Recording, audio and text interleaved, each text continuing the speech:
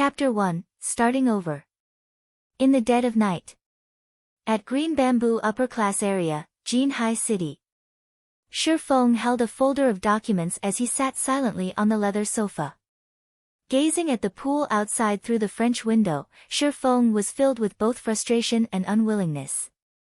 He was the captain of Shadow, one of Jinhai City's top 4 gaming workshops.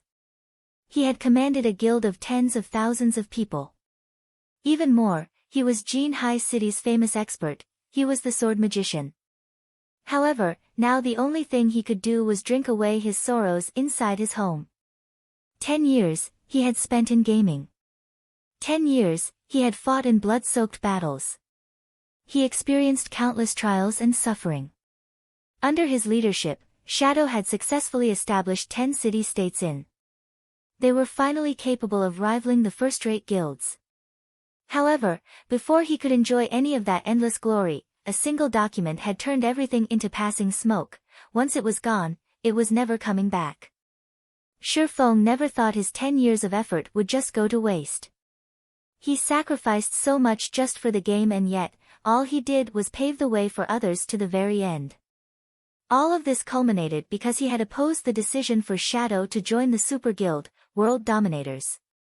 It wasn't even the next day before Lanhua Financial Group gave him their reply. He had to delete his level 200 Sword King, the account he had spent 10 years of blood and sweat on, and to collect his settlement check from the financial department. All he received was 5 million credits and a single mansion. When compared to the established 10 city-states inside the money-generating virtual kingdom, it couldn't even be considered a drop in the ocean. Shifeng thought about how much he had contributed to Shadow. He thought about how his efforts had turned Lanhua groups into a large financial group. Then, he thought about how they still threw him away, as if he was no different from garbage. Shifeng swore he would take revenge for their actions. I won't just let this go. At worst, I'll just start over. Shifeng's eyes flashed with confidence and resolution. His hands tore the termination contract into little pieces. Grabbing the bottle of wine from the tabletop, he gulped down several mouthfuls. Even if he no longer had his Sword King account, even if he no longer had his team's support, the skills and knowledge he obtained from the game would not betray him. As long as his skills remained, he could still rise once more within God's domain. He could rebuild a virtual kingdom of his own. Early morning. The sun had just risen. D. The phone alarm continuously rang. Shifeng woke up resentfully. He helplessly reached for his phone by the bedside. The effects from yesterday's drinking still loomed over him. Hey, what's up? Brother Phone, it's me, Blackie. You're still asking what's up? Didn't we agree to become professional gamers? Shadow Workshop is recruiting at our school today. Haven't you always wanted to become Shadow's core member? Shifeng was slightly confused. Lanhua Financial Group just fired him, so why would he attend Shadow's examination? Brother Phone? Brother Phone? Can you hear me? They're testing at 10 o'clock. If you don't hurry up, you're not gonna make it. Blackie, stop joking around. I just got fired from Shadow. Fired? Brother Phone, how much did you drink yesterday? Even now, you're still not awake. How could you be fired if Shadow hasn't even recruited anybody until now? Alright, just come quickly. Blackie had cut the call before Shifeng could respond.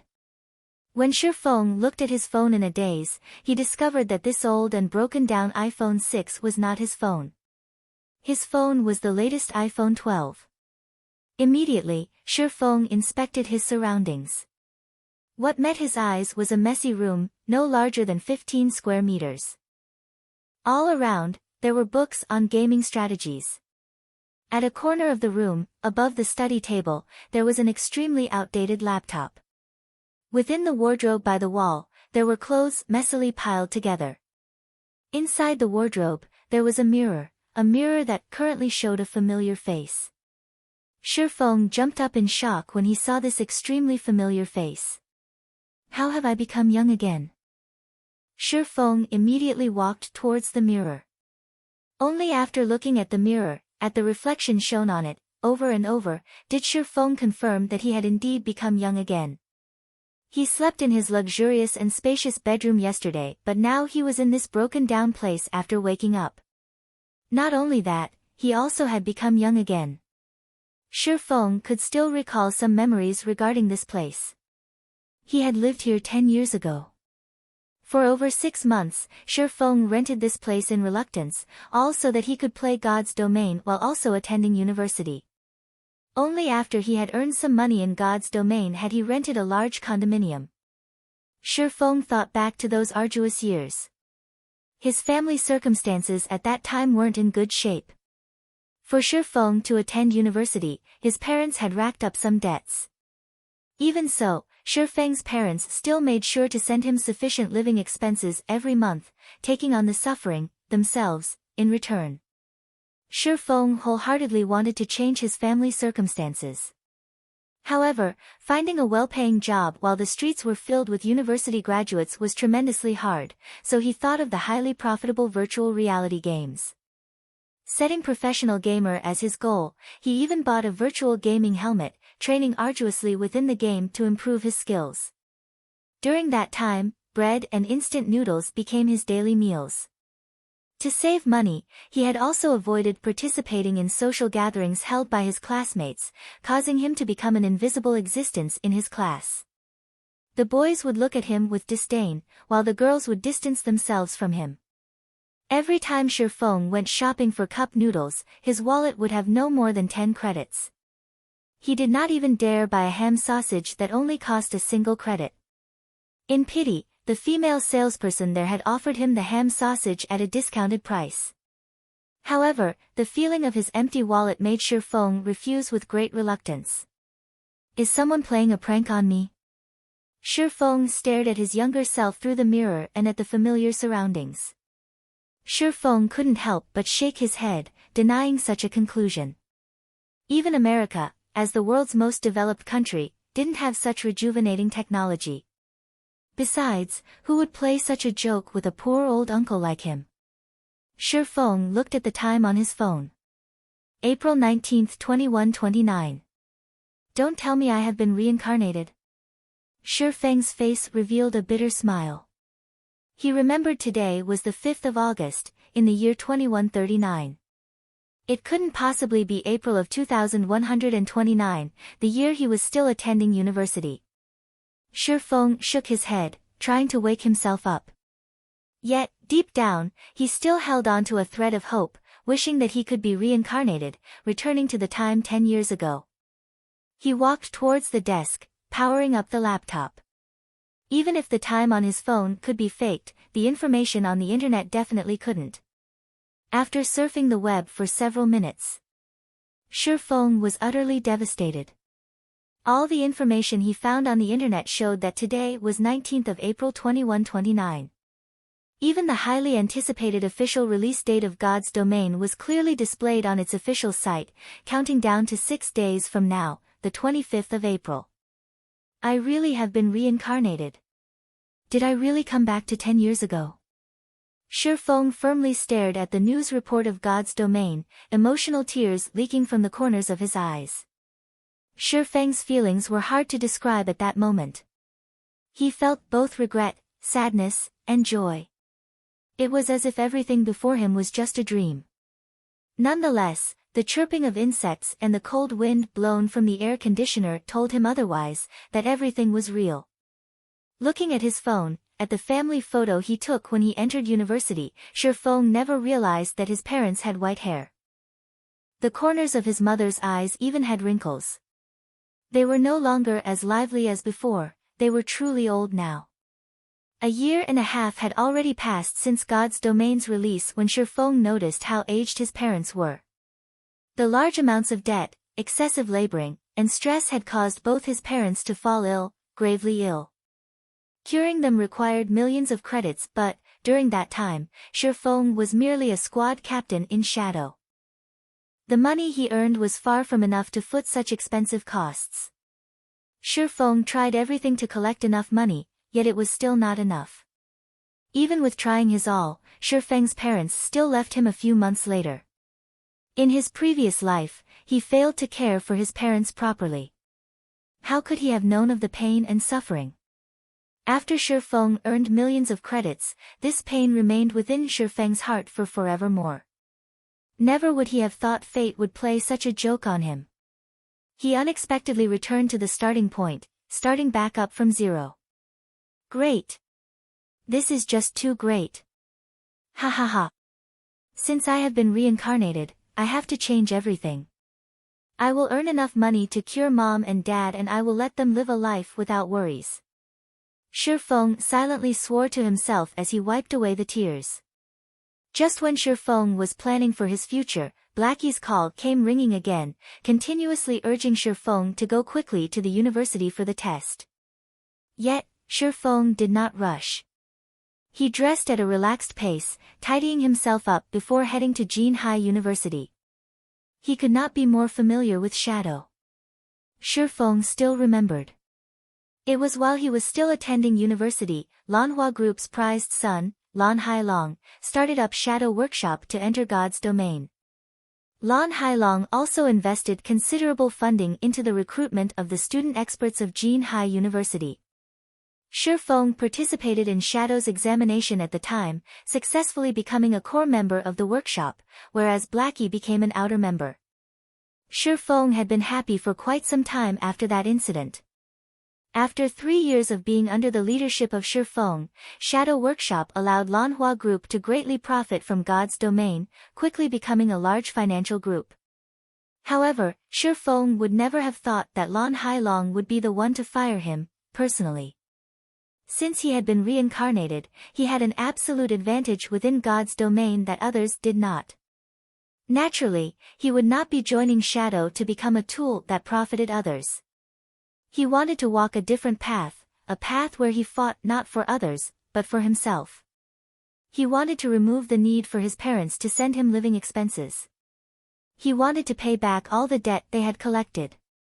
To do that, he wanted to venture, to start his own workshop, to start his own company, and to build his own virtual kingdom, all to live a better life. As soon as Shifeng arrived at teaching block 1, he caught sight of a thin and tall figure in front of the building. The tanned youth was pacing around the hallway in a panic. This person was Blackie. Brother Feng, you've finally decided to show up. Fortunately, registration hasn't closed yet, so let's hurry in and sign up.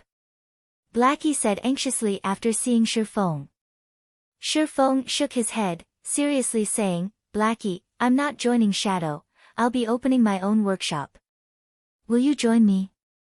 Blackie was someone Shifeng met in another virtual reality game and the former had pretty good skills.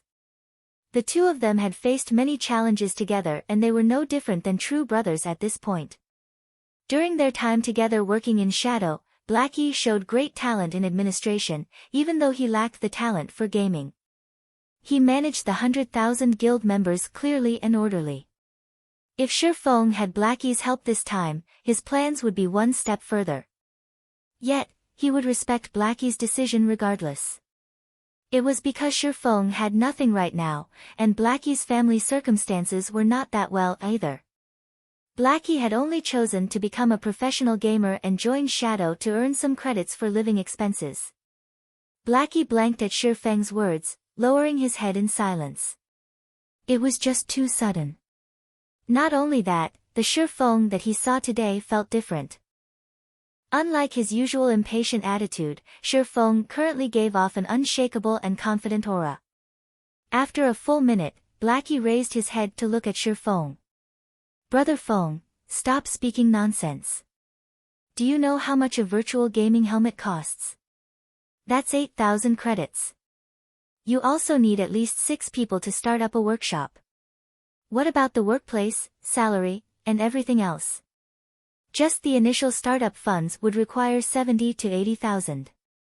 There are also the follow-up investments. That's a lot of credits. Do you have that many credits right now? Blackie was very aware of Shifeng's circumstances.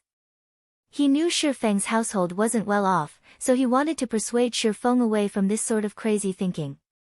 You're right. Right now, I don't even have the credits for a God's Domain virtual gaming helmet. Shifeng nodded his head in admittance. It was like Blackie said. Even just 70 to 80,000 was considered a small amount. Shifeng recalled Lan Hailong had spent over 5 million credits for the 100-man workshop he had recruited. He had also spent more in the later stages to upgrade the workshop's quality and strength. Since this is so, rather than take the risk, wouldn't it be safer to join Shadow? At the very least, Shadow can provide us with virtual gaming helmets. Otherwise, forget becoming professional players, we wouldn't even be able to play the game. Seeing that Shifeng understood the core of the problem, Blackie sighed in relief as he pulled Shifeng into the teaching block. Shifeng shook away Blackie's hand, sternly staring at Blackie before saying in a grave tone, I still plan on starting my own workshop. I don't want to be controlled by others. So, Blackie, will you join me? Shifeng would not insist to Blackie since he did not have any guarantees. He also couldn't reveal the secret that he had been reincarnated. He could only hope that Blackie would believe in him. Seeing Shifeng's serious expression, Blackie felt Shifeng was acting weird today. This was madness. Everyone knew you couldn't earn money during the initial periods of virtual games. Did Shifeng have some way to make money in God's domain? Even if they did make money, it would be after a few months. They did not have that much time to waste. After hesitating for quite some time, Blackie reluctantly answered, I get it. You're the boss. I'll start a workshop together with you, but what about the virtual gaming helmets? We can't play the game without them, right? Shifeng's tightened brows immediately relaxed as he happily clapped Blackie's shoulders, saying, now this is my good brother. Don't worry about the gaming helmets. I recall that God's Domain had a trial period available for university students. Every university has a distribution point and, as long as you show them your student identification, then, for 10 days, you can obtain a gaming helmet for free. Let's go and take a look. What do we do after 10 days? Blackie's tanned face turned ashen, suddenly feeling his future was pitch black. Why did he have to believe Shifeng? Could it be Shifeng's confidence and steadiness? There wouldn't be a problem venturing together with Shifeng, right? What could you do with 10 days in God's domain? They would definitely miss out on the recruitment period of workshops after 10 days. In the end, they still had to buy the gaming helmet, but where would the money come from? Not even a professional gamer with a group would be able to earn 16,000 credits within 10 days of God's domain's opening. Leave the money problem to me. Shifeng revealed a confident smile as he clapped Blackie's shoulders. Earning 16,000 credits in 10 days was indeed a pure fantasy. However, he had his spirit as a reincarnated person. No matter what the challenges were, he would break through them all, and the release of God's domain was the starting point of his rise. Afterward, Shifeng brought Blackie to retrieve the virtual gaming helmets. He then used all his money to buy 2 large boxes of instant noodles, placing them under his desk in his rented house. They were enough to last him for over 10 days. After briefing Blackie on some things in God's domain, Shifeng quietly waited for God's domain's opening. 25th of April, 9 p.m. Within the dark and silent room, a few glimmers of light flickered alive. Shifeng laid on his bed, gently pushing the start button as he closed his eyes. God's domain, here I come.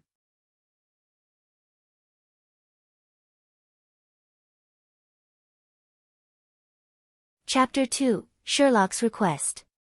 To accommodate the majority of players, God's domain could be played while sleeping. Also, the time within the game was different than in reality, where 2 hours within the game was equal to 1 hour in reality. Each day within the game was made up of 48 hours, consisting of 30 hours daytime and 18 hours of night. Not only that, to allow the bulk of working-class people to enjoy the game, nighttime, in reality, was daytime in the game. Shifeng passed through a multicolored tunnel as soon as he arrived in God's domain, arriving at a solemn golden temple. A female angel with 4 pairs of wings flew towards Shifeng. She was only about palm-sized. Hello adventurer, welcome to God's domain. I am the navigation angel, Gabriel. I will be introducing to you the 4 main categories and 12 main jobs. Please choose the job that you like most. With a wave of Gabriel's small hand, an illustration introducing the 12 main jobs appeared in front of Shurfeng. These 12 jobs were categorized into 4 main classes: Warrior, Shield Warrior, Guardian Knight, Berserker. Weapons Specialist, Swordsman, Assassin, Ranger. Healer, Cleric, Druid, Oracle. Mage, Elementalist, Summoner, Cursemancer. Warriors specialized in defending against monsters, weapons specialists focused on physical damage output, healers focused on healing, mages focused on magical damage output. Every job had their own style of battle, which was one of the main selling points of God's domain. In his previous life, Shurfeng picked the swordsman under weapon specialists, and he was even known as the sword magician. Shurfeng had already invested too much in the swordsman job, so naturally, he would not choose any other job. He chose the swordsman class he was familiar with without hesitation. Job selection complete. Please designate a name for your character. Yifeng. Shurfeng chose the same name he had in his previous life. Naming successful. Do you wish to adjust your appearance? Adjustment rate limited to 15%.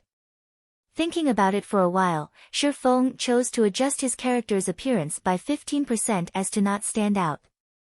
With this, nobody could recognize Shurfeng if they saw his character, though it wasn't as handsome as the original.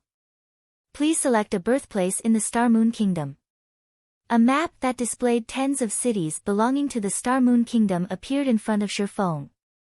The opening of God's domain was globally synchronized. To accommodate for the hundreds of millions of players, the lands of God's domain were incredibly vast, measuring up to 2 or 3 times of Earth, and the kingdoms within were even more plentiful. However, a player's living area and city, in reality, determined the country they would start in, so players could only choose the cities within the country. White River City. Shurfeng did not plan to choose any other cities, so he chose the White River City that he was most familiar with. White River City was Star Moon Kingdom's 5th-ranked city. It was an important city in the north of Star Moon Kingdom. There were quite a few workshops that chose to develop there to avoid the struggles between large guilds. City confirmed. Player will arrive in Red Leaf Town of White River City in 3 seconds. We wish you happy gaming. The sight before Shurfeng immediately blurred as he was sent away. Red Leaf Town, the buildings that were chaotically arranged there had a similar style to the medieval ages. NPCs filled the bustling streets, making them feel as if it was another world. Shurfeng arrived at the front of a church, his new appearance resembling a penniless swordsman. He currently wore a gray novice leather armor and on his waist hung a novice sword. I still ended up in Red Leaf Town, in the end. Shurfeng smiled faintly as he looked at the familiar sight of the small town, confidence welling up within him. At that moment, many players had started wandering around the town, speaking to NPCs in hopes of obtaining a trail for a quest. There were also quite a few players that went out of the village, going out to the wilderness to kill monsters. Every one of them was carrying out their tasks as if their lives depended on it, and they couldn't help but wish they could split their time in 2. Shurfeng didn't pay attention to the other players. With a slight wave and touch of his finger, a player's attribute panel appeared before him. Character, Yifeng. Affiliated Kingdom, Star Moon. Title, None. Job, Swordsman. Level, 0, HP, 100/100. Physical attack power, 13. Defense, 4, attack speed, 3, movement speed, 4, attributes, strength 5, agility 3, endurance 4, intelligence 2, vitality 2.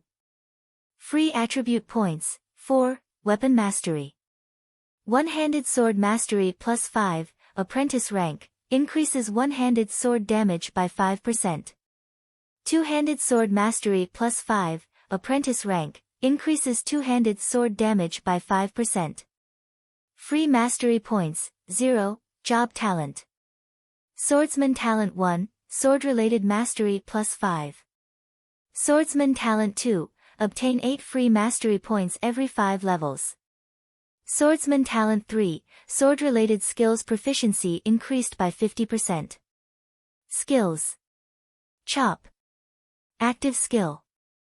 Requirement, sword. Additional 8 points of damage. Cooldown, 5 seconds. Skill level, 1, proficiency 0/300. Equipment. Swordsman's leather shirt, gray trash. Level 0. Defense plus 2. Durability 10/10. Novice sword, gray trash, one-handed sword. Level 0. Equipment requirement, strength 3. Attack power plus 3. Durability 15/15. Inside his bag, there were 10 pieces of bread and 10 pouches of water. Eating the bread would recover 10 HP per second while drinking water will recover 10 MP per second, and both effects lasted 10 seconds. Every swordsman started with the same attributes, the only difference being the allocation of the free attribute points. Each player could obtain 4 free attribute points with each increase in level. With each rise in level, the different ways players used these points would result in their own unique style. Strength increases physical attack power and the weight behind each attack. Agility increases attack speed and movement speed. Endurance increases maximum HP and stamina. Intelligence increases magical attack power and maximum MP, and vitality increases the recovery rate of MP and HP. Every job places emphasis on different attributes. As swordsmen belonged to the physical damage jobs, most people would prioritize strength. In his previous life, Shi Feng also made such a choice, adding 2 points to strength, 1 point to endurance, and 1 point to agility for every level. It was a very ordinary and commonplace choice. However, Shi Feng did not plan to do so in this life. Without hesitation, Shi Feng clicked on the plus sign, plus symbol, for agility, placing all 4 free attribute points into it. Shi Feng's agility increased to 7 points, his attack speed changing to 4 and movement speed to 4. This method of point allocation was something not even assassins, who were widely known for their high agility, would do. They would prioritize strength first, as more damage meant an easier time leveling up. Unfortunately, Shi Feng didn't think that way.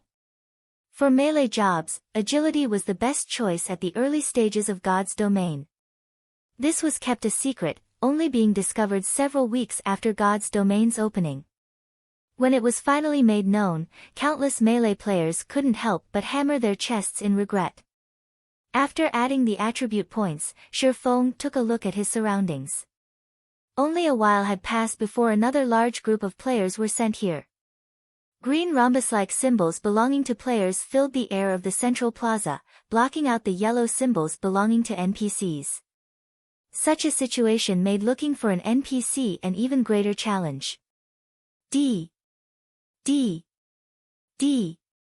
Shi Feng's voice communication rang, the caller's name showing Black Cloud. It was Blackie calling. Brother Feng, I chose Cursemancer and was sent to Falling Moon Town. Where are you?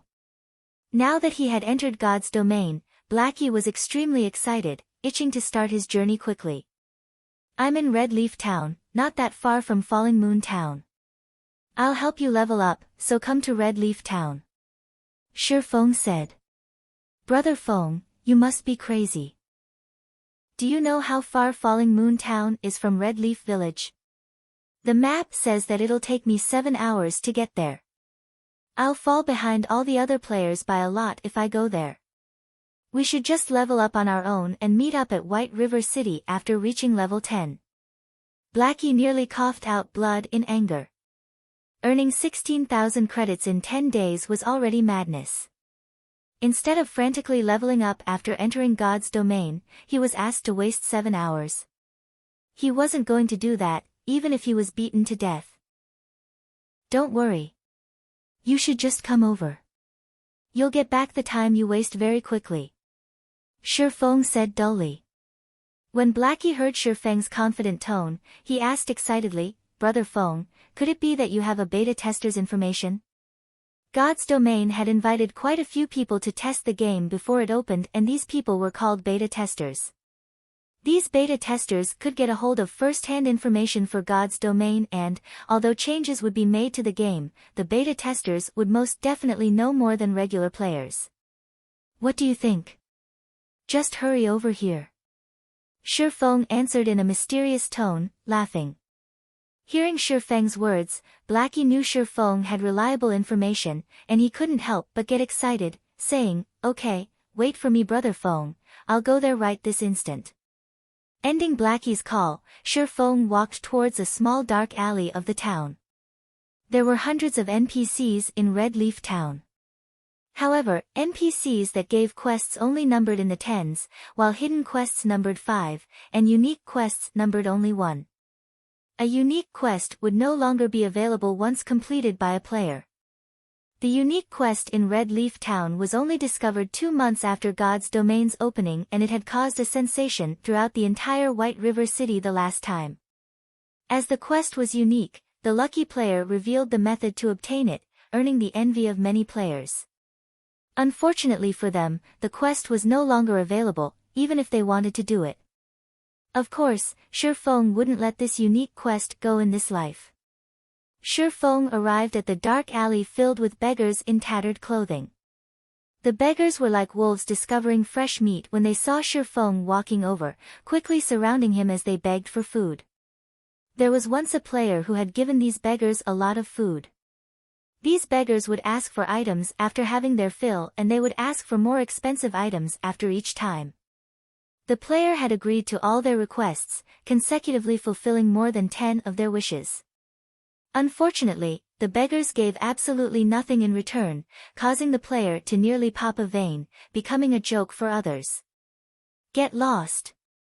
Shifeng yelled as he pulled out his novice sword, causing the powerless beggars to quickly hide away. Shifeng walked to a corner after the beggars dispersed. A vagrant middle-aged man was lying there. There wasn't much of a difference between the man and the other beggars, but if there were one, it would be the man's unyielding integrity, as he was the only one not begging for food. "Do you need any help, sir?" Shifeng formally asked the man. "Can you give me some food?" "It's been 5 days since I've last eaten," the male beggar responded. Shifeng smiled faintly, seriously saying, "Unfortunately sir, I cannot agree to your wish." A normal person would probably spew blood out in anger if they heard such a reply. However, this beggar merely let out a sigh, no longer saying a word. "However, if you are willing to pay an appropriate price, I can give you the food you need," Shifeng said. The beggar lifted his head and looked at Shifeng, his eyes carrying a hint of anticipation as he said, "If I had the money, I would definitely be willing to pay this cost, but right now I have nothing. Although, if you are willing to help me, I will pay you a sufficient price." "Are you willing to help me? May I ask what you want me to do?" Shifeng questioned. The beggar said seriously, "Please help me kill the mayor of Red Leaf Town, Cross." Even though Red Leaf Town was just a small town, the town mayor was still a level 15 elite. There were also level 25 guards by his side. Aside from that, killing an NPC would result in being arrested. Killing the mayor was, without a doubt, a crazy action, and no player would believe this was a quest, as this was no different than telling players to commit suicide. Nobody would agree to such a damnable request. "Alright, I promise you." Shifeng unhesitatingly agreed with a smile. System, unique quest, Sherlock's request, accepted. Quest details: kill Cross, the mayor of Red Leaf Town, and bring the mayor's insignia back to Sherlock. Players must not exceed level 10. Shifeng turned around and headed towards the town hall, the place where the mayor was staying, after receiving the quest. Chapter 3, Lonely Snow. Shifeng walked on the path towards the town hall, crowded with people. The less than spacious road was filled with players. They were conversing with the NPCs, taking the chance to obtain a quest. Such a scene gave one a feeling of arriving at a market. Unfortunately, it was not an easy task obtaining a quest in God's domain. The main reason being, the NPCs had high intelligence, giving them the capability to hold one-to-one conversations. Also, players must watch what they say or risk being given the cold shoulder by the NPCs. And there was a tide of players as competition. Obtaining an easily found normal quest was truly difficult. After more than 10 minutes since God's domain started, there had yet to be a single player within Red Leaf Town to receive a normal quest. In comparison, Shifeng's advantage as a reincarnated person was truly great. Not only has he received a quest, but it was a unique quest, albeit a slightly damnable one. However, a unique quest's reward was incredibly generous. Even top-tier players who had played God's domain for a month would drool at the reward of this unique quest. As a person who had been reincarnated, Shifeng had the experience of leading thousands of people while he was in Shadow Workshop. They had even built 10 city-states. The amount of information on God's domain that was within his grasp far surpassed what the average player knew. It was especially true when it came to strategies on leveling up and earning money. These were the must-have essentials for a workshop with thousands of players to grow in strength. Now that he had been reincarnated and was playing God's domain again, Shifeng wanted to use this information to accumulate a significant amount of advantages. It was all to build a better foundation for his future development. So naturally, he would not be imitating the average player, wasting hours on the streets just to fight over a single normal quest. Even more so, he would not be emulating those skilled players, using their refined techniques to kill monsters in the wild, because, at this moment, there were probably more players than monsters in the wild. What Shifeng wanted to do was to avoid these piles of players, hence why he chose the unique quest which had an absurd difficulty. However, completing this quest required money, something Shifeng did not have right now. Every player would receive 10 copper coins at the start of the game. Although it was not enough to buy a weapon or equipment, purchasing HP or MP replenishing refreshments was not a problem. When Shifeng arrived at the front of the 2-storied town hall, he was met with a scene of hundreds of people, queuing up into a long line. Regardless of which game it was, the village head or town mayor was unquestionably a target to receive quests from. Naturally, no player would let this chance go. "Hey newcomer, queue up if you don't want to cause a public outrage." From within the queue, a simple and honest-looking male warrior looked at Shifeng. The warrior held up his hand, pointing towards the back of the line of people. "I'm not here to receive a quest," Shifeng said indifferently as he looked at the long line in front of the town hall. Compared to the other locations, this place had great order and efficiency. Although it would take more time to receive a quest, it was much better than some who could not receive one at all. The male warrior cautiously looked at Shifeng. Everybody was frantically trying to receive a quest right now, but there was someone who actually said that he wasn't interested towards it. Not even a ghost would believe that. "I'm honestly not here to receive a quest," Shifeng looked at the male warrior. Seeing the person's hostile eyes and how he thought Shifeng had wanted to jump queue, Shifeng said with a smile, "However, I advise you to receive a quest somewhere else. You'll just be pointlessly waiting here." Why would it be pointless? There were already a few people who came out after receiving a quest. After determining that Shifeng had no intention to jump queue, the male warrior let out a sigh of relief. He had already been in the queue for over 10 minutes now and he definitely would not want someone to cut in line. However, hearing Shifeng's firm tone made him curious as to why he would be waiting for nothing. Shifeng smiled but did not elaborate. Instead, he changed the topic saying, "Seeing as you're not a bad person, I'll point you towards a brighter path. Kill mobs in the fields. You'll have a better future than remaining here." "I'm not going. There are too many monsters in the wild and I can't compete with those other people." "This place is still better," the male warrior shook his head. He was not an idiot. At this moment, there were definitely tides of people out in the field area. With just his skills, he probably couldn't even snatch a monster, so he was better off just waiting here. "That's because you went to the wrong place. If you go somewhere with few monsters, naturally, there wouldn't be anybody to compete with you. Compared to the areas packed with both players and monsters, the leveling efficiency there is several times better. Not only that, the respawn rate of the monsters there is slow, so a single person could easily handle themselves, Shifeng said with a smile. Is there really such a place? The male warrior was excited after listening to Shifeng. He was extremely interested in such a location. He still needed to wait for more than an hour to receive a quest, and the rewards he could obtain would only be EXP and some meager amount of money. If he could grind on monsters for an hour unhindered, the EXP he could obtain would far surpass that from the quest. Of course there is. I'll give you a preferential price of 20 coppers if you want to go to such a treasured location. Don't mention EXP. After grinding for a day, the materials you could obtain would earn you more than 40 coppers. If you're lucky, you could make a ton more if a piece of equipment drops. Shifeng walked closer to the male warrior, whispering into his ears. You're not tricking me, right? The male warrior looked at Shifeng with hesitation in his eyes. If there was such a treasured location, he could definitely surpass the other players by a lot, but 20 coppers was not a small amount.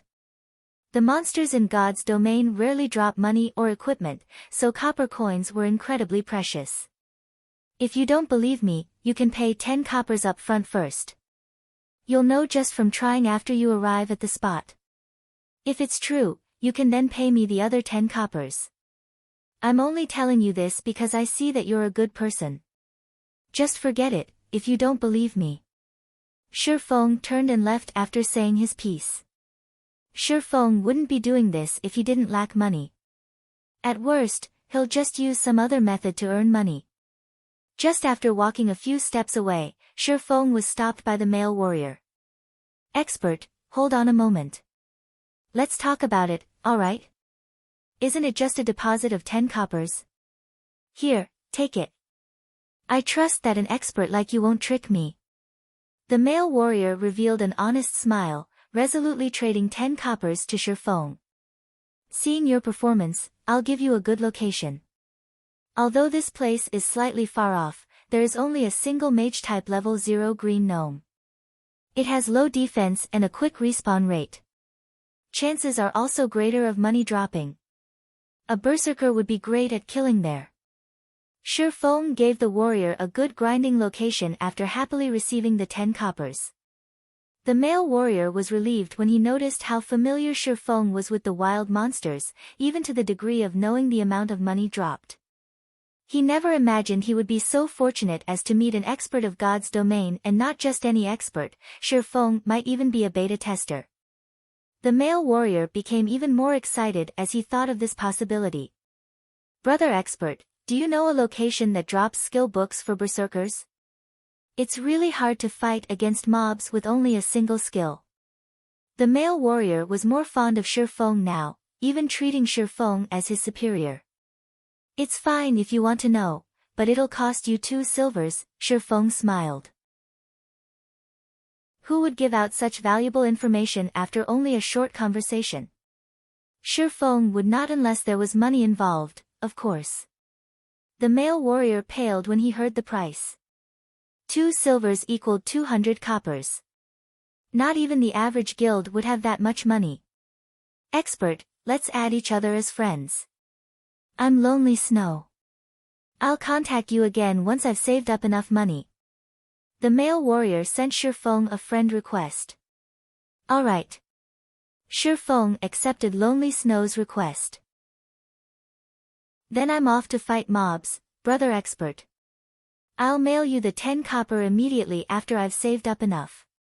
Lonely Snow happily parted with Shifeng, leaving the long queue and dashing towards the grinding location.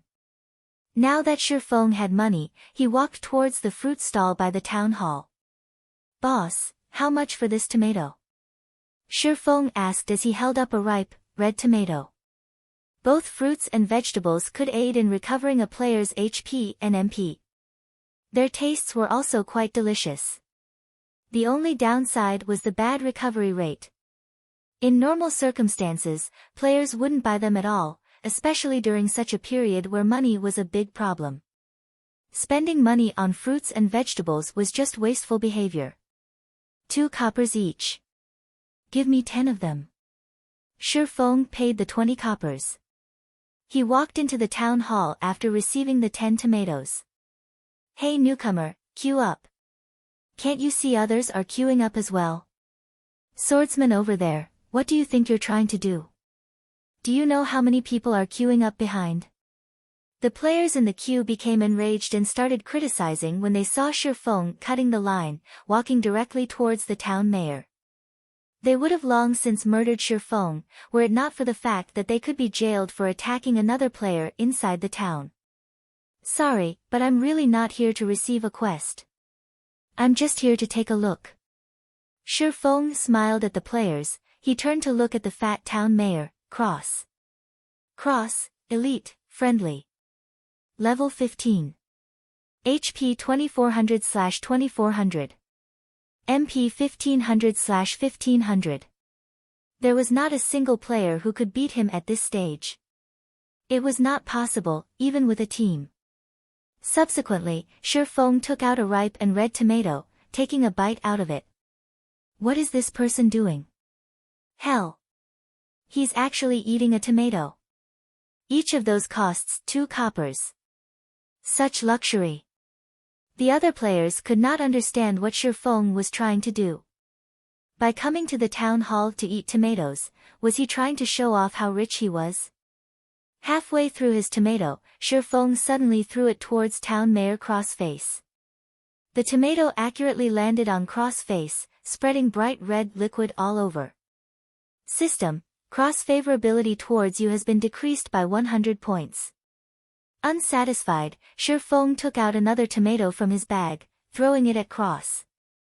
Hypocrite. Fatty. Bloodsucker. You're not fit to be the town mayor.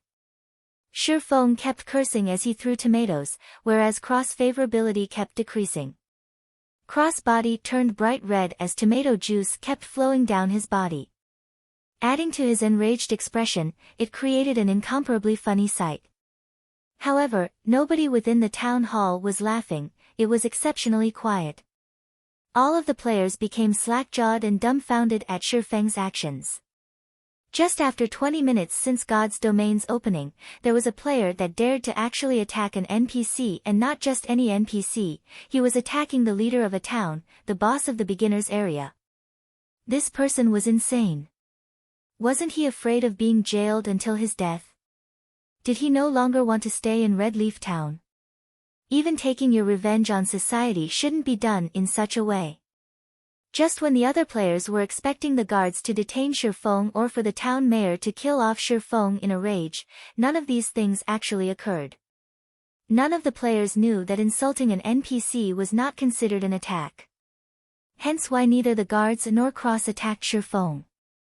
Shi Feng's actions would only lead to the NPC hating him to the bones, and he could forget receiving quests from the NPC in this lifetime. As Shi Feng's last tomato landed on Cross face, Cross favorability fell towards hostile. Cross level became question marks and the yellow marker above him quickly turned a crimson red. Damnable insect. I'll send you down to hell. The bright red cross roared loudly as he rushed at Shi Feng. Chapter 4, The Sensation Caused by Death. Town Mayor Cross' furious roar reverberated throughout the entire town hall. With a high speed, Cross instantly arrived in front of Shi Feng, his fists stretching out towards Shi Feng. The other players were currently reveling in Shi Feng's misfortune, taking the chance to gauge Town Mayor Cross' strength. Cross was a level 15 elite, and a single slap from him was enough to swat the current players to death. However, Shi Feng was foolish to the degree of actually angering the mayor. Not a single person in the entire Red Leaf Town could save him now. He would be jailed until he was on his deathbed, or he would be chased out of Red Leaf Town. However, Shi Feng's surprisingly calm attitude puzzled the other players. Was he already prepared for death? When Cross was about to hit Shi Feng, the stationary Shi Feng finally moved. Like a hunter waiting for his prey, Shi Feng immediately unsheathed his novice sword. With swift motions, he used the sword to defend his body. Pang! Cross fist landed on the novice sword, sending Shifeng's entire person flying. Just as Shifeng was about to fall, he flipped his body, landing steadily on the ground with the flexibility of a cat. However, his HP had instantly decreased by 84, and the novice sword in his grip trembled uncontrollably. The sword's durability had even reduced by 1 point, the weapon would become useless once its durability dropped to 0. See. All the players drew in a cold breath. Seeing Shifeng's troublemaking, they had initially thought of him as a mere rookie. However, after Shifeng's recent performance, anybody with a discerning eye could tell he was a very skillful person. Even if Cross had low physical damage as a mage, as a level 15 elite, he could still kill any of the current players in a single strike. Yet, Shifeng was alive. He had used his weapon to block the attack, reducing the damage to a minimum. He's clearly a mage, and yet his strength and speed are truly shocking. Shifeng silently marveled as he looked the lamenting novice sword in his grip. Fortunately, he had added all his points to agility, increasing his attack speed to 4. Otherwise, he would surely be dead by now, having to start his quest all over again. Die, insect! After failing his strike, Cross was further enraged. Suddenly, his clothes were ripped apart, revealing a body covered in pitch-black fur. Cross had turned into a werewolf with sharp fangs. Every player was shocked at this moment. Never would they have thought the mayor was an evil werewolf. Cross arrived at Shifeng's back in an instant, raising his bright snowy claws and slashing them at Shifeng's heart. However, Shifeng revealed a cold grin, even though he only had 16 HP remaining. Cross claws suddenly stopped, they were only a few centimeters away from dealing with Shifeng. Unfortunately, Cross was hit by a level 25 guard's charge, entering a fainted state for 1 second. Shifeng took this chance to quickly move away. Just when Cross was about to rush Shifeng after awakening, he was interrupted once more by another guard. Both of the guards were level 25 warriors. Although neither of them was elites, the damage they dished out was relatively high. A charge, coupled with a normal attack, had quickly taken 300 HP away from Cross. 2 guards had taken away a total of 600 HP, causing Cross HP to fall to 1700 in an instant.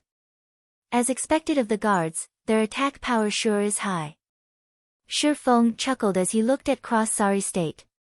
Guards were the protectors of the town.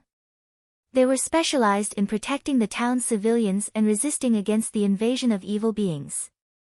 At this moment, the mayor had transformed into a werewolf, proof that he was not a human, but a spy for the powers of evil. The guards would naturally not let him go, killing him as if he were no different than the monsters in the wild. On the surface, the conditions of Sherlock's request seemed harsh. In reality, however, players only needed to actively attack the mayor, subsequently surviving the mayor's first strike. Afterward was just smooth sailing. The guards would handle the rest after the mayor revealed his true self. In Shifeng's previous life, the reason this unique quest could shock the entire White River City was because the town mayor was a spy for the forces of evil. This quest had allowed players to have a new perspective towards God's domain. The NPCs were not entirely reliable, as they might be one of the forces of evil in disguise. Simultaneously, the player who completed the quest had shocked everyone with his method of baiting the town mayor. The player had racked his brain to complete the quest and, naturally, he wanted to show off his efforts by revealing his strategy. Now, though, it was being taken advantage of by Shifeng. As such, Cross was now being attacked by the 2 guards. Although the damage dealt by the guards was very high, Cross' target had never shifted away from Shifeng. He continuously aimed to kill Shifeng but, unfortunately for him, the 2 guards stuck to him like glue. One of the guards used Bone Crusher, while the other used Thundering Strike, causing Cross' movement speed to plummet. Fortunately, Shifeng was able to escape death with his 5 points of movement speed. Just like that, Cross over 2000 HP was nearly depleted. When the other players saw Cross dying, many of them started becoming restless. They wanted to land the last strike on the mayor. They did not understand why the guards were attacking Cross instead of Shifeng, but a town mayor who was also a level 15 elite. If he died, he would definitely drop some great items. Hiding someplace far away, Shifeng smiled in disdain in regards to their thoughts. Was the town mayor someone they could have ideas about? Although the mayor had become one of the forces of evil, this was only a part of the quest's plot. In the eyes of the other players, the mayor was still in a friendly state. It was not possible to attack the mayor at all. When Cross only had 100 HP remaining, all the other players started moving. All of them simultaneously rushed towards Town Mayor Cross. All of them wanted to give the final strike, snatching away the dropped items. Seeing that Cross was only a hit away from death's door, Shifeng, too, dashed out. Unfortunately, Cross still died under the guard's blade in the end. Not a single one of the players was able to strike at Cross. Although Shifeng could attack, he did not want to risk it. After the mayor's death, he immediately took away the mayor's insignia and disappeared into the crowd. NPCs within a city would not yield any EXP or loot if killed. Shifeng wouldn't even be able to obtain the mayor's insignia were it not for a quest. Crap. The system's bugged. Why can't I attack the mayor? I want to complain. Why didn't the mayor drop anything after death? Some of the rookie players resentfully complained. A level 15 elite had died before their eyes, yet they did not obtain a single advantage, they simply could not accept it. Moron. Don't you know you have a friendly relationship with the NPC? Players can't attack an NPC with a friendly relationship. If you don't even know such common knowledge, why bother playing God's Domain? After ridiculing the rookies, the competent players searched for traces of Shifeng. A player who could kill the town mayor in such a way was definitely an expert, someone they should associate with. However, they could not spot Shifeng, even after looking for a long time. They also did not know his name. They could not help but secretly feel pity. Meanwhile, news of Town Mayor Cross' death spread throughout Red Leaf Village, creating a sensation amongst all the players. At this phase of the game, where players were still worrying over grinding monsters for levels, the leader of a town was toyed to death so simply. This was just too mind-blowing. Not even 30 minutes since God's Domain's opening, a news thread appeared on the official site's forums. Mysterious swordsman kills off level 15 elite, Red Leaf Town Mayor. The leader of a town was actually a werewolf in disguise. Exactly what kind of game is God's Domain? This news thread instantly caused a sensation amongst the players. It only took a moment for the number of clicks to the page to go past 10 million. Everyone became interested with this mysterious swordsman. Unfortunately, they could not contact the person since nobody knew his name. By now, Shifeng had already arrived at the dark alley. Mr. Sherlock, this is the mayor's insignia that you requested. Shifeng passed silver-colored mayor's insignia to the beggar, Sherlock. With the quest's completion, bad news came to both the players who had already received a quest and for those who were currently trying to receive one from the mayor. This was because Cross would not respawn. They would have no place to submit their quest even if it was completed. Red Leaf Town would also no longer have a mayor, though Shifeng could care less about that. Thank you. Thank you, so much. I have finally attained revenge for my friend. These things should be of help to you. Sherlock passed Shifeng a delicate little box. Subsequently, Sherlock took the mayor's insignia and left the dark alley. System, unique quest, Sherlock's request, completed. Rewarding 2000 EXP, 20 free mastery points, 1 luxurious ornament box. With a hua sound, Shifeng became level 1, and he was only 1000 EXP away from level 2. Shifeng's level became Red Leaf Town's top 1, only 30 minutes after the start of God's Domain. In normal circumstances, the average player required 1000 EXP to rise to level 1.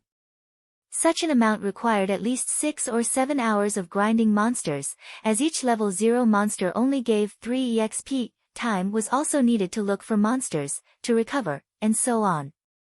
Factoring in the massive amount of players at the start of the game that was fighting over monsters, taking over 10 hours to arrive at level 1 could be considered average. Why is the unique quest's reward so generous? Was it because I completed it at level 0?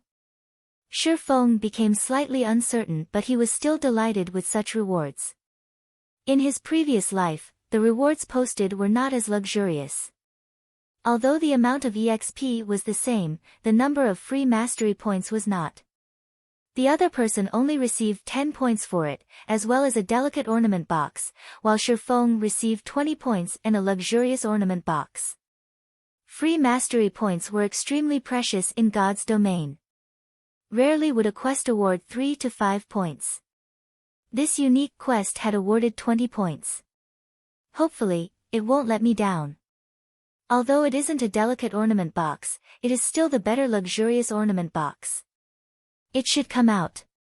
Shifeng carefully held the ornament box, a nervous gulp coming from his throat. Slowly, he opened the box. Though the EXP and free mastery points were great, what Shifeng really wanted was the item inside the ornament box. It was an essential item he needed to complete his leveling and money-making plans. It was also a top-tier item that many experts drooled over. Shifeng would cry to death if something went wrong. Chapter 5, Black Market Challenge. As the luxurious ornament box slowly opened, a dazzling array of multicolored light burst out from within. Fortunately, Shifeng was currently standing inside a dark alley. There were no players who would wander over here. Otherwise, such a spectacle would have incited the greed in their hearts and Shifeng would be killed and robbed. When the glowing brilliance faded, a simple silver necklace and a purple gold ring could be seen lying inside the luxurious ornament box. Carved on the ring's exterior were words resembling the ancient language of elves, and within them stored a tremendous magical power.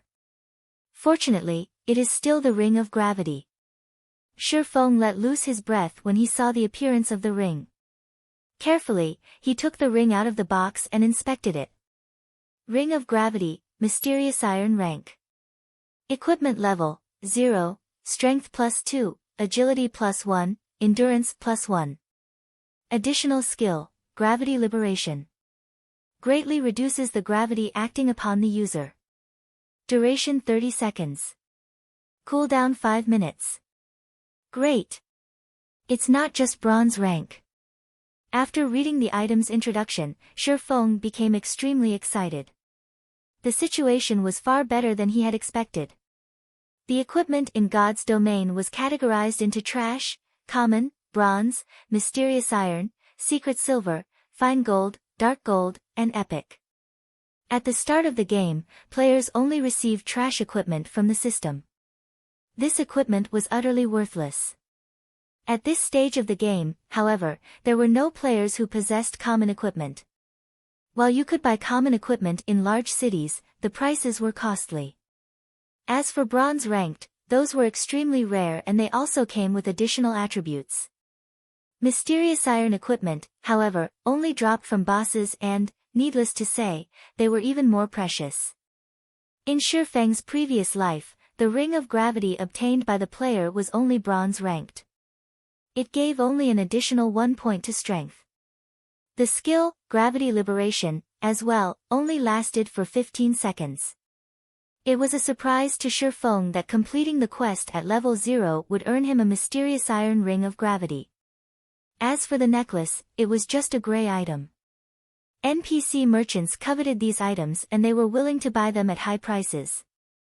After wearing the Ring of Gravity, Shifeng added the 4 free ability points that came from leveling up all into agility. Shifeng's agility rose to 12 points, his attack speed to 5 points, and his movement speed to 6 points. He could almost rival a pure agility assassin of the same level now. My agility will reach 20 points after rising to level 3. At that time, I can unlock the hidden basic skill of the agility system. Shifeng looked at his attribute panel in anticipation. Shifeng moved his body, feeling it become a lot livelier than before. He wouldn't be in his previous sorry state if he were to face off with Town Mayor Cross, right now. If his agility reached 20 points, the condition of his body would become even greater after activating the basic skill fast and nimble.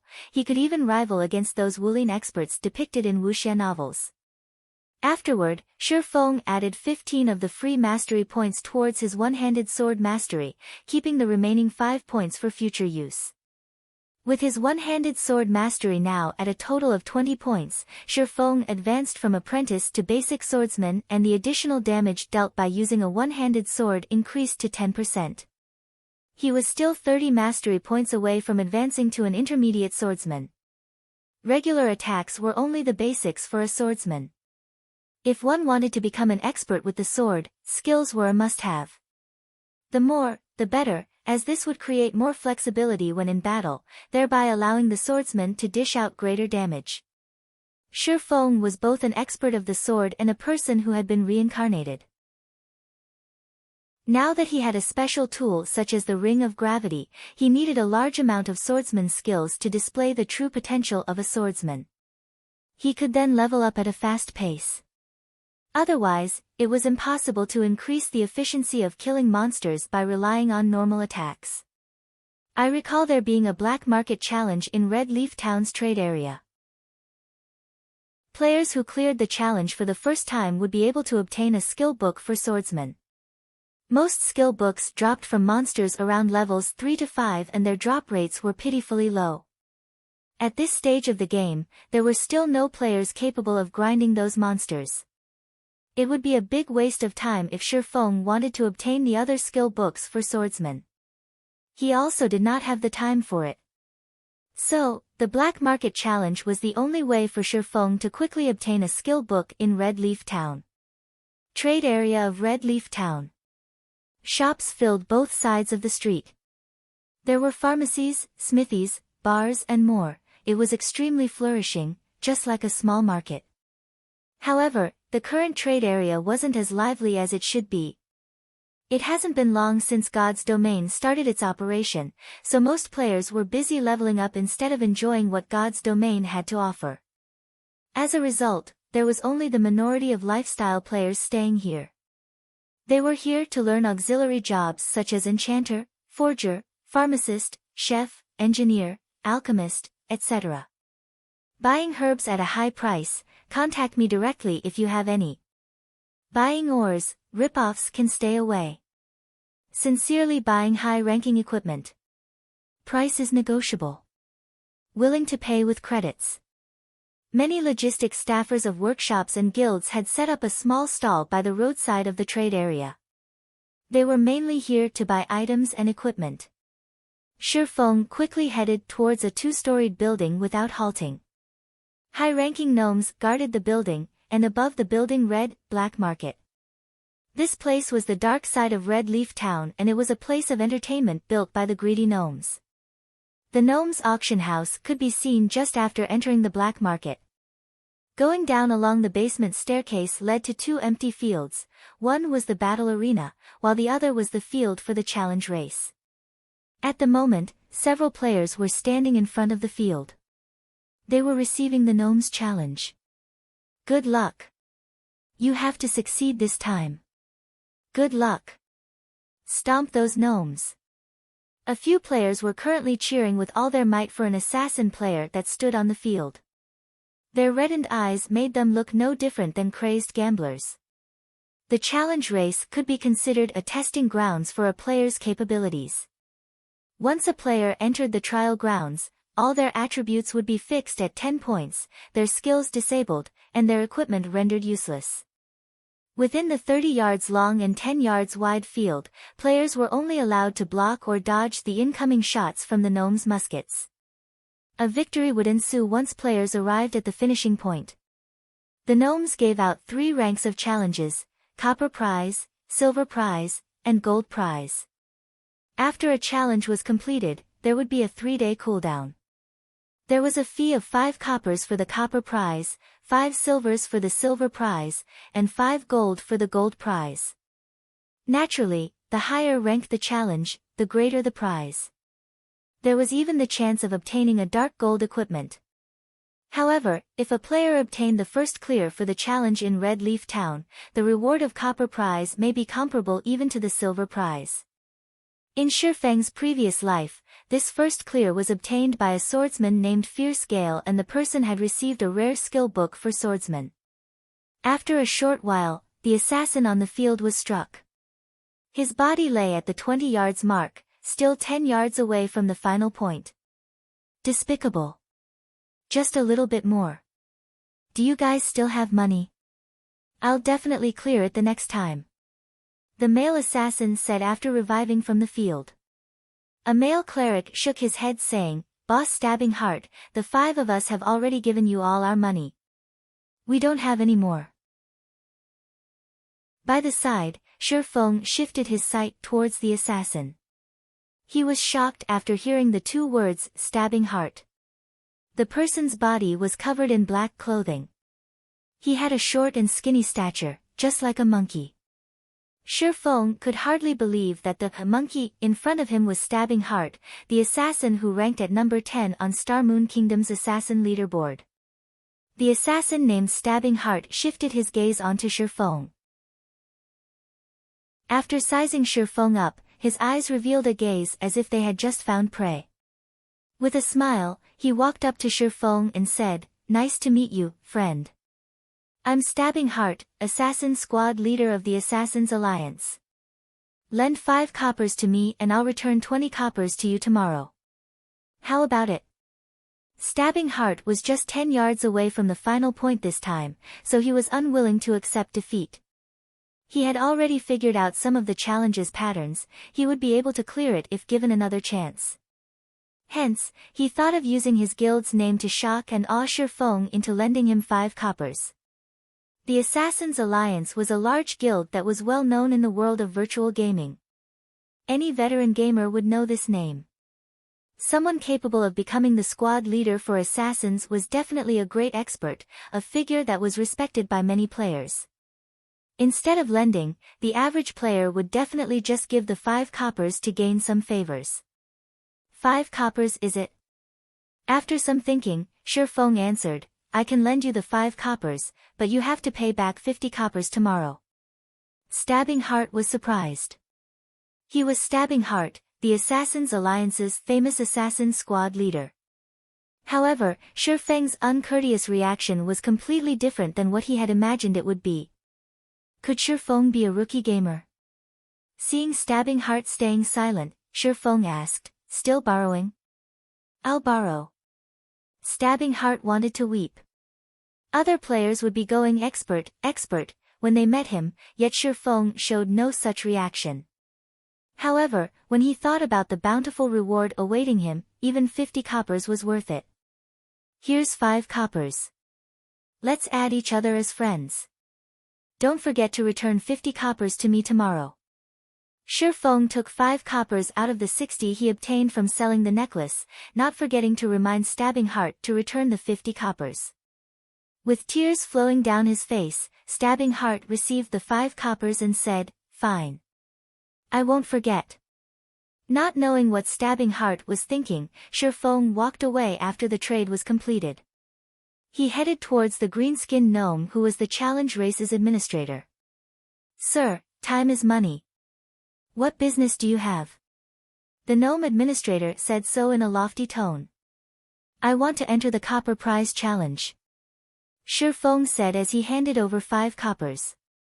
After flipping the copper coins a few times, the gnome nodded his head in approval. He opened the wooden door to the challenge race, allowing Shifeng to enter. "Ladies and gentlemen, we have a new challenger on the field. Please let us welcome this brave swordsman," the gnome loudly announced. "Boss Stabbing Heart, the kid that lent you money is participating in the challenge race," the male cleric pointed out. The resting Stabbing Heart laughingly said, "That kid's just a rookie. Does he think the challenge race is so easy?" Even though the distance is only 30 yards, the gnome's attack pattern will change after you get past 15 yards and their attack rates greatly increase. Not to mention, even I have difficulty facing them. That's for sure. Even an expert such as Boss Stabbing Heart could only reach 20 yards.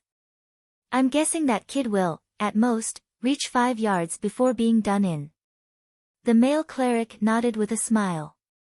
Inside the field, the 3 gnomes standing at the finishing line readied their muskets, aiming them towards Shifeng. Above the challenge field, the timer started counting down. 3, 2, 1. Challenge start. Chapter 6, Stunning Skills. The instant the countdown ended, Shifeng's body leaned forward and his legs bent. Just like a leopard, he dashed away from the starting line with explosive force. Xiao! By the time the muskets had started ringing and shooting towards the starting line, Shifeng was already 3 yards away. Subsequently, another volley of musket shots rang out, a total of 6 bullets shot towards Shifeng's path. Several green lines indicating the trajectory of the bullets covered Shifeng's body. Shifeng would become a sieve if his reactions were not keen. Just as the bullets were about to hit, Shifeng dodged to the right with a sidestep. He rushed forward once more, after avoiding the second volley of shots. Bullet casings fell to the ground consistently as the 3 gnomes continued to aim and shoot. However, Shifeng avoided them with the vigor of a leopard, every single time. The way he stayed a step ahead of the bullets made it seem as if he had control over them. It can't be. He's already at the 10-yard mark. Seeing Shifeng taking less than 5 seconds to reach the 10-yard mark, the male cleric couldn't help but be shocked. It was only a half of Stabbing Heart's time. Stabbing Heart became speechless by the side. He silently watched Shifeng's advance. He had originally thought of Shifeng as a fresh noob, someone that he didn't know of and someone that came to the challenge race for fun.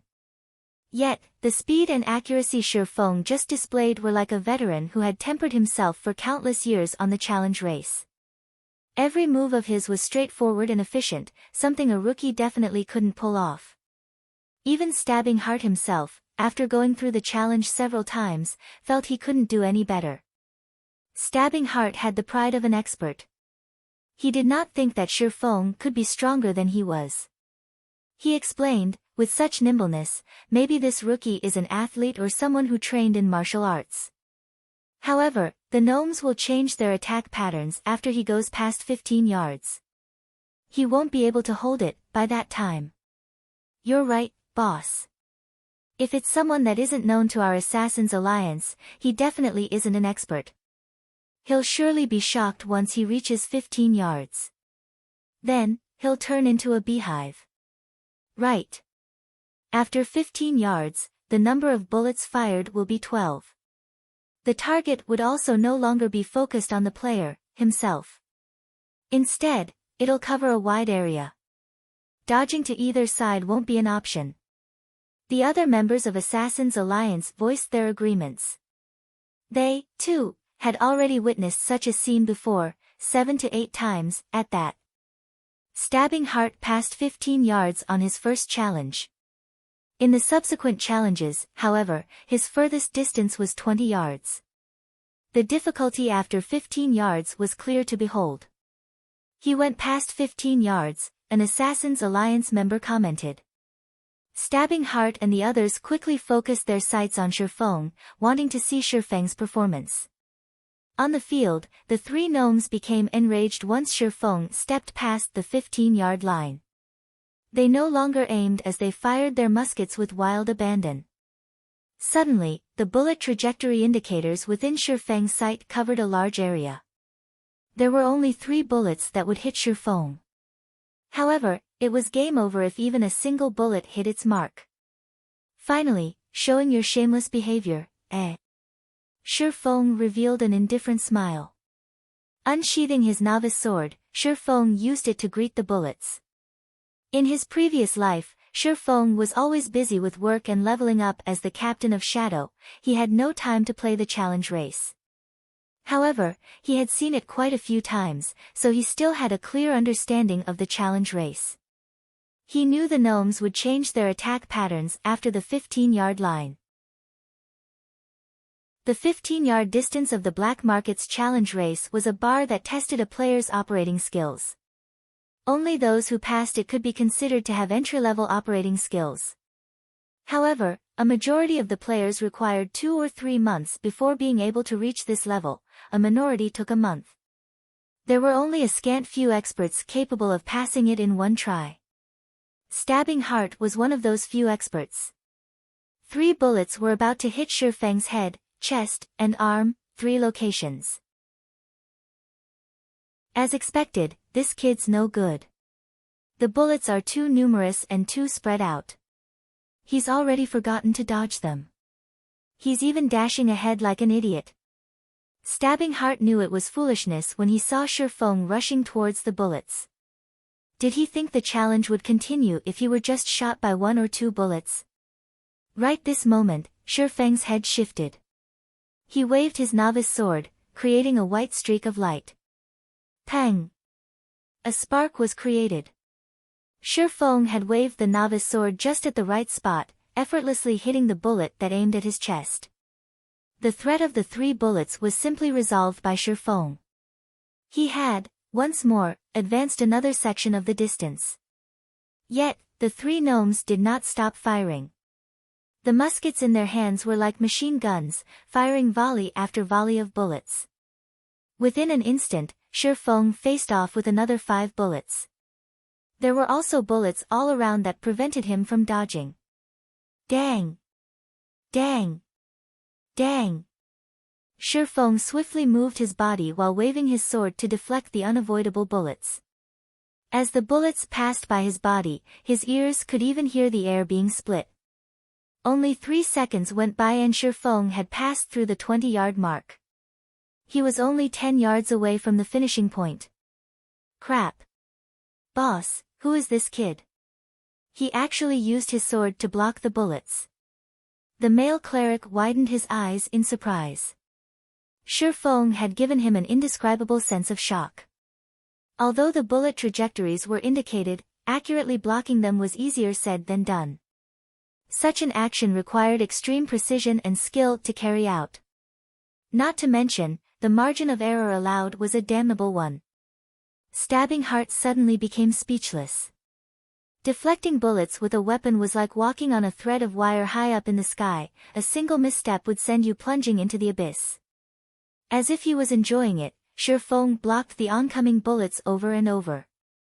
Whereas, the bullets seemed to have a life of their own, intentionally avoiding Shifeng's body as they flew past. Boss, that swordsman has run past 25 yards. He'll definitely pass the finish line at this rate. The male cleric's heart became a chaotic mess as he watched Shifeng dance forward, sparks occasionally flashing in front of his body. I have eyes. I don't need you to remind me. Stabbing Heart said in annoyance. He was deeply drawn in by Shifeng's actions. The moment Shifeng went past 25 yards. Die, challenger. One of the gnomes at the finish line laughed. The gnome took out an automatic musket, sending a wave of bullets towards Shifeng. Suddenly, the number of bullets increased to 24. Not only that, their distance from Shifeng was a mere 5 yards. It was an unavoidable distance for players. Hell! This is cheating! Stabbing Heart unwillingly shouted. The other players became extremely nervous when they saw the scene and they couldn't help but curse at the shamelessness of the gnomes. Facing the hail of bullets, Shifeng quickly turned grave. Although he had known about the second change at the 25-yard mark, even he would panic in the face of so many bullets. Shifeng bent his knees, leaping forward like a leopard. He darted headfirst towards the area with the least amount of bullets, reducing the surface area of his body that would come into contact with the bullets. Following which, he madly waved the novice sword, simultaneously creating 4 streaks of white light. Pang! Pang! Pang! Pang! After a series of sparks, Shifeng's body passed through the storm of bullets. The moment his body was about to make contact with the ground, his free arm pressed downwards. Shifeng quickly stood up with all his might, rushing past the finish line like a bolt of lightning. Total time spent, 14 seconds. Estimated record time of 18 seconds for copper prize broken. Ing. I'm really not used to this soft and weak body, Shifeng slightly lamented after passing through the finish line. If he was over level 100, with his body's constitution, he could easily carry out the 4 simultaneous sword slashes with great ease. Ladies and gentlemen, a round of applause. This swordsman has passed the challenge. The gnome administrator announced loudly. System, player was the first to pass the copper challenge and break the record. Rewarding player with 1 silver coin and swordsman skill Thundering Flash. It can't be. It actually gave out the super rare skill, Thundering Flash. This is a skill that even a swordsman over level 100 can't get. Shifeng thought he was hallucinating. However, he was shocked when he saw the Thundering Flash skill book inside his bag. Requires, sword. Rapidly send out 3 sword lights to 10x 2 yards forward. Each hit will cause 130% damage and also give a damage amplification effect, amplifying the damage of your following attacks by 20% for 15 seconds. Cooldown, 30 seconds. Without a second thought, Shifeng clicked and learned the skill. Swordsman was a job that mainly focused on dealing damage to single targets, it didn't have many powerful AoE skills. Thundering Flash was one of the few powerful AoE skills a swordsman possessed. If it were learned during the early periods, it would definitely create a huge gap from the other swordsmen. After learning Thundering Flash, Shifeng started to feel himself gaining the makings of a swordsman. You guys continue playing, I'll be leaving first. Don't forget my 50 coppers. Shifeng looked towards the dumbfounded Stabbing Heart, leaving the black market after calling out to them. Stabbing Heart indifferently nodded his head. Boss, he's gone. He took away the prize, as well. Should we chase after him? The male cleric asked. Stabbing Heart's shock gradually faded after Shifeng left. He stared at the male cleric, scolding, Are you an idiot? We'll be lucky if we have time to even curry up to such an expert swordsman. Making enemies of him? Are you courting death? Not good. I have to tell this to guild leader. Luckily, I added him as a friend. Is he called Yifeng? I can't believe I've never heard of such an expert. Could he be some sword expert in disguise? Stabbing Heart acknowledged that he could not pass the challenge in such a magnificent way. Especially the last bout after the 25-yard mark, that was just cheating. It was impossible for players to block or dodge. Yet, Shifeng had done it. At the trade area, Shifeng met with Potion Master Kevin. He spent 120 coppers purchasing 20, instantly shrinking his wealth down to 30 coppers. However, he still spent it, all to level at the speed of a rocket. Shifeng took the exploding berries and left Red Leaf Town, running westward. At that moment, all players were at level 0, and all of them were killing level 0 monsters around Red Leaf Town. There were also a few with good techniques killing level 1 baby wolves in a party. A warrior tanking at the front and a damage dealer and healer behind, fighting together in an orderly manner. Although the EXP was shared between several people, the efficiency was a lot higher and there were fewer competitors. However, Shifeng did not plan to compete with these people.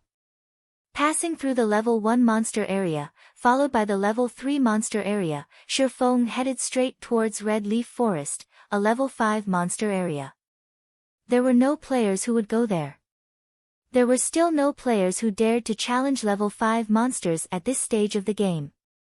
Not only was there the suppression due to the difference in levels, but there was also the significant disparity in HP and attack power. A level 5 monster could easily steamroll over a level 1 player. Even a 6-man party was no match for a level 5 monster. There was a heavy penalty whenever a player died. Not only would they lose an entire level's worth of EXP, but their skill proficiency would also be decreased. There were simply no players who would take the risk. Otherwise, hours of their hard-earned EXP and proficiency would become pointless. Chapter 7, leveling with ease. Red Leaf Forest was made up of beautiful maple trees. Level 5 monsters roamed around the woods. To a player below level 3, this was a restricted area. Shifeng, as well, was no match for these level 5 monsters, even though he had reached level 1. However, Shifeng ran into the Red Leaf Forest without hesitation. Cautiously, he advanced towards the inner reaches of the forest. Level 5 forest wolves could be seen patrolling around the woods from time to time. Shifeng was currently just level 1. If he did not stay a sufficient distance away from them, the forest wolf's sensitive nose would smell him out. A level 5 forest wolf had 400 HP. It also had high attack power. It would only take 2 bites from the wolf for Shifeng's 120 HP to meet its end. Shifeng's only option was to stealthily avoid the forest wolves, taking a big detour around them.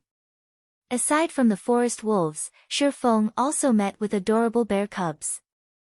The little cubs fumbled and tumbled around on the grassy plains, giving an innocent and cute look. However, they were still level 5 monsters, and they were hated by melee players. This was because of their high HP and defense, making a fight with the cubs very exhausting. As Shifeng used a tree to route past a bear cub, he heard a wolf's howl coming from behind him. Damn! A wolf den. As calm as Shifeng was, he still couldn't help but call out. In his previous life, many players came in parties to the Red Leaf Forest. Most of them were level 4 or 5. Aside from grinding a large number of monsters, the main reason players came here was because of the bountiful loot. Skill books, leatherworking materials, and equipment were such examples. There were also a large amount of herbs and/or that were attainable in the forest.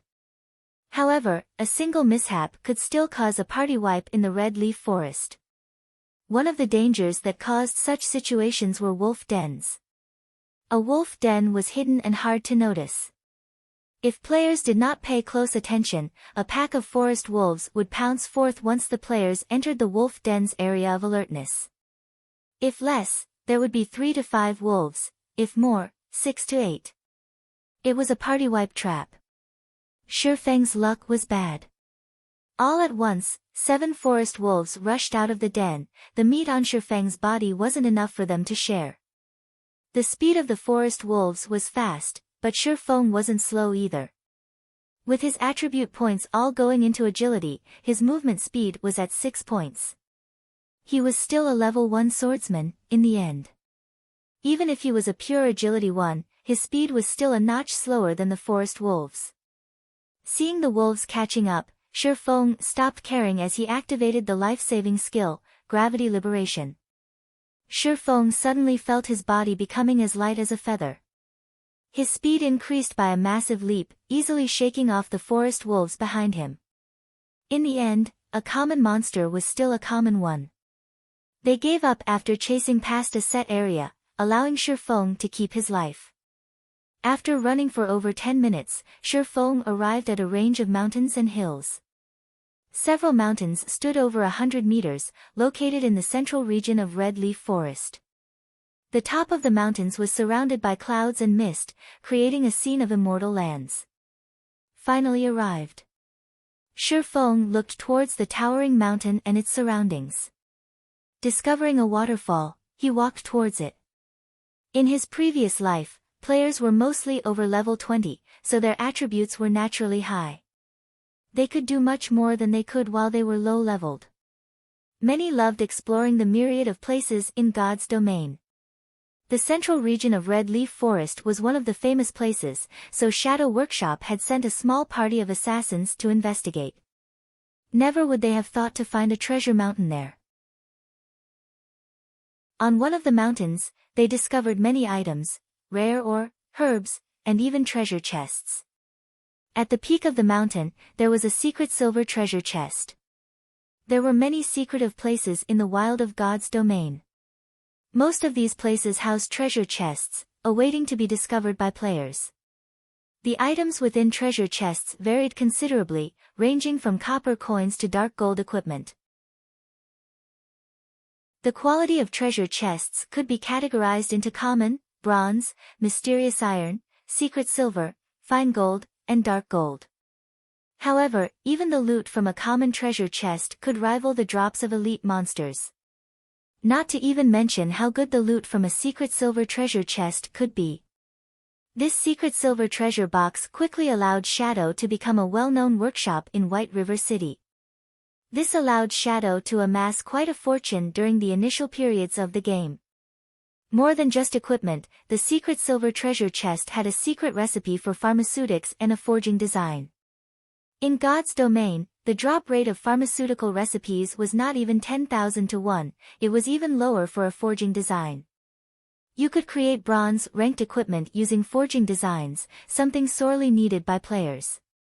With it, making money would become a simple task. Shi Feng's plan to earn 16,000 credits within 10 days all depended on the design. So naturally, he wouldn't be leaving it for Shadow Workshop. However, low-leveled players without 40 agility were unable to activate the hidden basic ability Flying Steps. Without it, they had no way of climbing the rocky mountain. There were also no paths that led up the mountain, leaving rock climbing as the only option. Although Shi Feng did not have 40 points in agility, he had the Ring of Gravity. He could still climb the mountain after activating it. Shi Feng easily scaled up the mountain after activating Gravity Liberation. He was already 5 meters up after a few moments. When Gravity Liberation had 5 seconds remaining, Shi Feng found an empty spot of land to rest while waiting for Gravity Liberation's cooldown. Not long after Shi Feng sat down, the rock wall suddenly shook. A rock giant appeared with bursts of roaring. Rock Giant, Common Monster. Level 5. HP 550. That was quick. Shi Feng had long since been ready when he saw the rock giant walking over. He took out an explosive berry from his bag and threw it towards the rock giant's feet. Sticky orange-colored juice erupted all over the ground. As a level 5 monster, the rock giant had extremely high attack power, HP, and defense. However, it had low attack speed and reaction time. Its body's turn rate was even slower. A player only needed 20 points in agility to easily toy with the rock giant. There were plenty of assassins who loved dealing with such dumb monsters. They could easily be killed without wasting a single HP. Although Shi Feng did not have 20 agility, he had the explosive berries. Each had an effective area of 3x3 yards, reducing movement speed by 30%, and turn rate by 70% for 1 minute.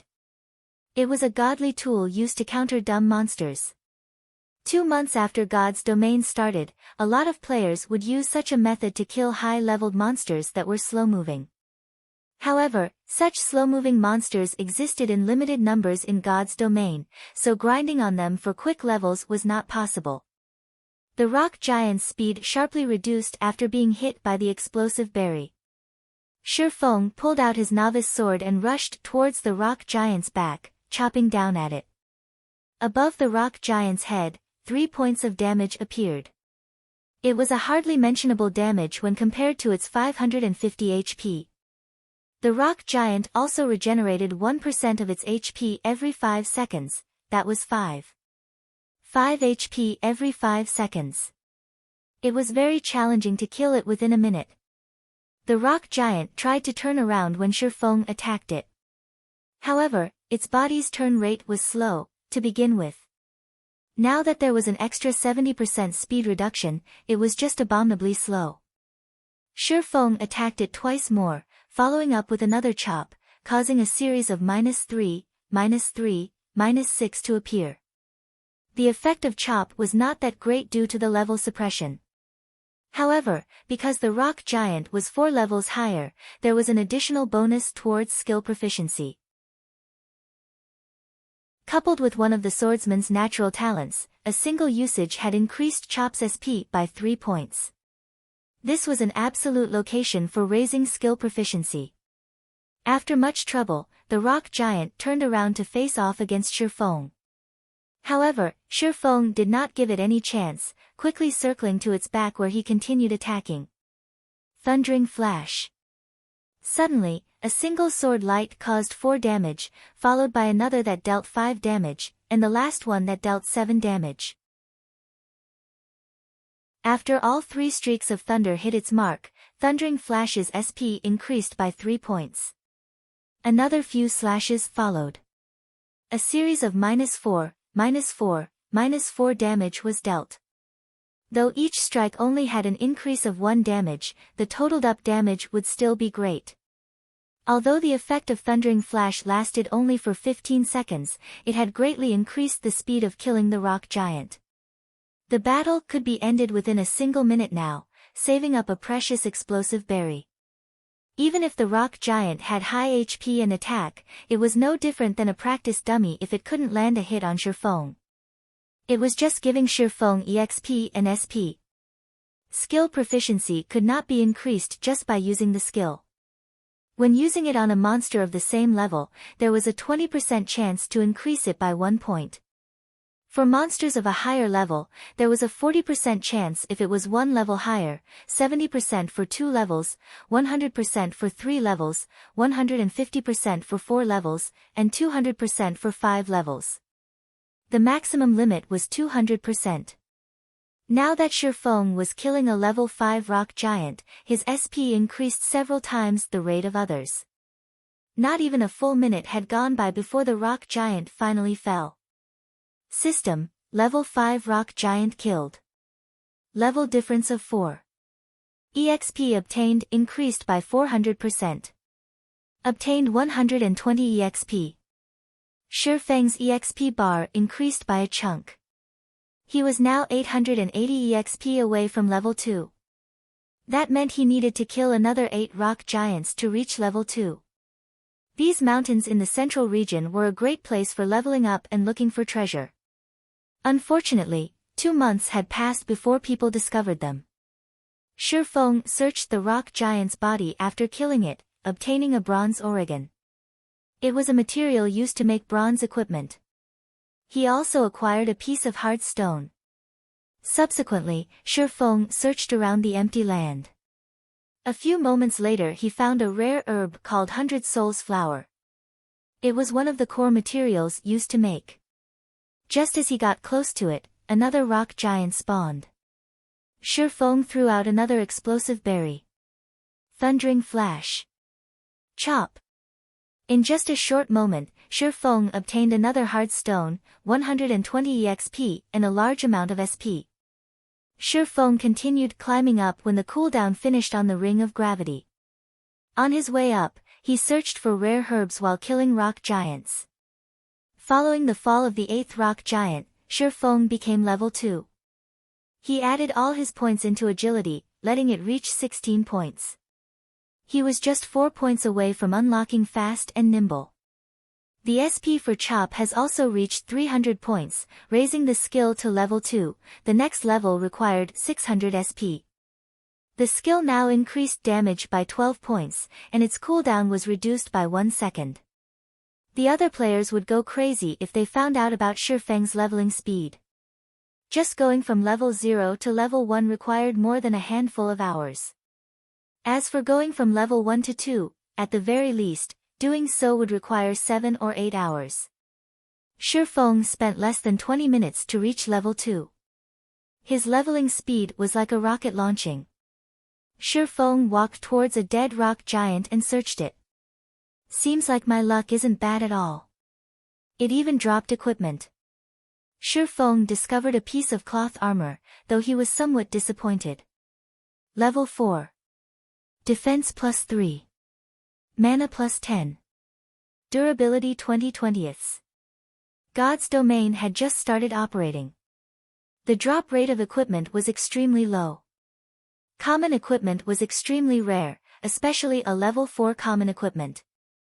There was definitely someone who would buy it at a high price. Shifeng placed the equipment into his bag. Just as he was about to continue upwards, he suddenly noticed a cave not far ahead. When he walked over to check, Shifeng's heart rate quickened. Shifeng spotted a huge rock giant sleeping within the cave. Its entire body was made up of silvery rocks, different from the normal gray-colored ones. Level 6. HP 900. Special elites were a lot stronger than normal elites. A regular elite monster could decimate a 6-man party of the same level. However, a special elite required 12 players of the same level to deal with, maybe even 15 players. That meant shrews required 15 level 6 players working together to kill. However, Shifeng rushed ahead without hesitation. He used Thundering Flash immediately, causing ray after ray of thunder to cut across Shrew's huge body. Damages of -1, -2, -3 appeared above Shrew's head. Chapter 8, Killing Shrews. Even though the damage dealt by Shifeng was negligible, Shrew still woke up from his deep slumber. Anybody would be enraged when they were abruptly awoken. "I'll flatten you, puny human!" Shrews bellowed. The entire cave shook as Shrews stood. With giant strides, Shrews walked towards Shifeng. Not giving Shrews any chance, Shifeng took out an explosive berry and tossed it in front of Shrew's path. Speed was always a rock giant's weakness. There was no exception even for a special elite. Shrews only had a larger size, a stronger attack, and more attack methods. Though his movement speed and attack speed were slightly faster, under the slowing effects of the explosive berry, he was still as slow as a turtle. On the other hand, Shifeng's movement speed and attack speed were very fast due to his 16 agility. Shifeng immediately circled to Shrew's back and began his fierce assault. A series of damages appeared above Shrew's head. -2, -2, -2, -2. They were followed by another chop that dealt 6 damage. It had to be said, Shrews had a frightening defense. Even with the amplified damage from Thundering Flash, a level 2 chop had only dealt 6 damage. A level 1 chop would probably only deal 4 damage. Shrews only turned around after receiving a series of attacks. It lifted its mountain-sized foot and stomped down, towards Shifeng. As a reincarnated person, Shifeng had experienced countless battles in God's domain. He did not have a thread of panic in him when facing against Shrews. With a step, Shifeng nimbly evaded towards Shrew's back, avoiding Shrew's sluggish attack. Shifeng then followed up with a series of mad cuts. When 5 seconds passed, Shrews regenerated 18 HP, leaving him with a remainder of 886 HP. Half of Shifeng's efforts had gone to waste within an instant. Compared to common ones, elite monsters or above would regenerate 2% of their HP every 5 seconds during battle. Shrews had 900 HP, so it was 18 HP every 5 seconds. This regeneration had exceeded the damage Shifeng could deal using normal attacks. Even so, Shifeng still calmly waved his sword, continuously reaping away Shrew's HP. An average player would have already given up when seeing such high HP and regeneration. Shifeng would not, though.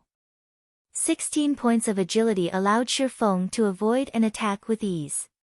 His high attack speed also allowed the damage he dealt to mitigate Shrew's regeneration completely. However, killing Shrews required a lot of time. It was very dull, just avoiding and madly attacking. Dealing out strong attacks was very tiring, both physically and mentally. With each passing second, Shrew's HP continually fell. 15 seconds later. Once Thundering Flash's amplifying effect disappeared, the damage Shifeng caused sharply reduced. Each strike of his sword only dealt 1 damage, and chop only took away 4 HP from Shrew's. Shifeng immediately fell into a bitter battle. Another 5 seconds passed, and Shrew's once more regenerated 18 HP. However, Shifeng only dealt 17 damage within that 5 seconds. It wasn't even enough to even make up for Shrew's regeneration. Shifeng wrinkled his brows. As expected, it was hard to kill off Shrews. It was just a pointless endeavor without sufficient damage. Do I give up? Just as Shifeng was thinking so. I want to flatten you. Shrews roared as he stomped his foot. Suddenly, the entire cave shook. Sharp stalactites fell from the cave's ceiling one after another, covering the entire cave. It even has a party wipe skill. Seeing the bad situation, Shifeng moved quickly away from Shrew's side, dodging the falling stalactites. The stalactites continuously fell in great numbers. Their speed was quick as well. If a party came into this cramped space, there wouldn't be any place to dodge. They would definitely be party wiped. If it weren't for his nimble body and the somewhat spacious area, Shifeng would be hard-pressed to avoid these falling rocks. Shrews revealed an exhausted expression after finishing his skill. Shifeng's eyes shone, he quickly rushed ahead. Thundering flash. Chop. -4, -5, -6, -10. Suddenly, a series of terrifying damages were caused. Fatigue state, it was a period of weakness that appeared after a boss used a powerful skill. In this state, the boss would have both its attack and defense greatly reduced. With this fatigue state, Shifeng could see the hope of killing shrews. Shifeng took the chance to attack even more fervently. -4, -4, -4. Each sword strike took away 4 HP while Shrews was under both states of fatigue and damage amplification. During this weakened period, Shrew's regeneration also fell to 1%. By the time Shrews returned to his normal state, Shifeng had already taken away 15% of Shrew's HP. The subsequent battle was filled with persistence. Shifeng would repeatedly attack to make up for Shrew's regeneration. Every 30 seconds, he would deal a burst of damage with Thundering Flash. Following which, he would await Shrew's use of his big move. This party wipe skill was a nightmare to player parties. To Shifeng, however, it was a chance. As expected, Shrews would again use his big move after a period of time. Shifeng took this chance to take away 16% of Shrew's HP. Time passed bit by bit. After using 5 explosive berries, Shrews had 32% HP remaining. When Shrews activated his big move once more, Shifeng took away another 16% of his HP. Shrews was quickly left with 16% HP remaining. Just as Shrew's HP fell to 15%, a sudden change occurred. Shrew's body continuously shrunk, his attack and defense reducing as well. However, his movement speed and attack speed kept increasing. This change was very disadvantageous to Shifeng. Although the explosive berry was still in effect, Shrew's attacks were becoming faster. He had nearly landed a hit on Shifeng. Shifeng was just level 2. Even if Shrew's attack power had reduced, a single hit was enough to end Shifeng. If Shifeng died, he would lose a level and a lot of skill proficiency. It was not something he wished to see happen. Fight! A cold glint flashed through Shifeng's eyes as he activated gravity liberation. Suddenly, dodging became relaxing. It was impossible to easily give up on a special elite with only 15% HP remaining. Shifeng continued to circle and madly hack his sword at Shrews. Every hit dealt 3 damage, slowly reducing Shrew's HP. 14%, 10%, 9%, 8%, 5%. Gravity liberation's duration became shorter and shorter. When there were only 7 seconds left, Shrews still had 5% of his HP. Shifeng would definitely be one-shot as soon as gravity liberation ended. Quick! Quick! Quick! Shifeng's eyes turned blood red as his sword strikes became faster and faster. Just as Shrews had only 10 HP remaining, gravity liberation ended. Shifeng's speed dropped sharply. A cold, human-like grin appeared on Shrew's face as he smashed his boulder-like fist down on Shifeng. Die! The cooldown of Thundering Flash finally finished. Thundering Flash. In an instant, 3 streaks of light passed through Shrew's body. -4, -5, -6. Shrew's final 10 HP was taken away. Boom! Shrews turned into a pile of rubble. System, Special Elite Shrews killed. Level difference of 4. EXP obtained increased by 400%. Obtained 940 EXP. Shi Feng's experience bar abruptly rose by 27%, pushing him a big step closer towards level 3. After killing off shrews, Shi Feng searched around in the pile of rubble. The drops of a special elite were far better than a normal elite. Shi Feng obtained an equipment, a skill book, and 16 coppers. The rewards for challenging higher levels sure are good. Even a bronze shield dropped. I can definitely sell it for a high price. It would be great if I could grind it a few more times. Shi Feng looked at the blue cross-shaped shield in his hands. He could already imagine how the guilds would be willing to pay a high price for the shield. Rock Iron Shield, Bronze Rank. Equipment Requirement, Strength 8. Equipment Level, 5, Defense plus 21. Defense Rate 23%. Strength plus 2, Endurance plus 4. HP plus 30. The shield could be considered high quality with such attributes. When equipped, the shield would greatly increase defense. HP would also be increased by 110 points, this was equivalent to 1/3 of a level 5 warrior class HP. Using it to dive into level 5 dungeons was more than enough. It could even be used to dive into level 8 dungeons. The skill book was a good one as well. It was a skill that could be used by all melee jobs, parry. It required a melee weapon to be used. It could block a single attack that came from the front, and it had a cooldown of 30 seconds. Parry was a popular skill among all melee jobs. It was a must-learn skill for warrior classes. The skill had a low drop rate, and it was almost never seen being sold on the market, as it was a life-saving skill. You could activate it at a crucial moment, and it might even help you through a crisis. It was especially true when battling against a boss. If the healers could not keep up, then you could use parry to block an attack, giving the healers more time to heal you. Taking a look at skill, Shi Feng decided to learn it. Although he could get a better price if he sold the skill book together with the shield, the action was no different than killing the chicken to get the egg. It was something Shi Feng wouldn't do. Shi Feng continued climbing upwards after killing shrews. The bronze shield was worth only a meager amount of money.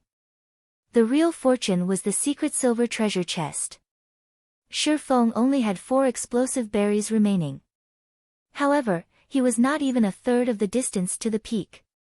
It was also very easy to meet up with a monster at the resting points.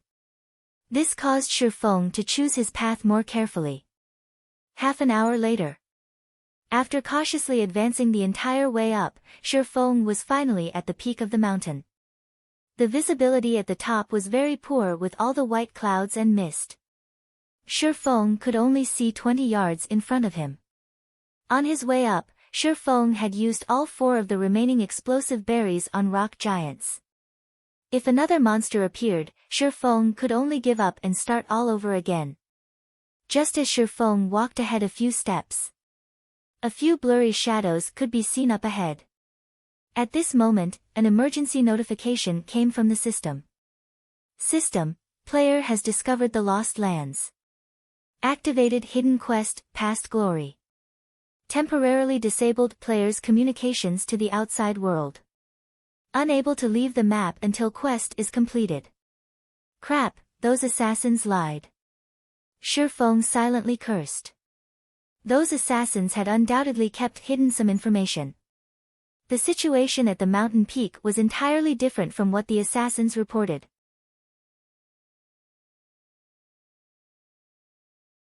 Chapter 9, Might of 1,000. Although the lies of those assassins angered Shi Feng, he had to remain calm in facing this unknown situation. Even members of a workshop would have their own selfish motives. They would definitely hide some of their important discoveries, silently empowering themselves and making a fortune. There were plenty of such people in a workshop. Be they outer members or core members, after some time, there were always some exceptionally strong people who suddenly appeared, their social statuses abruptly rising. Shi Feng was one such example. Otherwise, he wouldn't be able to turn from a core member into the workshop's captain. They only told others about seeing a secret silver treasure chest after coming to the Lost Lands and nothing else. There is definitely something more important, that secret silver treasure chest. Is it this hidden quest? Shifeng called out the system's quest panel. Hidden quest of the Lost Lands, past glory. Aside from the name, there was no other information about the quest. Shifeng did not even know what he had to do. Is it a region-activated quest? With his 10 years of experience in God's domain, Shifeng quickly discovered the essence of hidden quests. There were some quests with special characteristics in God's domain. They were only triggered in certain areas. Not only that, these quests did not provide any information. Players were required to search for it themselves. After the quest was completed, it would no longer be triggered again, even if another player came to this place. It could be called as a special kind of unique quest. At the same time, it was a quest filled with extreme danger.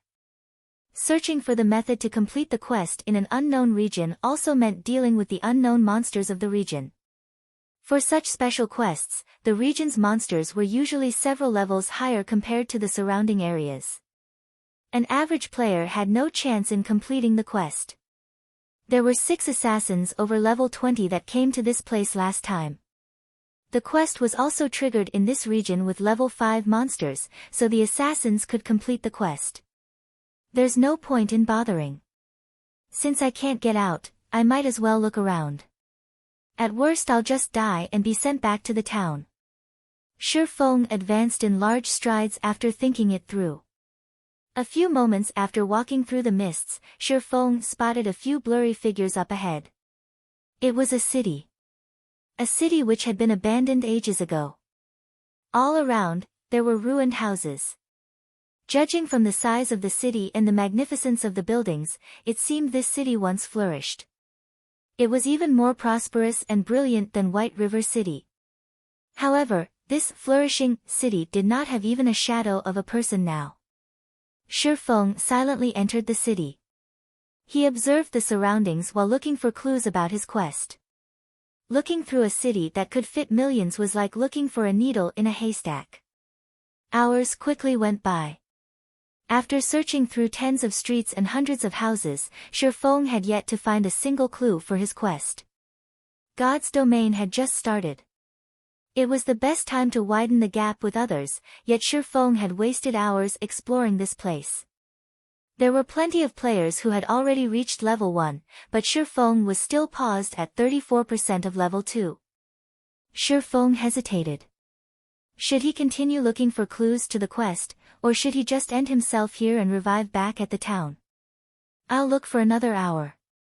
If it's still no good, then I'll return to the town. Shifeng laid down a time frame for himself. Although quests like these were precious, he did not have that much time to waste. He still had a ton of quests he could do. There was no need to waste away in this place. Time slowly passed by, bit by bit. Shifeng arrived at the central tower of the city. This place was once a sacred ground for mages. It was the best place to learn magic. Now, however, it was irreparably ruined. Even the magic crystal at the tower's peak had shattered. Shifeng went up the tower. He stood in the tower's observatory, filling his eyes with the city's scenery. Shifeng would have slowly savored the sight were he not in a rush. After taking a look around, he still did not find any special locations. Just as Shifeng was about to leave. Young adventurer, welcome to the city in the sky. A white-bearded, old man suddenly appeared. The old man's voice was filled with vicissitudes and wisdom. The sudden appearance of the old man shocked Shifeng into a jump. He had even thought the old man was some monster that had appeared. However, he let loose a breath after noticing the yellow indicator above the old man. City in the sky. Shifeng became shocked when he thought of this well-known city of God's domain. City in the sky, the name of this city had once shaken the entire continent of God's domain. There were countless legendary jobs in this city. There was even the famous demigod-ranked sword saint, Altair. It was a city which was even feared by gods themselves. Unfortunately, the city had fallen during the Third God's War, becoming a regret of God's domain. Respectful elder, is there anything I can help you with? Shifeng smiled and asked in a formal tone. Help? The white-bearded elder shook his head, smiling as he said, No, I don't need any help. I imagine you wish to become stronger. I can help you with that, but are you willing to accept a test of mine? Of course, I'm willing to receive your test. Shifeng felt relieved. The trail to the quest, past glory was here. He didn't have to die back to town, losing both levels and SP. The elder nodded his head in satisfaction, gravely saying, I'll give you 3 choices. The first one is the normal difficulty. After you pass it you'll get a mysterious iron treasure chest. The second one is the hard difficulty, where you'll get a secret silver treasure chest. In addition, you can get additional rewards depending on your rate of completion. The third option is the hell difficulty, where you'll be rewarded a fine gold treasure chest.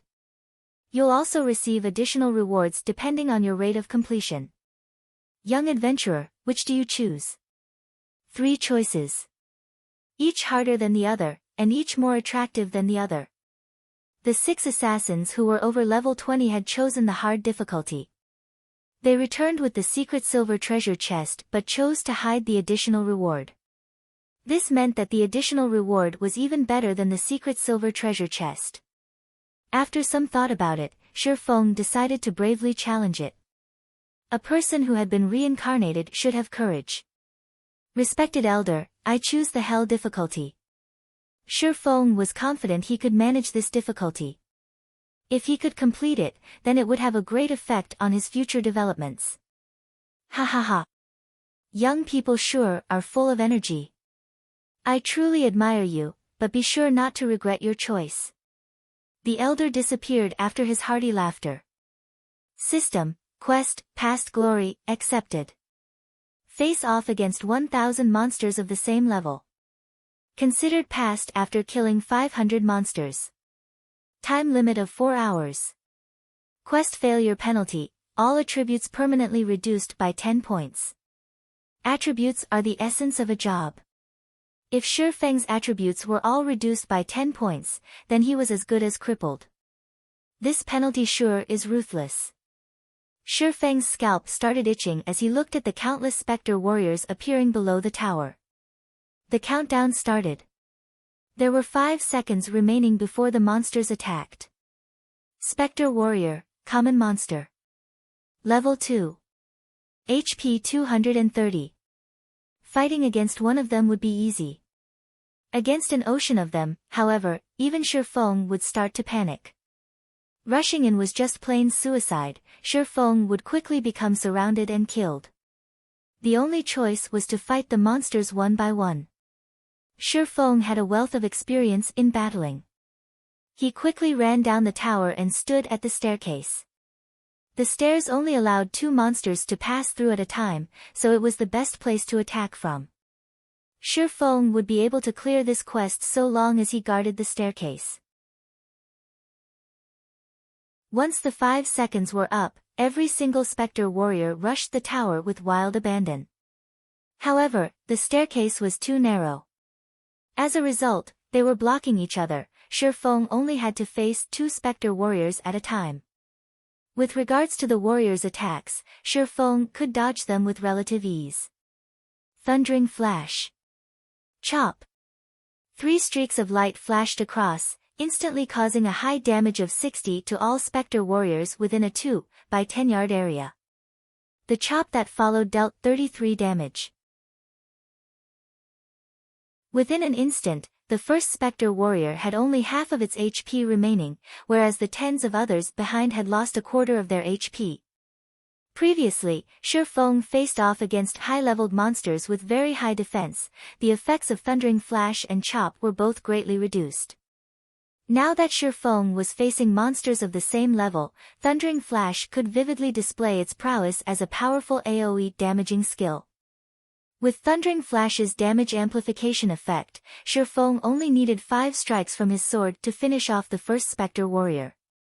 In order to increase his killing speed, Shifeng activated Gravity Liberation to increase his attack speed. Coupled with the damage amplification, each warrior only needed 3 seconds to be dealt with. Unfortunately, the Spectre Warriors did not give any experience. Instead, skill proficiency had a 100% chance to increase by 1 point. With every death of a Spectre Warrior, Shifeng's SP continuously increased. Shifeng became very happy after seeing such a sight. The elderly NPC probably had not imagined that a level 2 swordsman would possess such a powerful AoE skill. With such a skill, Shifeng feared crowd tactics the least. Shifeng could also easily dodge attacks in a 1 versus 2 scenario. Other players would have most likely failed the quest, yet Shifeng was able to complete it with perfection. After 2 hours had gone by, Thundering Flash had reached level 2 after its SP increased to 300 points. The skill's damage increased from 130% to 135%, and its cooldown reduced from 30 seconds to 28 seconds. Chop's SP had also increased to 426/600. It would reach level 3 with just a little more. Shifeng's monster grinding speed increased once more after Thundering Flash reached level 2. The Spectre Warriors fell in batches. When there were only 20 warriors remaining, there was still an hour and a half remaining for the quest. With another use of Thundering Flash, the last remaining 20 Spectre Warriors fell as well. Not bad. Here's your reward, youngster. The elder appeared once more with a chuckle. Looking at Shifeng, the elder took out a fine gold treasure chest and a pitch-black longsword. System, quest, past glory, completed. Rewarding 1 fine gold treasure chest, 1 magic weapon, job related. Obtained title, Might of 1,000. Might of 1,000, title. When this title is in use, allies in a 30-yard radius will receive an attribute increase of 10%. Simultaneously, title user will obtain an additional effect of Strength +5 and Endurance +5. I've given you your reward. You can go now. The old man waved his hand after finishing his piece. Shifeng's vision blurred. When he opened his eyes once more, he was back in the plaza of Red Leaf Town. D. Shifeng's system communication continuously rang. Blackie was contacting him. Brother Feng, you've finally picked up. How come I couldn't contact you before? What should I do now? I'm already behind others by a level. Blackie was extremely panicked. However, he still patiently asked because he believed in Shifeng. He had wasted 7 hours just to run to Red Leaf Town. While he was still at level 0, the players that filled the streets were already level 1. How was he to make up for this gap? Nobody would want him in a party now, their minimum requirement was level 1. A level 0 noob like him would just be pushed aside. My bad, I was doing a quest. Come to the central plaza, I'll take you with me to level. Shifeng apologized. It had already been over 8 hours since God's domain started, and Shifeng had spent over 5 hours doing his quest. At this stage of the game, most players had already risen to level 1, while some professional players were already close to level 2. As a person who had been reincarnated, helping Blackie level up was an easy task. It wouldn't take long before Blackie would catch up to the professional players.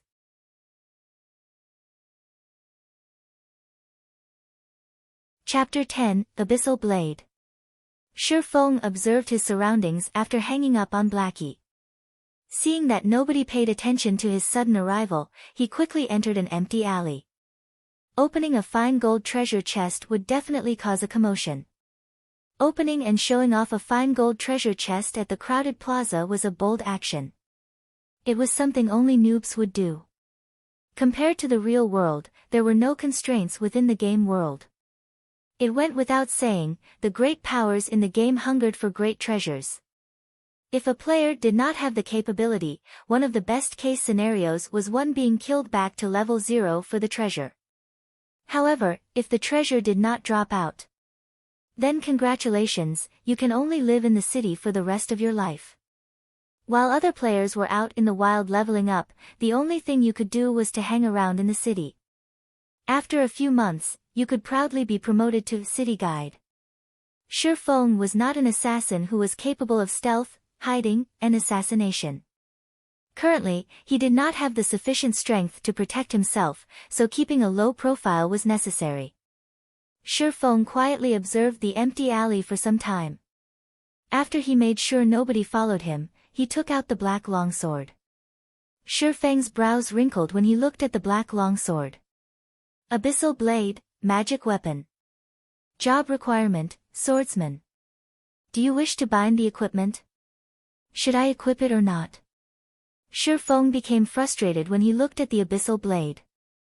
Shi Feng was very familiar with magic weapons. Magic weapons were different from normal equipment. They did not have any rankings to differentiate them, and they were even rarer than legendary equipment. Its power was without question. However, a magic weapon was a double-edged sword. This was because the weapon had a side effect called backlash. If the player using the magic weapon was not cautious, a single mistake could cripple their account. In his previous life, there were a few experts in Star Moon Kingdom that became top-tier experts because of magic weapons. Even during his peak, Shi Feng could only look up to them. However, after a period of time, two of those experts crippled their accounts because they did not deal with the backlash properly. Their only choice was to start a new account. Forget it, let's just set it aside for now. I can't take the risk right now. Shi Feng shook his head as he kept the abyssal blade. He had to earn 16,000 credits in 10 days. The pressure on him was huge. If any mistakes were to happen, then all his efforts before would become wasted. Shi Feng took out the fine gold treasure chest. Shi Feng looked at the gold-plated treasure chest, unable to suppress the excitement in his heart. The secret silver treasure chest they brought out the last time already contained a pharmaceutical recipe and blacksmithing design. I wonder what a fine gold treasure chest would give. Shi Feng had been playing God's Domain for 10 years now, and the number of fine gold treasure chests he had seen did not exceed 20. Wars were fought over for every fine gold treasure chest. Shi Feng would not even dare to dream that he could be in possession of one. Shi Feng slowly opened the treasure chest. Suddenly, golden rays of light leaked out from the chest, illuminating the small alley. It would definitely be a dazzling beacon of light if it was night time. It would attract everyone's attention. Not daring to take any risks, Shi Feng quickly retrieved all the items from the chest. The dazzling lights slowly faded away after the chest was emptied. Fortunately, it was an empty alley, so nobody would notice the short period of radiance. The settings for treasure chests in God's Domain really are damned. Luckily it's daytime here. Shi Feng glanced at the treasure chest by his side, then shifted his gaze towards the 3 treasures in his hands. There were 2 ancient books and a battle armor. The battle armor was a secret silver equipment. It was much worse than Shi Feng had imagined it to be. Sky armor, secret silver rank. Plate armor. Equipment requirement, strength 20. Equipment level, 5. Defense plus 25, strength plus 6, endurance plus 3, agility plus 3. Durability 30/30. Additional attribute, power weakening. Reduce physical damage received by 15% after equipping.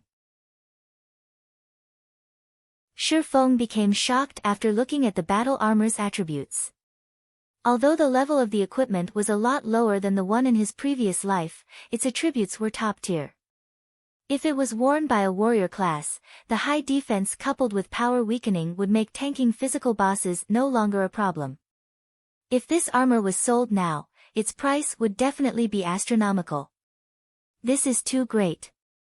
Now I have armor for level 5. Shi Feng happily stored the sky armor. Swordsman wore plate armor as well. When Shi Feng wore it at level 5, he could definitely become a shield warrior. Shifeng shifted his gaze to the two ancient books, becoming shocked once more when he saw their names. Book of Forging and Records of Potions. These two were both extremely rare treasured books. Everyone knew that forging and potion making were extremely hard to learn. Every forging master and potion master were the symbols of strength of a guild. Even Shadow, a guild that possessed 10 city-states, only had 2 forging masters and 5 potion masters. Every one of them was treated like princes. With these 2 books, Shifeng could create a forging master and a potion master. I remember there being a hidden quest in Dark Moon Valley. Not only would it teach forging for free, it would also reward a forging talent. If I have both the forging talent and book of forging, I could quickly become an advanced forging apprentice. Then I could make bronze equipment and earn a lot of money. Shifeng recalled a member of Shadow called Hammer Trading. The person had become a forging master because he completed that hidden quest. Dark Moon Valley was a level 4 monster area. The quest as well was a difficult one and would take up a lot of time. It seems I have to buy some items and make proper preparations. Shifeng stored the 2 books and sent a mail to Blackie, telling him to meet up at the trade area. Shifeng then headed to the trade area, himself. At this time, there were quite a lot of players at the trade area. Players who were tired of killing monsters would come to the trade area to rest, having a drink and chatting. There were also players selling their loot from grinding. Shifeng searched for an empty spot, covering the ground with a piece of white cloth. He placed down the equipment and herbs he picked, starting his stall. The level 4 common cloth armor was priced at 1 silver 20 coppers, while the bronze shield was priced at 21 silvers. It was a fair and cheap price at this stage of the game. Rare herbs, high-level equipment, those interested come and take a look. Shifeng shouted. There were quite a number of players in the trade area. However, most of them were selling materials such as herbs, ore, etc. Until now, there had not been a single player selling equipment. Shifeng's shout immediately became everyone's focus. It can't be. There really is equipment. A bronze shield even. What unbelievable luck. I don't even have common equipment yet he's already got a piece of bronze equipment. This is level 5 equipment. Is this a joke? I'm not seeing things, right? What's so great about it? Don't forget, there was an expert that killed the town mayor. That was a level 15 elite. Now nobody can receive a quest from the town mayor. Some players that received the town mayor's quest are also fuming with rage, all of them want to eat that expert alive. 21 silvers, this price is too high. I don't even have 1% of that money. The surrounding players were all in shock. God's domain hadn't been open for 10 hours till now, yet someone could obtain such top-tier equipment. The most unbelievable part was that it was even being sold. It should be known that most guilds and workshops would wear the equipment they obtained, increasing their advantage as much as possible. They would definitely not sell them. Right now, players were, on average, level 1. Level 5 equipment was something impossible to imagine, not to mention a level 5 bronze shield. However, 21 silvers was too high of a price.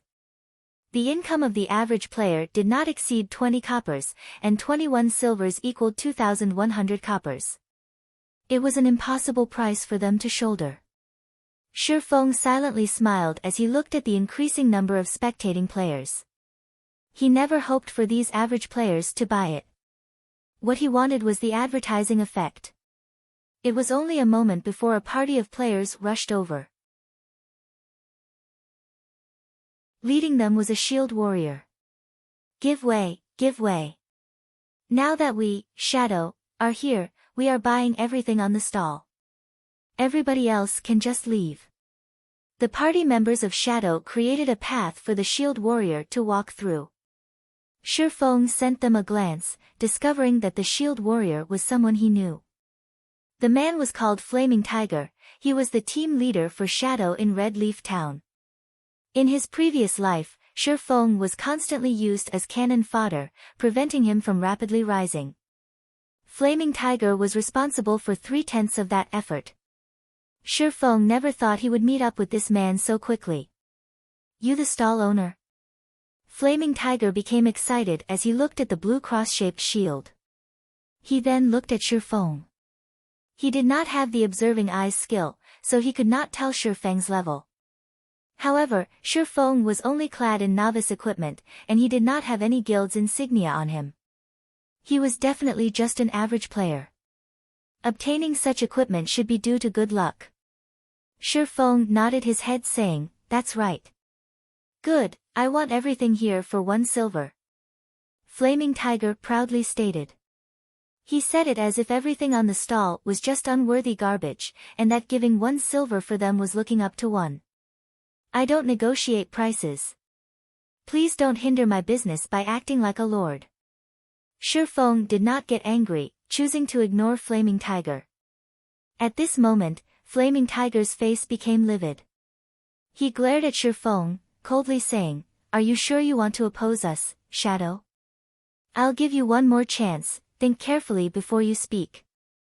Suddenly, all 5 other members of Shadow surrounded Shi Feng. Shi Feng rolled his eyes at Flaming Tiger, saying in a straightforward manner, "Fools." He actually dared to threaten Shi Feng inside Red Leaf Town. Did he not know it was prohibited to take action inside a town? "You're courting death." Flaming Tiger raged, both his eyes turning blood red. He couldn't help but want to kill Shi Feng right this instant. Ha ha ha, truly interesting. A level 5 bronze shield. How could us Assassins Alliance be left out? Another group of over 10 players came at this moment. Every player wore the Assassins Alliance's insignia. The person who spoke up was Stabbing Heart. He became shocked when he saw the stall owner. He did not expect to see Shi Feng, the expert who had cleared the bronze prize challenge in a single try. Shi Feng had even obtained a level 5 bronze shield now, so he had definitely killed a high-leveled elite monster. Stabbing Heart became even more respectful of Shi Feng. "Here's 24 silver, I want everything here. Let's become friends. The next time you have any good equipment, you must consider us, Assassins Alliance." Stabbing Heart handed over the 24 silvers without hesitation. Although it was not easy for the guild to collect these 24 silvers, it was definitely worth it if he could become friends with an expert like Shi Feng. "Alright. Since you're so straightforward, I won't ask for the 50 coppers anymore. I'll contact you in the future." Shi Feng understood Stabbing Heart's intention. It wasn't a bad deal if he could cooperate with such a large guild. Meanwhile, the surrounding players were shocked by Assassin Alliance's overwhelming air, handing over 24 silvers without batting an eye. Now, this was a large guild. Such an action had made a lot of players wanting to sign up for the guild. Compared to the Assassins Alliance, there was no future in joining a guild like Shadow. Everybody sent looks of contempt over to them. After being looked down upon by Shi Feng, then being given a slap by the Assassins Alliance, Flaming Tiger's face became beet red. His eyes nearly crackled from anger. He called over an assassin, coldly saying, "Quiet Wolf, you keep an eye on that kid. I'll let him know what happens when he opposes Shadow." On the other side, Shi Feng had long since left the scene. He was currently purchasing items around the trade area. He now held 24 silvers on his person. It was an amount even greater than the total wealth of an average guild. Now that Shi Feng was an absolute tycoon, he started buying things without a single care. He bought 20 bottles of black steel beer, each costing 25 coppers. He bought 30 smoke bombs, each costing 20 coppers. He bought 100 apple pies, each costing 5 coppers. Eating it recovered 30 HP every second, lasting 10 seconds. He bought 100 magic water, each costing 5 coppers. Drinking it recovered 30 MP every second, lasting 10 seconds. Shi Feng spent a lot of his wealth within an instant, leaving him with only 3 silvers. "Brother Feng, you've finally decided to show up. What are we going to do now? Blackie had been waiting in the trade area for some time now. He wore a dark expression on his face, and his eyes were filled with resentment. God's domain had already been open for over 9 hours now. Aside from obtaining an explorer title, Blackie did not obtain anything else. He was nearing the point of dying from depression. Let's go grind some monsters then. Shifeng smiled, sending Blackie a party request.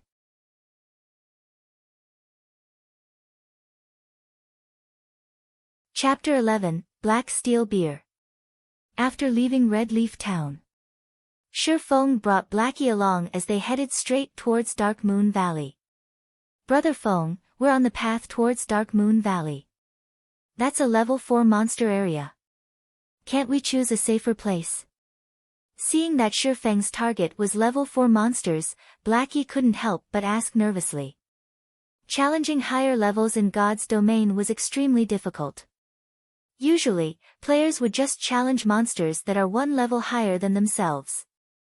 Challenging monsters 2 levels higher required at least a 6-man party for it to be possible.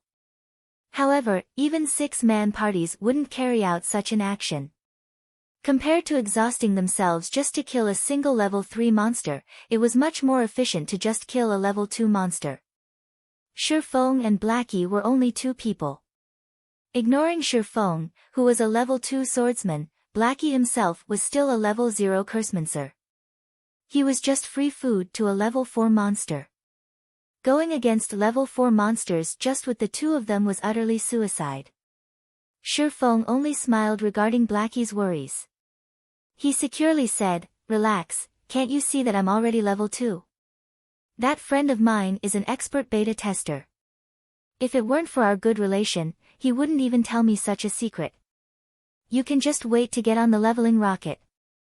Shifeng pushed all the problems that came with him being a reincarnated person onto his good friend.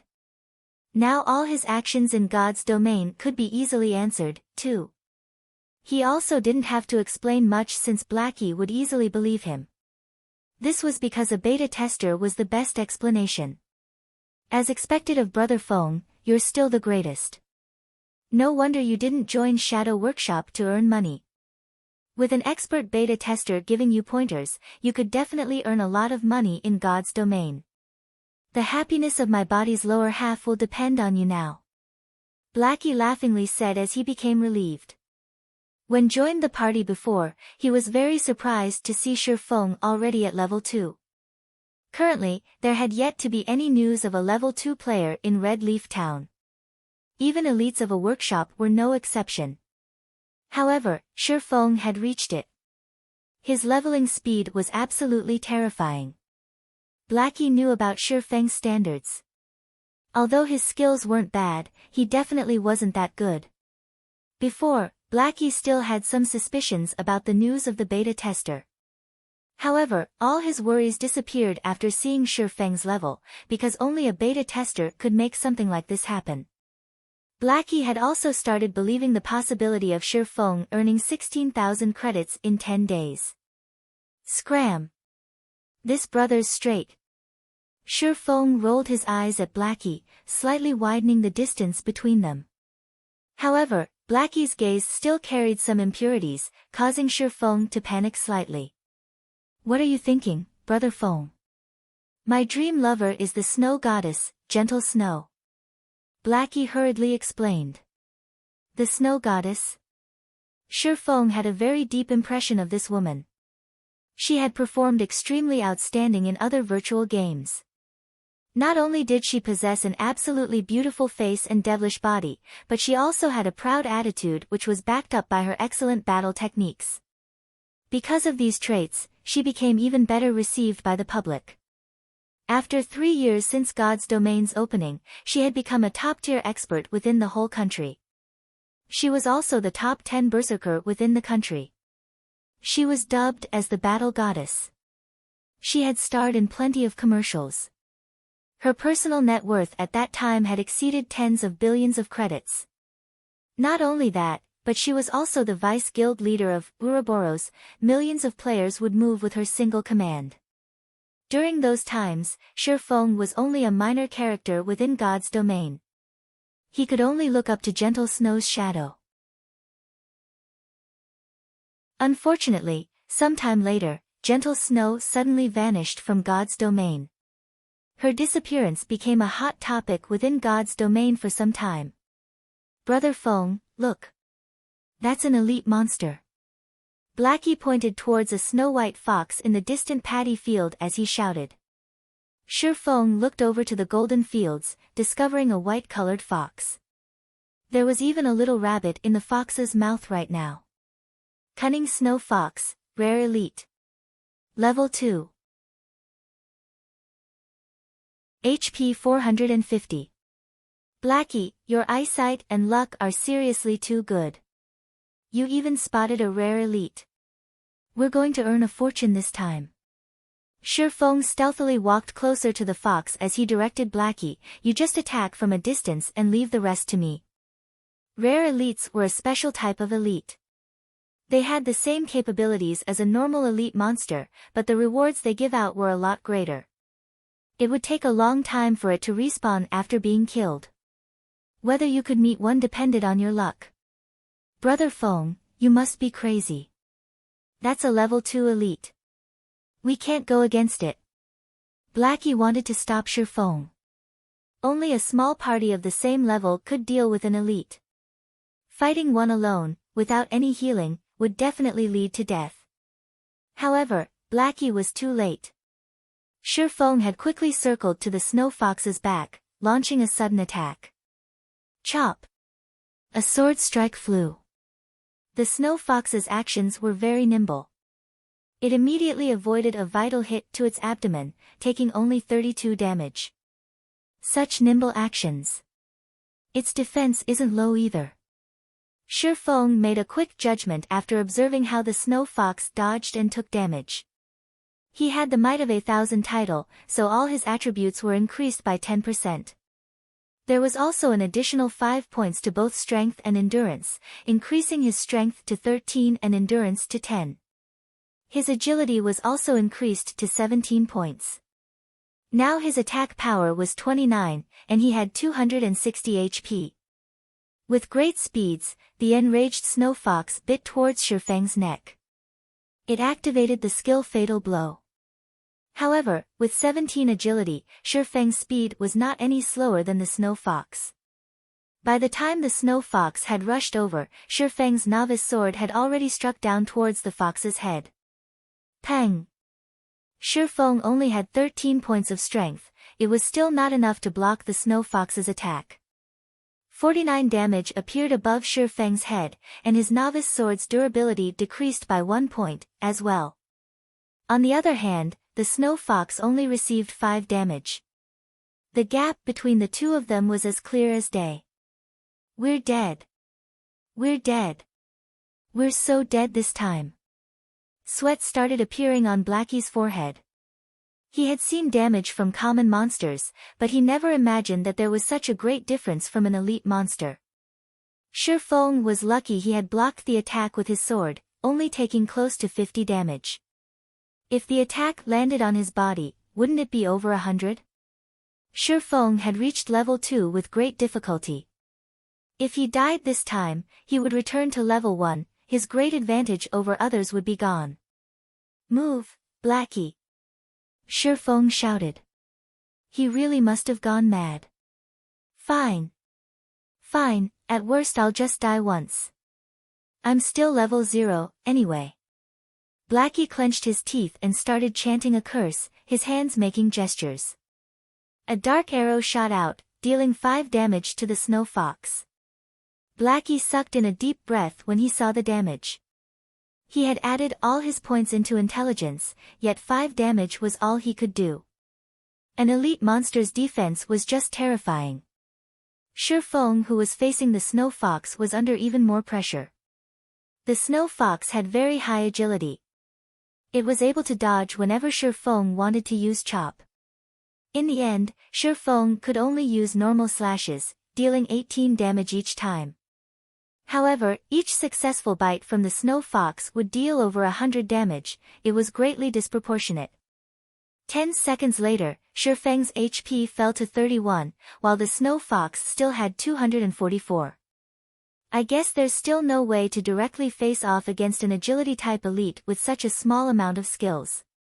Shifeng looked at the snow fox's half-remaining HP. If he continued to drag on this fight, he would be the one to die. He had to start bursting.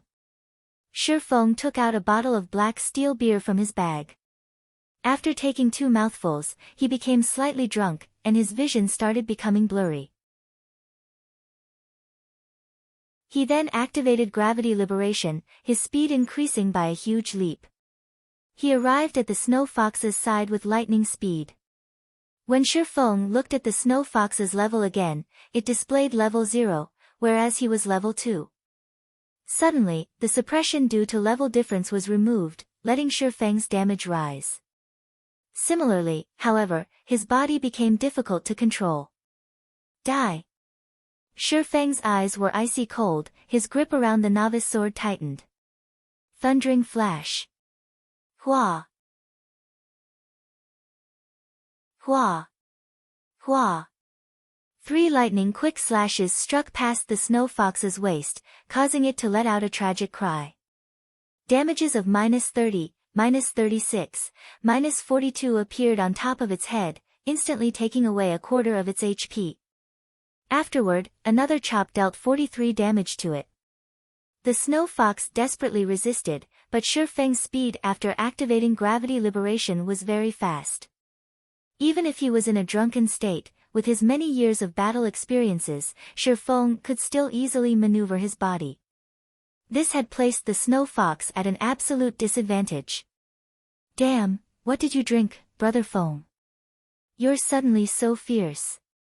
Blackie's eyes nearly popped out of their sockets as he saw Shifeng's cheat-like performance. At this moment, the fierce snow fox had become Shifeng's plaything. It had 0 chance at resisting.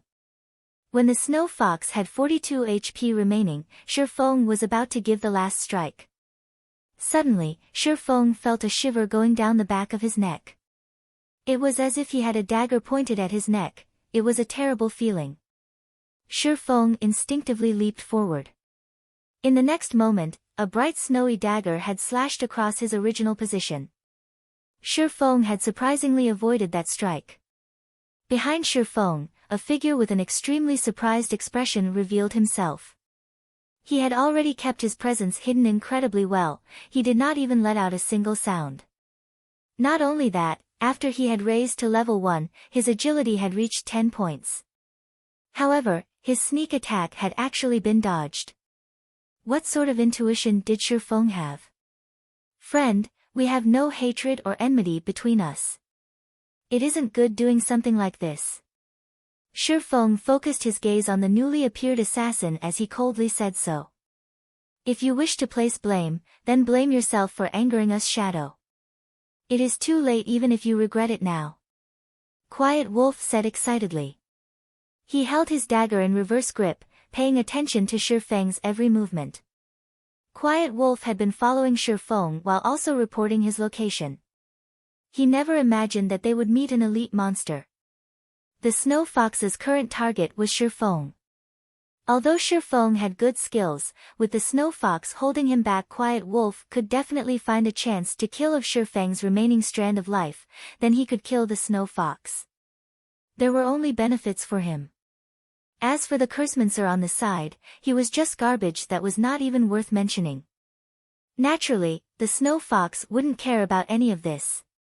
It just knew that it had to kill Shifeng. The snow fox suddenly bellowed, its snow-white skin turning into a flaming red. Its body also increased in size and its HP rose by 20%. Then, the snow fox activated its final skill, Tearing Bite.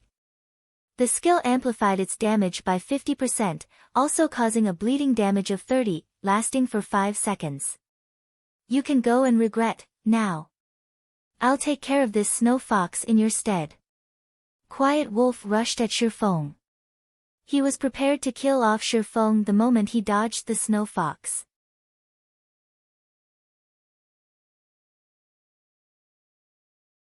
Chapter 12, A Timeful Parry. System: player Quiet Wolf has attacked you and entered a yellow name state. Duration of 1 hour. Any players who attack yellow name players will not receive any penalty. Shifeng only had 31 HP remaining. Being attacked from both sides by the Snow Fox and Quiet Wolf put Shifeng in a very dangerous position. Despicable. Standing at a distance, Blackie scolded Quiet Wolf for sneaking an attack at such a moment. However, he couldn't change a thing about it. The two of them were too far apart. It was too hard for him to land a hit on Quiet Wolf. He could only aim his attack on the Snow Fox, hoping to kill it off a second earlier and not letting Quiet Wolf profit off of them.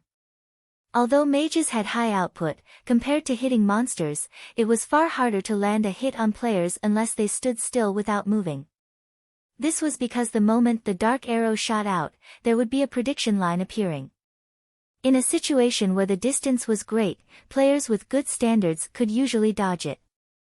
If it was an expert, then dodging it would be a piece of cake. Just as the Snow Fox and Quiet Wolf were about to rush up, the corners of Shifeng's mouth revealed a cold smile. He had been interacting with Quiet Wolf in shadow for years now, so he was extremely familiar with Quiet Wolf's strengths and habits. Shifeng took 2 steps back, forming a perfect triangle between the Snow Fox and Quiet Wolf. Shifeng gripped the novice sword tightly in front of his chest. He stood there without moving as he awaited the arrival of their attacks. Did he give up? Quiet Wolf started looking down on Shifeng when he saw Shifeng preparing to block with his sword. Although players could reduce the damage received by defending the attack, the Snow Fox was an elite. Even if Shifeng could defend it, the attack would still cause around 50 damage. With just 31 HP remaining, Shifeng couldn't even take a hit. The Snow Fox was a step ahead, biting towards Shifeng. Tearing bite. Just in time. Instead of retreating, Shifeng advanced. He rushed towards the Snow Fox. The novice sword blocked the Snow Fox in its mouth. Using the life-saving skill parry, Shifeng could block a frontal attack once. Shifeng then continued by lifting the Snow Fox. The Snow Fox had low power, so Shifeng had easily tossed it towards Quiet Wolf. Everything happened too quickly. Quiet Wolf, who was rushing towards Shifeng, could not react in time. In an instant, his shoulder was bitten by the Snow Fox. A damage of -164 appeared on Quiet Wolf's head.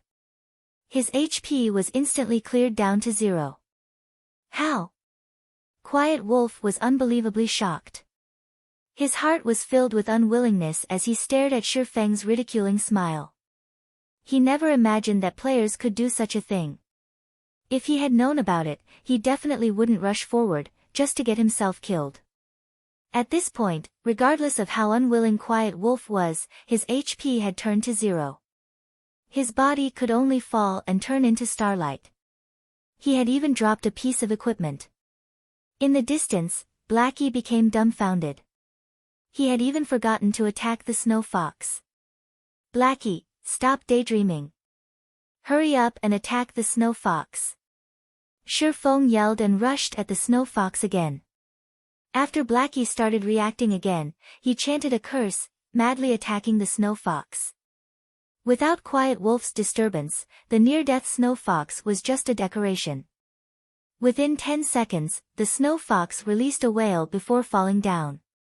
System: Rare Elite Cunning Snow Fox killed. Obtained 130 EXP. Shifeng was level 2 now, so this amount of EXP was nothing to him. What Shifeng was concerned about was the loot. Rare elites were the love of all gods' domain players because of their shocking drop rates. Furthermore, this was the first kill of the Snow Fox, so the loot must be even better. It can't be. It actually dropped a weapon. Shifeng obtained a staff and arm guard. Blackwood Staff, Bronze rank. Level 1. Equipment requirements: Strength 5. Attack power +8. Intelligence +3, Vitality +1, Mana +30. Durability 2020. This equipment would greatly strengthen a mage. Not only was its attack power high, it even gave an additional 3 intelligence. If a mage equipped it, then their damage might increase up to 2 levels. Fox skin gloves, common rank, leather armor. Level 1. Equipment requirements, strength 3. Defense plus 4. Durability 20/20. On the other hand, Quiet Wolf had contributed a pair of level 0 common leathered shoes with plus 3 defense. And here I thought it was some grey trash equipment. It seems Quiet Wolf's luck isn't that bad, being able to obtain a piece of common equipment. Shifeng had a different view of Quiet Wolf now. Obtaining a piece of common equipment at the starting period of the game definitely depended on luck. However, Quiet Wolf's luck now benefited Shifeng instead. Swordsman could wear both plate armor and cloth armor. Now that Shifeng had 2 of these new items, his defense had increased by a lot. Blackie, your equipment. Shifeng passed the Blackwood staff to Blackie. However, Blackie did not receive the equipment. He had a hesitant look on his face. Killing the snow fox depended entirely on Shifeng. Blackie wasn't of much help, yet he had received the best equipment, a piece of bronze equipment no less. At this stage of the game, there weren't many players capable of owning such an item. It was extremely valuable. What's happened to you? Aren't we good brothers? Why are you being courteous with me? Besides, you're a cursemancer. Once you've reached level 1, you can fully exert the staff's greatest capabilities. With that, we can level even faster. Shifeng said in a serious tone as if he knew what Blackie was thinking. After some thought, Blackie was able to make sense of it. He no longer refused it, saying, "Thanks. I'll definitely use it properly. Now. That's much better." Shifeng laughed, "Let's go. We're going to Dark Moon Valley. Red Leaf Town." Quiet Wolf, what were you even doing? Not only did you die, you've even dropped a piece of expensive equipment. Do you know how precious that equipment is? Flaming Tiger snapped as he cursed. Quiet Wolf's expression was as gloomy as dark water. That pair of shoes was something he had obtained after grinding for 7 hours, and now he had actually lost it. Even his heart was bleeding right now. Although he had wanted to explain, he did not know how to. Should he say how he was toyed with by Shifeng? That wasn't something he was willing to admit. However, even if he wanted to snatch the equipment back, he wasn't an opponent for Shifeng. "Brother Tiger, I discovered a rare elite in the wild. I didn't think I would be discovered by that kid when I was about to kill off the elite. That kid had even brought along another person. In a 1 versus 3 situation, I wasn't their opponent at all." Quiet Wolf pretended to be enraged as he turned black into white. He continuously tempted Flaming Tiger. That brat should have killed the rare elite by now. He must have obtained some good equipment. They were on the path towards Dark Moon Valley.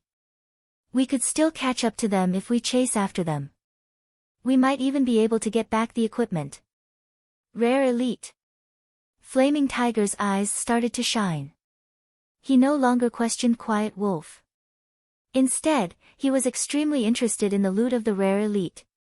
He said excitedly, "Let's go. We'll immediately chase after them. They actually dare to steal my equipment. I will make them regret even playing God's domain." Within a short moment, Flaming Tiger gathered all the members of Shadow Workshop present in Red Leaf Town. He brought along 11 workshop members and rushed towards Dark Moon Valley. No matter what, he wanted to kill off Shifeng and obtain his equipment. At this moment, Shifeng and Blackie had already arrived at Dark Moon Valley. There was a smithy beside the flowing creek. Shifeng and Blackie quietly stood in front of it. They were looking at a bare-chested, middle-aged uncle. In his hand, the man wielded a steel hammer.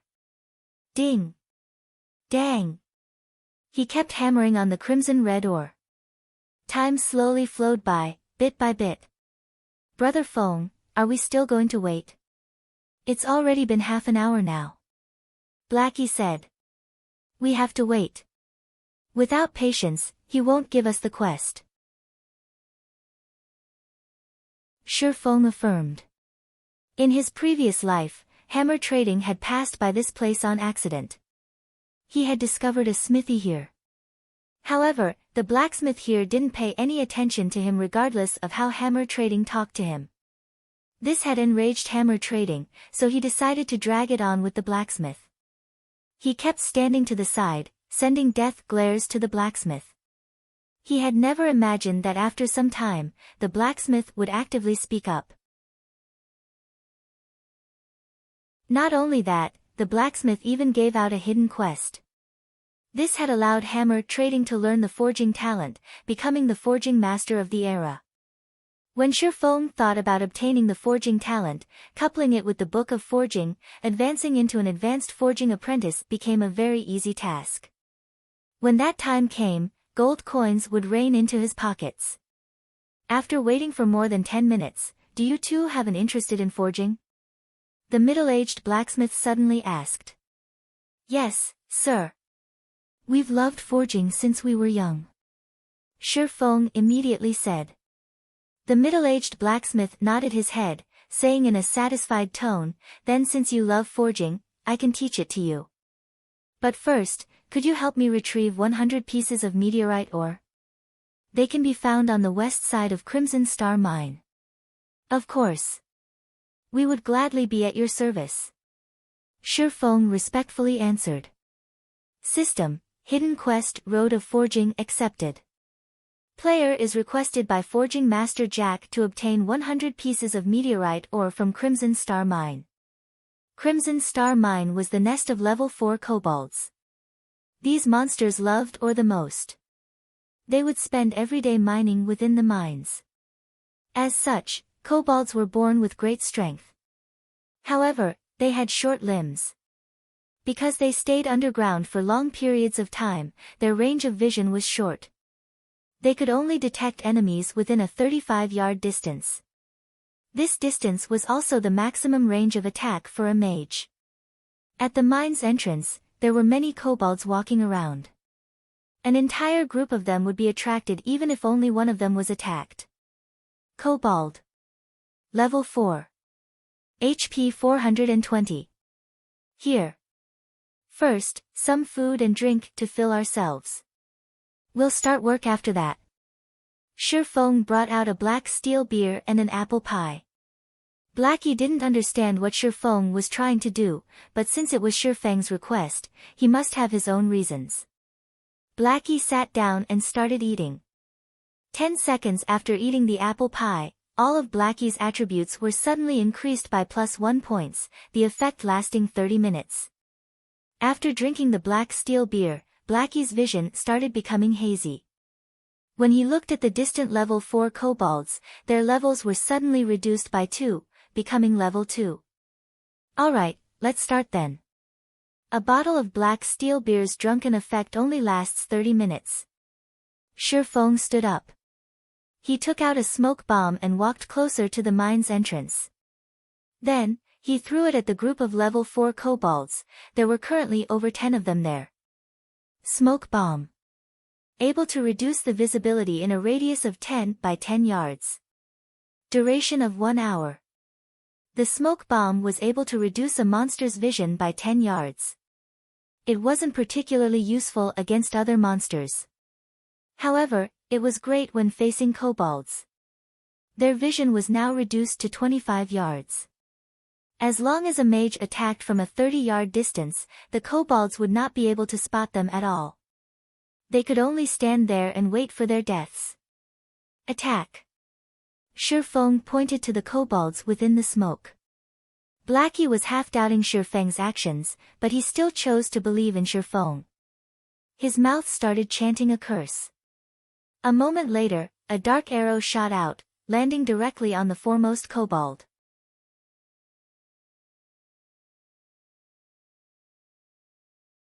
Chapter 13, Blackie's Good Luck. The kobold within the smoke was hit, 21 damage appearing above his head. The kobold became furious after being inexplicably attacked. Like a searchlight, the kobold looked around in all directions with his blood-red eyes. Such an action had also caused the other kobolds to start being on guard. Within the forest, Blackie's heartbeat kept on speeding up. He was extremely panicked. Although the kobolds looked to be level 2, their attributes 100% belonged to a level 4. Drinking the black steel beer allowed a player to become drunk, significantly increasing the player's courage. As a result, all enemies seen by the player would have their levels reduced by 2. However, this would not reduce the kobolds' attributes. If these kobolds came rushing at them, only death awaited Shifeng and Blackie. Yet, Blackie's worries were for naught. The attacked kobold looked at its surroundings. However, it did not discover any enemies. After whining for a bit, it returned to its original state. The other kobolds also stopped paying attention to their deranged companion as they continued walking about. Relax. They won't attack us as long as you maintain a 30-yard distance. Shifeng clapped Blackie's shoulders as he confidently commented. He had been planning all this ahead of time. Otherwise, he wouldn't have spent that much money buying all those items. Blackie became even more courageous after Shifeng's encouragement. He continuously chanted curses and shot out dark arrows. The kobold only had 420 HP, and it couldn't withstand Blackie's bombardment at all. After receiving more than 20 dark arrows, it breathed its final breath. Meanwhile, the other kobolds by its side did not show any reaction at all. Blackie became excited when he saw the first kobold fall. He had killed a monster 4 levels higher. Although the EXP was shared due to being in a 2-man party, the amount of EXP he received was still plenty. His experience had risen by 5% within an instant. This meant that Blackie would level up after killing 20 kobolds. He was even safe and unharmed. If the monsters did not disappear completely, their leveling speed would be terrifying. With such a great way of leveling, they would be able to rise even to level 6 very effectively. Blackie now understood why Shifeng was so confident. Even if they had wasted several hours from traveling, being able to grind on monsters here was definitely worth it. After a while, the group of 20 or so kobolds in front of the mine's entrance was cleared out completely. Blackie had also raised to level 1. After he equipped the Blackwood staff and added all his free ability points into intelligence, his damage was increased by a large leap. He could now take away 45 HP from the kobolds in a single hit. Meanwhile, the group of kobolds had dropped 12 copper coins and a level 3 common cloth armor. There were also 5 pieces of meteorite Oregon. Blackie's luck was quite good. According to what Shifeng had known, the drop rate of meteorite ore from the kobolds was not high, only 1 would drop out of 10 of them. Nearly 1,000 kobolds needed to be killed to obtain 100 pieces of meteorite Oregon. Now, however, just a group kobolds had given them 5 pieces of meteorite Oregon. After storing the drops, Shifeng went on to lure more monsters. With the advantage of his 16 agility, Shifeng's speed was faster than the kobolds. Within moments, he had lured over 30 kobolds. He also maintained the distance of around 20 yards, but not exceeding 25 yards. When he had lured all the kobolds into the smoke cloud, Shifeng increased his speed abruptly. He quickly distanced himself over 25 yards from the kobolds, causing them to lose their target. After losing their target, the kobolds stood on the spot in a daze. Blackie, who stood over 30 yards away, took the chance to attack. The group of over 30 kobolds took less than 10 minutes to be cleared. They dropped another 21 coppers and 6 pieces of meteorite Oregon. Shifeng and Blackie's experience also greatly increased. In such a way, Shifeng continued luring monsters while Blackie continued dealing damage. Although the process felt mechanical and boring, Blackie was not complaining one tiny bit. On the contrary, he became even more vigorous with each kill. He wished he could just kill all day without resting. After an hour, Blackie's level had also risen to level 2. His dark arrow rose to level 3, and his damage went from more than 40 to more than 60. Such a rocket-like leveling speed made him speechlessly happy, giving him even more motivation to aim for level 3. Their kobold killing efficiency also increased by quite a bit with Blackie's greatly improved damage. The only downside was the increase in MP consumption following the dark arrow's level up. Fortunately, there was the magic water that Shifeng had bought. With it, Blackie could fully regenerate his MP before Shifeng had lured a new group of monsters, allowing him to deal damage without pause. Meanwhile, Shifeng was observing Blackie's condition while he lured a suitable number of kobolds. Other than that, he was just picking up the loot. The number of copper coins and meteorite ore were steadily increasing. After another hour of Blackie's effort, they had managed to collect 73 pieces of meteorite ore, 6 pieces of common equipment, and 264 coppers. They would be able to gather the remaining meteorite ore if they grinded for another hour. The system notification rang out just at this moment. System, player Lonely Snow has sent you 10 coppers. Subsequently, Shifeng received a communication request. The person contacting him was Lonely Snow. You are.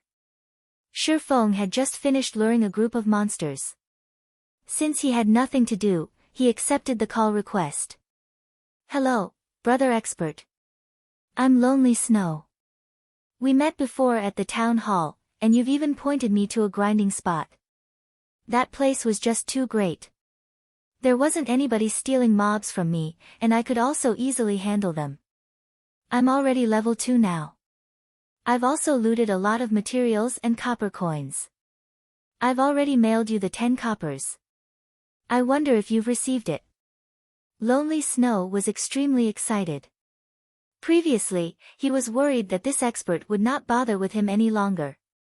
This was because experts were usually very proud, they wouldn't even look at minor characters like him. Lonely Snow had earned over 60 coppers from that treasured location he purchased. His level had even risen to level 2, leading the other players by quite a lot. Spending 20 coppers for this were definitely worth it. So it was you. I've received the 10 coppers. Shifeng only remembered about it after being reminded. Indeed, there was such a matter. However, that was when he needed the money to kill the town mayor a little earlier, so he had just casually given out some pointers. He didn't really mind regarding the remaining 10 coppers. Brother expert, the level 2 dungeon Deathly Forest has already been opened, so I wanted to invite you to dive into the dungeon. My friends are all veterans, and they're all level 2 now. They will definitely not drag you down. Of course, all swordsman equipment obtained from the dungeon will belong to you. Do you perhaps have the time? Lonely Snow was slightly nervous. Experts usually disdained bringing along other people, especially rookie newbies. It was the reason why Lonely Snow mentioned that there were level 2 veterans in the party. He was afraid Shifeng would just outright reject him. Deathly Forest? Shifeng had a deep impression of this dungeon. As long as the number of level 2 players in Red Leaf Town reaches a certain amount, the first level 2 dungeon in Red Leaf Town, Deathly Forest, would be opened. Along with the Deathly Forest's opening, players of God's Domain were made known to the difficulty of dungeons. Deathly Forest was only conquered after many players had reached level 4 or 5. Meanwhile, Deathly Forest's true purpose was to increase the number of skills a player could possess. The monsters within the dungeon mainly dropped the basic skill books for every job. However, the most precious item within the dungeon was the forging design. Only the final boss, Werewolf Fellet, dropped it with a very low probability. Shifeng was very interested in this forging design. If he could learn it, then he would be able to further progress in his plans. Fine. However, I have a condition of my own. I will be bringing a cursemancer, so all cursemancer and swordsman equipment will belong to me. Also, I want all materials and design papers that the boss drops. If you all are willing to agree to this condition, then I can go with you. Shifeng had just casually asked for the majority of the profits. However, he did not feel anything wrong with it. This, Lonely Snow started sweating all over after hearing Shifeng's condition. As expected, an expert's asking price was definitely high. However, when Lonely Snow considered the strengths of a beta tester, he still reluctantly agreed, "All right then, I agree. I'll tell it to the others." "Expert, when will you be free to come?" "We'll meet at the dungeon's entrance in another 2 or so hours." Shifeng estimated Blackie's killing speed. In over an hour, they would definitely be able to finish gathering the 100 pieces of meteorite Oregon. "That's good. Then I'll start preparing over here. I'll see you at the dungeon's entrance, brother expert." Lonely Snow ended the call, a heavy weight being freed from him. At this moment, there were 3 other people standing beside Lonely Snow. Every one of them was level 2. "What did that expert say?" a handsome ranger asked. Lonely Snow explained it to them word for word. "What dog's fart expert? He's just here to take advantage and rip off equipment from us. What's the point of inviting him? If we add another 2 damage dealers, we can enter the dungeon all the same," a shield warrior angrily cursed. The male cleric standing at a side curled his lips, saying in a bad mood, "Then he's saying that all mage-class equipment belongs to his friend." Lonely Snow advised, "That person is a real expert. He's also a beta tester. He definitely has a deep understanding of the dungeon. He might even be able to guide us through it. Don't you all want to clear the deathly forest?" "So, what if he's a beta tester? He just had an extra month of experience in God's domain and a rough understanding of it. Besides, the data has long been changed after the game's official release. Even if he knew a lot about the Deathly Forest, how much use could there be?" The shield warrior asked in disdain. He felt that those beta testers were only lucky. Their actual skills and strength might not even be comparable to them. "We'll see how it goes after they arrive. If it's no good, then by that time there will be a lot more level 2 players. It won't be too late, even if we find someone else by then," the leading ranger said. After hearing this ranger speak, the others nodded their heads in agreement. At this moment, there was a flash of light in Dark Moon Valley. Shifeng had finally raised to level 3. Unfortunately, the leaderboard for levels had yet to be opened. Otherwise, he would definitely be ranked first on Red Leaf Town's leaderboard for levels. Finally level 3. Shifeng hurriedly added 4 attribute points towards agility, letting his agility reach 20 points. System: player's agility has reached 20 points. Activating agility hidden basic skill Fast and Nimble. Fast and Nimble, active. When activated, possess a body exceeding the normal man. Body's degree of freedom is completely released. Shifeng suddenly felt a gush of strength from his entire body. He also felt his body becoming unspeakably agile. His 5 senses also received a great improvement. These improvements allowed Shifeng to better exert his body's potential. Besides Shifeng reaching level 3, the last kobold that Blackie killed had unexpectedly dropped a level 1 bronze equipment, war boots. Shifeng couldn't help but admire Blackie's luck. Common monsters of level 1 to 3 would not drop any bronze equipment. The drop rate of bronze equipment from level 4 wild monsters was 1 out of 10,000. Yet Blackie had actually got it, his luck was just heaven-defying. "Brother Feng, what are the attributes? Let me see as well." Blackie said so excitedly. "The Warboots attributes are quite good." Shifeng displayed the attributes. Recruits Warboots, bronze rank, plate armor. Level 1. Equipment requirement, strength 6. Defense +8. Strength +1, endurance +1. Movement speed +1. Durability 20/20. This is too great. With this equipment, Brother Feng's speed would become even faster, Blackie happily said. Before, it was only him who obtained a bronze equipment. It had troubled him to no end. Now that Shi Feng had won as well, his heart became relieved as he said, "Brother Feng, how many meteorite ore are we still missing?" "Not many. Just 4 more pieces. We'll be okay after another wave." Shi Feng looked into his bag.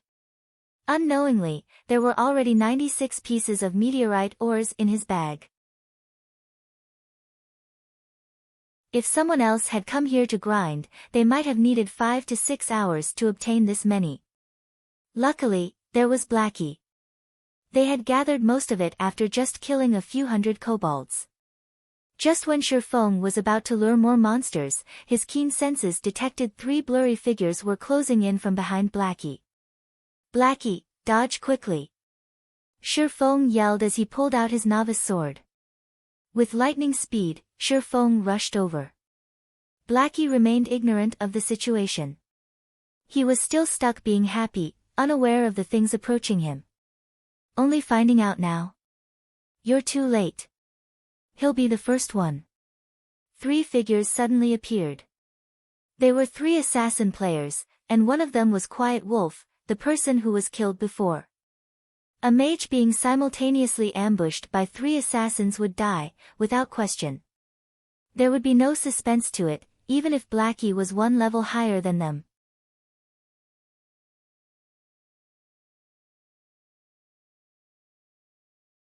Chapter 14, Extraordinary Player's Physique.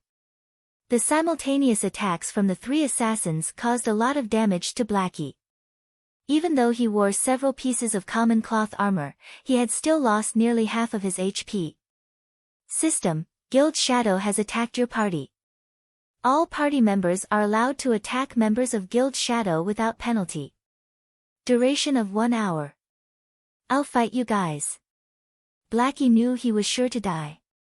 His speed was not comparable with an assassin's. However, he also wanted to retaliate before he died. Blackie started chanting a curse, firing a dark arrow towards Quiet Wolf at 0 distance. Quiet Wolf smiled in disdain. Although the arrow was unavoidable, he still had 80 HP at level 0. How strong could a Cursemancer's attack be? Could it possibly instant kill him? Hong! The dark arrow hit Quiet Wolf. A damage of 76 points appeared above Quiet Wolf's head, instantly leaving him with only some leftover HP. Quiet Wolf immediately became dumbfounded after seeing such damage, his eyes nearly popping out of their sockets. The other 2 assassins were equally shocked. How is this even a Cursemancer? This was just a cannon. The person who dealt the damage was also shocked. Blackie had never imagined that the level 3 dark arrow would be so powerful. In reality, however, it wasn't just the level 3 dark arrows taking effect. There was also the high damage Blackwood staff, the aura effect of Might of 1000, and the bonus damage from level suppression. Such extreme damage was only possible with all these added together. Crap, let's kill him, brothers. His staff is definitely a mysterious iron equipment. As a veteran gamer, Quiet Wolf quickly reacted, revealing his greed towards Blackie's weapon. Blackie being able to deal such a high damage was definitely due to a mysterious iron weapon. Otherwise, he wouldn't be able to nearly instant kill Quiet Wolf. Suddenly, the other 2 assassins became full of energy as they rushed towards Blackie. Not to mention a mysterious iron weapon, they didn't even have a common weapon. If they could get Blackie's mysterious iron weapon, then they would profit beautifully. The 3 assassins attacked again, leaving Blackie with only 6 HP remaining. When they saw that Blackie was about to die, the 3 assassins became even more excited. The mysterious iron weapon was about to come into their hands. At this moment, with unbelievable movement methods, Shi Feng appeared in front, blocking Blackie. 3 sword strikes blocked the attacks from the 3 assassins, creating 3 sparks. All 3 assassins were sent flying backward. Before the assassins could get over their shock, streaks of thunder appeared within their vision. 3 streaks of thunder struck the assassins that were still floating in midair. Damages of -32, -41, -50 appeared on all 3 of their heads, all of their HP dropping to 0. Their bodies turned into starlight and disappeared within an instant. Because assassins had low defense and were under level suppression, the effect of a level 2 thundering flash was extremely horrifying. Brother Feng, Blackie became dumbfounded as he looked at Shifeng's back, dumbly saying, "Are you Brother Feng?" Everything had happened all too quickly. Shifeng had suddenly appeared and swung his sword 3 times, blocking 3 attacks from different directions. Then, he had followed it up with a thundering flash. All of these actions had been carried out within an instant. It was so fast that the assassins could not even react. Shifeng's actions and reactions were just inhuman. If Blackie wasn't familiar with the Shifeng in front of him, he might have even thought it was someone else pretending to be Shifeng. After sweeping his gaze around, Shifeng discovered 8 players surrounding them. Leading these players was Flaming Tiger. Shifeng no longer dared to stay behind, hurriedly saying, "Why are you still in a daze? Let's go." Shifeng had activated fast and nimble, completely releasing his body's degree of freedom. However, even though he had a constitution that could keep up and react to his thoughts, his actual body's attributes were too low. He had a very hard time controlling his body, and it was also mentally taxing. Taking explosive maneuvers 2 to 3 times was still possible, but doing it long-term was definitely too much. The enemies also consisted of numerous healers and jobs that equipped plate armor. Shifeng and Blackie's only choice, now, was to run away. Blackie continuously nodded his head. "Everyone go at them. You must definitely get me my bronze equipment and take over this mine." Flaming Tiger licked the corner of his lips. He was extremely excited. He did not mind the death of the 3 assassins at all. Originally, Flaming Tiger was still burning with rage. They had spent hours at Dark Moon Valley searching for Shifeng and his partner, causing their leveling speed to fall greatly. However, they had accidentally discovered Shifeng and Blackie grinding monsters. At first, Flaming Tiger had wanted to immediately surround and kill the 2. However, when he saw Blackie utilizing the smoke cloud at the cave's entrance to kill the level 4 kobolds, Flaming Tiger nearly died from excitement. His hatred towards Shifeng had also reduced by a large half.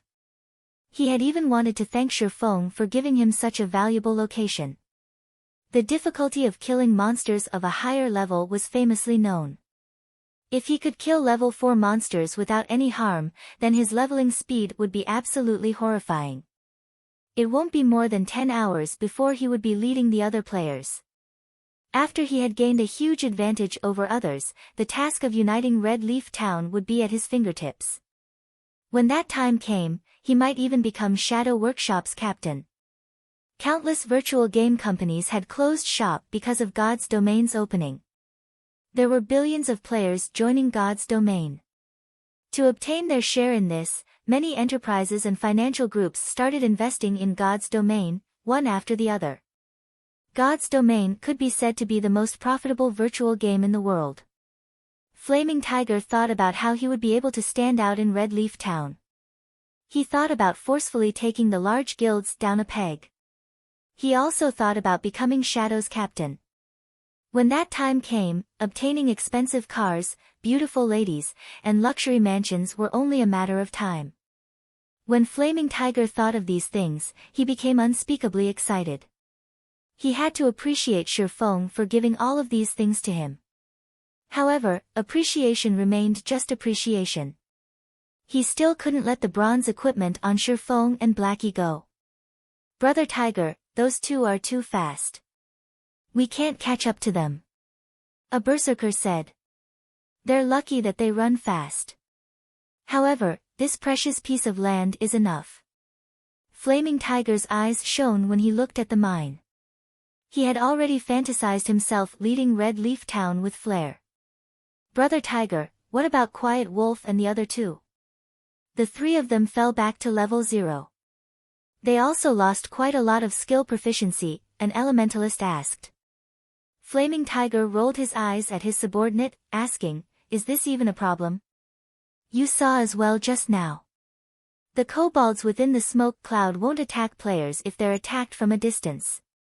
Those are level 4 monsters. Leveling will be easy, so hurry them over here. Brother Tiger is still the smart one. Being able to find such a precious spot, Brother Tiger will definitely become the number 1 person in Shadow. The elementalist started bootlicking Flaming Tiger. Scram! Number 1 person in Shadow. I am the number 1 person in God's domain. Flaming Tiger angrily responded. The other members of Shadow also agreed, one after another, laughing at the elementalist for licking on the wrong boot. A moment later, 3 mage players started attacking from a distance. As for the other players, they lured the monsters into the smoke cloud. Under Flaming Tiger's command, they started killing the kobolds in an orderly manner. Great, this is just great. Even after sharing a kobold's EXP with so many people, my experience still increased by 2%. Brother Tiger, this is really fantastic. These monsters also drop ore and a lot of money. Not only that, but these kobolds also respawn quickly. We can grind here without limits until we reach level 6. By that time, we Shadow will definitely become Red Leaf Town's number 1 guild. The members of Shadow started laughing happily. It wouldn't take many hours before every one of them reached level 6. It was already great just imagining how they would suppress the other guilds in Red Leaf Town. Ha ha ha. Consider yourselves lucky for following me. The other team leaders are nothing. When the time comes, I'll become Shadow's captain. Flaming Tiger was in a great mood. With such an increase in experience, it wouldn't take an hour before he rose to level 2, compensating for his previous losses. Meanwhile, at the nearby location of Crimson Star Mine, Blackie was grinding his teeth in anger. Brother Fong, are we just going to let this go? That was hard to obtain information that came from a beta tester, but now it's just profiting these people. I get angry just from thinking about it. These people from Shadow are just shameless. Fortunately, I didn't join them. Feng shook his head as he looked at the system panel's clock, smiling indifferently. They dare to steal my things. We'll let them enjoy it for now. In a moment, we'll let them know after happiness comes sorrow.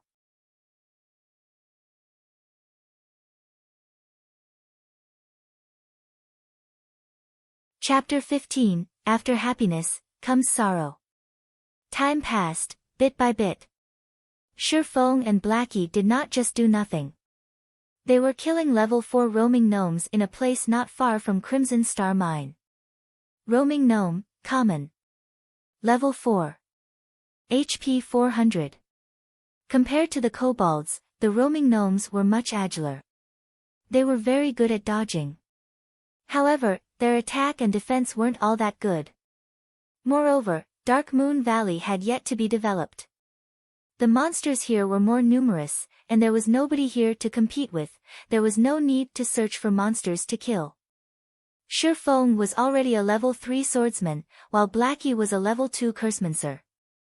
After activating Fast and Nimble, the roaming gnome's dagger had no chance of even touching Feng. As for Blackie, his damage was even fiercer after drinking a black steel beer. With Feng entangling the gnomes in the front, and Blackie dealing damage from behind, killing off the roaming gnomes became very easy. The efficiency was even better than grinding off the kobolds.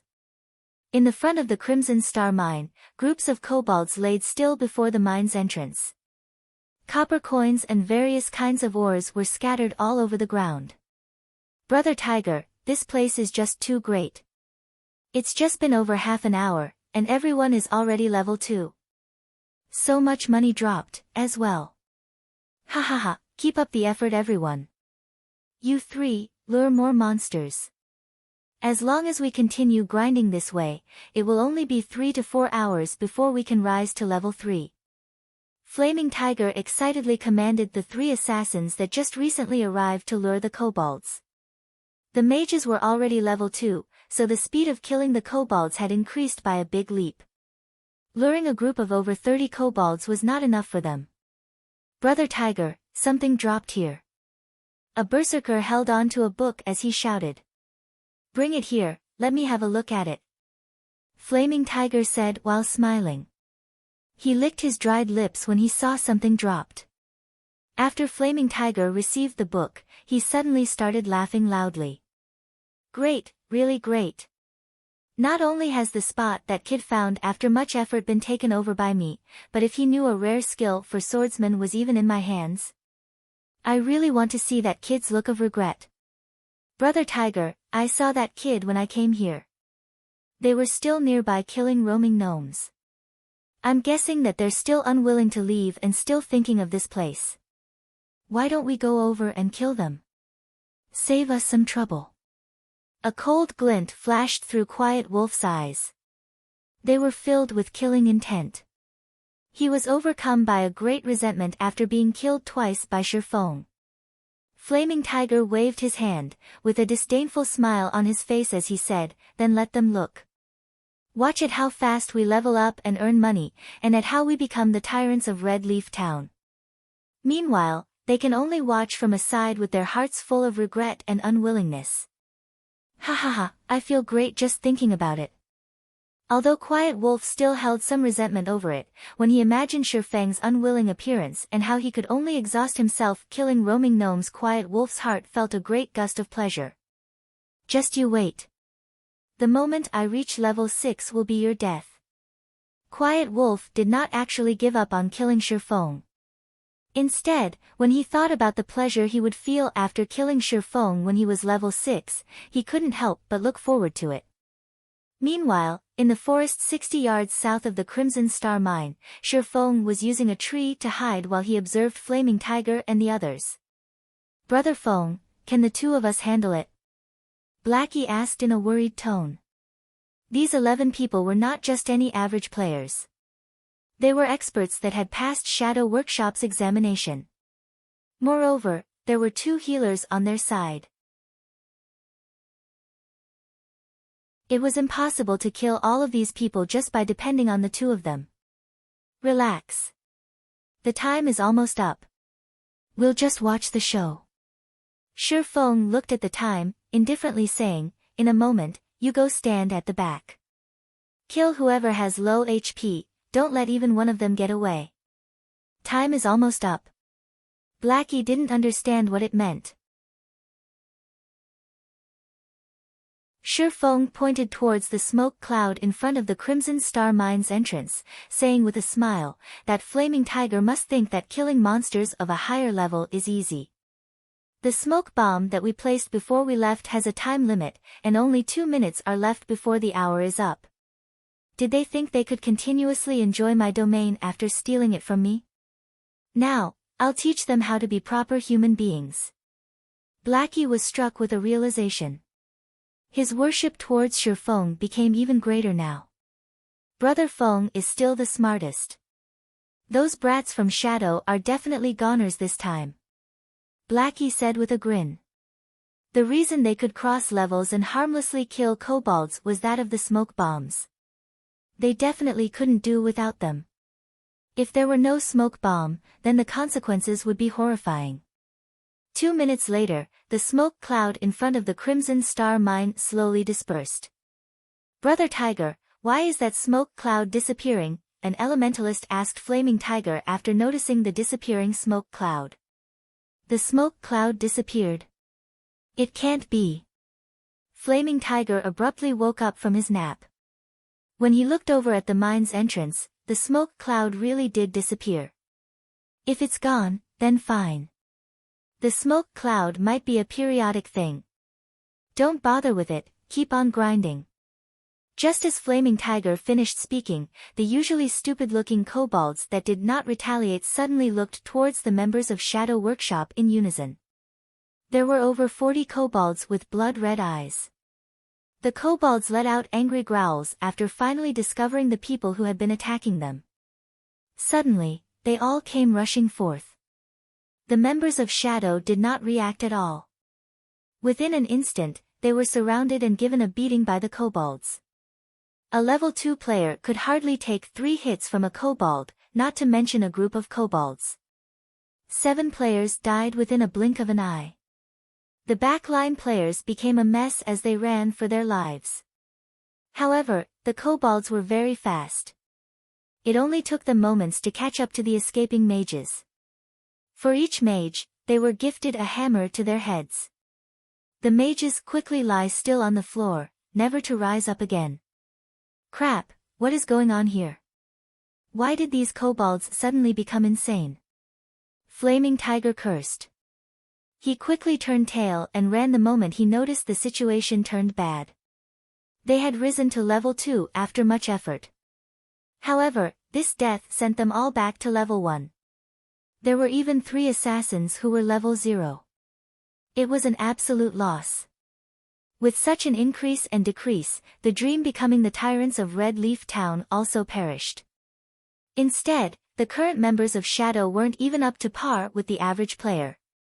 They were even further away from the other guilds. Flaming Tiger's heart started to bleed in pain. "We meet again, Brother Tycoon," Shifeng said with an indifferent smile.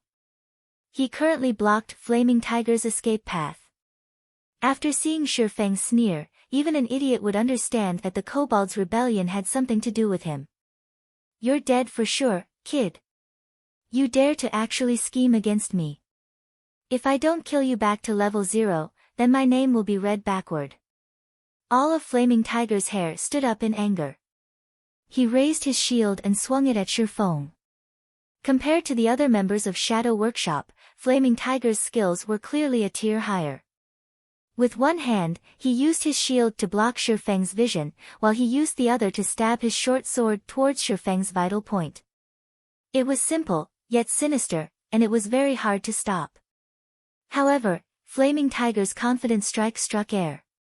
"Where is he?" Flaming Tiger fixed his gaze to the front. However, there wasn't even a shadow of a person present. "Over here." Shifeng stood behind Flaming Tiger, his sword waving down. Chop. A damage of -36 appeared above Flaming Tiger's head. His HP had instantly gone from 220 to 184. When Flaming Tiger was hit, he hurriedly spun around and used Shield Bash. However, Shifeng had long since seen through Flaming Tiger's movements. He took a step backward and spun his body around, hiding by the shield. Then, Shifeng arrived once more at Flaming Tiger's back, giving him another sword slash. Without the use of any skills, Shifeng could only deal 23 damage to a shield warrior with high defense. "You coward! Don't hide if you have the ability. I can kill you anytime I want." Flaming Tiger could not land any hits on the agile Shifeng. His HP was constantly decreasing, and only 83 points of it remained now. He had no way of dealing with Shifeng's attacks, so he decided to start ridiculing Shifeng in hopes of provoking him, allowing Flaming Tiger the chance to kill Shifeng. "Sure, I'll stand here without dodging." "Come attack me then." Shifeng answered without hesitation. Flaming Tiger silently smiled. He never imagined that Shifeng was such a fool, taking the bait with just a small amount of stimulation. "Watch how I'll toy with you to death." Flaming Tiger raised his shield and used charge at Shifeng. If Shifeng didn't dodge, then he could only take the hit forcefully. In terms of strength, Flaming Tiger wouldn't lose to Shifeng. However, only disappointment was waiting for him. Just when Flaming Tiger was 2 yards away from Shifeng, Shifeng immediately used Thundering Flash. 3 streaks of thunder went past Flaming Tiger's shield, directly landing on his body. 3 high damages appeared above Flaming Tiger's head, -28, -35, -41, his HP instantly dropping to 0. "You! Despicable!" Flaming Tiger glared at Shifeng. He was furious to the point of spitting out blood. If it weren't for himself rushing towards Shifeng on his own accord, he wouldn't have been struck by all the attacks of that skill. "Are you alright, Brother Tycoon? I said I would stand here without dodging, but I've never said I wouldn't move my hands. How could you be so gullible, even rushing over, yourself?" Shifeng spread out his arms, showing that it was all a mistake, saying, "Oh, right. I still have to thank Brother Tycoon for earning me so many ores. You've saved me a lot of time." Flaming Tiger pointed towards Shifeng, wanting to say something. However, his body had already turned into starlight and disappeared. He couldn't even utter a single word, only leaving behind a pile of ore and a single book.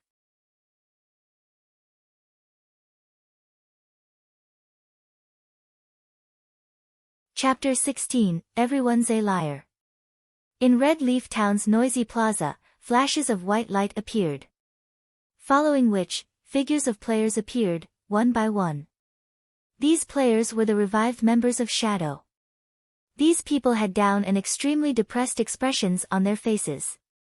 Nothing could beat the pain and entangled feeling of having recently gained something, then losing it again. Just a moment ago, they were still dreaming of becoming the tyrants of Red Leaf Town. Their levels were increasing, it was like flying. In the next second, however, they died. Not only had their levels and skill proficiency decreased, but the experience they had at level 1 was also lower than before. They were much worse off compared to the average player. Flaming Tiger's expression after reviving was even more livid. His eyes alone could eat a person alive. System, player Yifeng has killed you. You will be revived in Red Leaf Town after 3 seconds. At the same time, you will lose 1 level, and all your skill proficiencies will be reduced by 100 points. Yifeng. I will not let you off. I will definitely make you wish for death. Flaming Tiger let out an angry bellow after looking at the numbers displayed by the system. His actions had caused the other players to quickly avoid him, not daring to look at this madman. After venting for a while, Flaming Tiger ordered the other members of Shadow to check their bags, checking for the items they dropped. Although this death caused great losses for everyone, there wasn't just the EXP gained from killing kobolds. There was also loot. This was also the only thing they could be happy about. At the very least, they did not busy themselves for nothing. When Flaming Tiger took a look into his bag, a sweet taste suddenly entered his throat, he spat out a mouthful of blood. At once. Immediately. We head for Dark Moon Valley, now. I must kill that kid. Flaming Tigers bellowed, his anger reaching up to the skies. The skill book that he planned on using to ridicule Shifeng was gone. It was an extremely rare skill for swordsmen, and it was also the most valuable item they got from grinding kobolds. Now, it was gone. However, the most unforgivable thing was that the skill book had fallen into Shifeng's hands. In the end, all of Flaming Tiger's efforts had become Shifeng's gains. This was something that he would not tolerate. His hatred was something that could not be resolved, even if he were to kill Shifeng back to level 0. The other members of Shadow did not understand what had happened to Flaming Tiger. Going to search for Shifeng right now was just a futile effort. Nobody would be foolish enough to wait for them to take revenge. Shifeng would definitely slip away, snickering at them in some other place. At this moment, Flaming Tiger's system communication rang. Who is it? Disturbing me at this time, are you trying to die? Flaming Tiger cursed after the call connected. Flaming Tiger, your temper sure has grown after not meeting for a day. The voice on the other side was ice cold, as if in a furious rage. Flaming Tiger felt the familiarity of that voice. When he found the corresponding identity to the voice, his face suddenly turned extremely ugly. Brother Zhang, it is you. I'm currently educating my subordinates. I never thought Brother Zhang would contact me. Brother Zhang, please don't mind it. I wasn't speaking about you just now. Enough. I already know about your problem. Just looking at the damage you've caused towards Shadow's development in Red Leaf Town, looking at what the good you've done has accomplished towards Shadow's development in Red Leaf Town, I'll come to you immediately. From now onwards, you don't have to continue being Red Leaf Town's team leader. Silent Rain, the team's elementalist, will take over temporarily. If you're still not level 2 by the time I arrive in Red Leaf Town, then you can just get lost. Shadow doesn't need garbage. Flaming Tiger became spiritless after hearing these words. His hatred for Shifeng would never be washed away, even by the 5 lakes and 4 seas. Meanwhile, in Dark Moon Valley, Shifeng and Blackie were picking up the drops from the members of Shadow. Shifeng was currently holding the skill book dropped by Flaming Tiger. Flaming Tiger really is too generous. He had even left me such an item. Shifeng chose to learn the skill without hesitation. Wind Blade, Action Type. Requires, Sword. Level 1. Proficiency 0/300.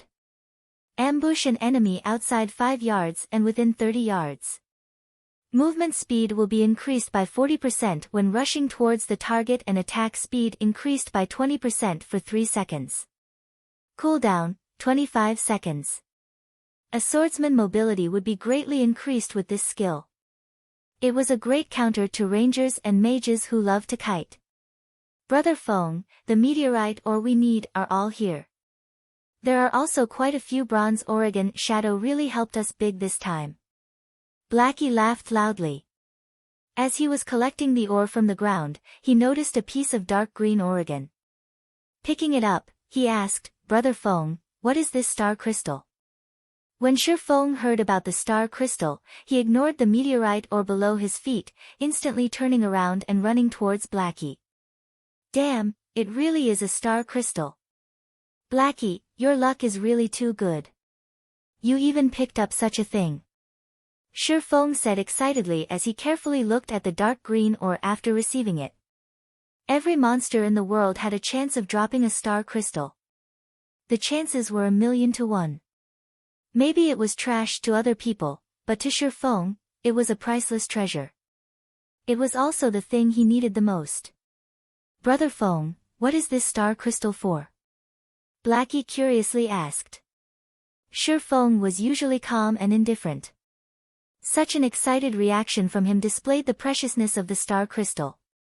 It's for eating, but not for players. Shifeng smiled slightly but did not continue explaining as he kept the star crystal. It's for eating. Blackie was slightly confused. Who would eat a rock? However, Shifeng must have his own reasons for not explaining, so Blackie did not continue asking about it.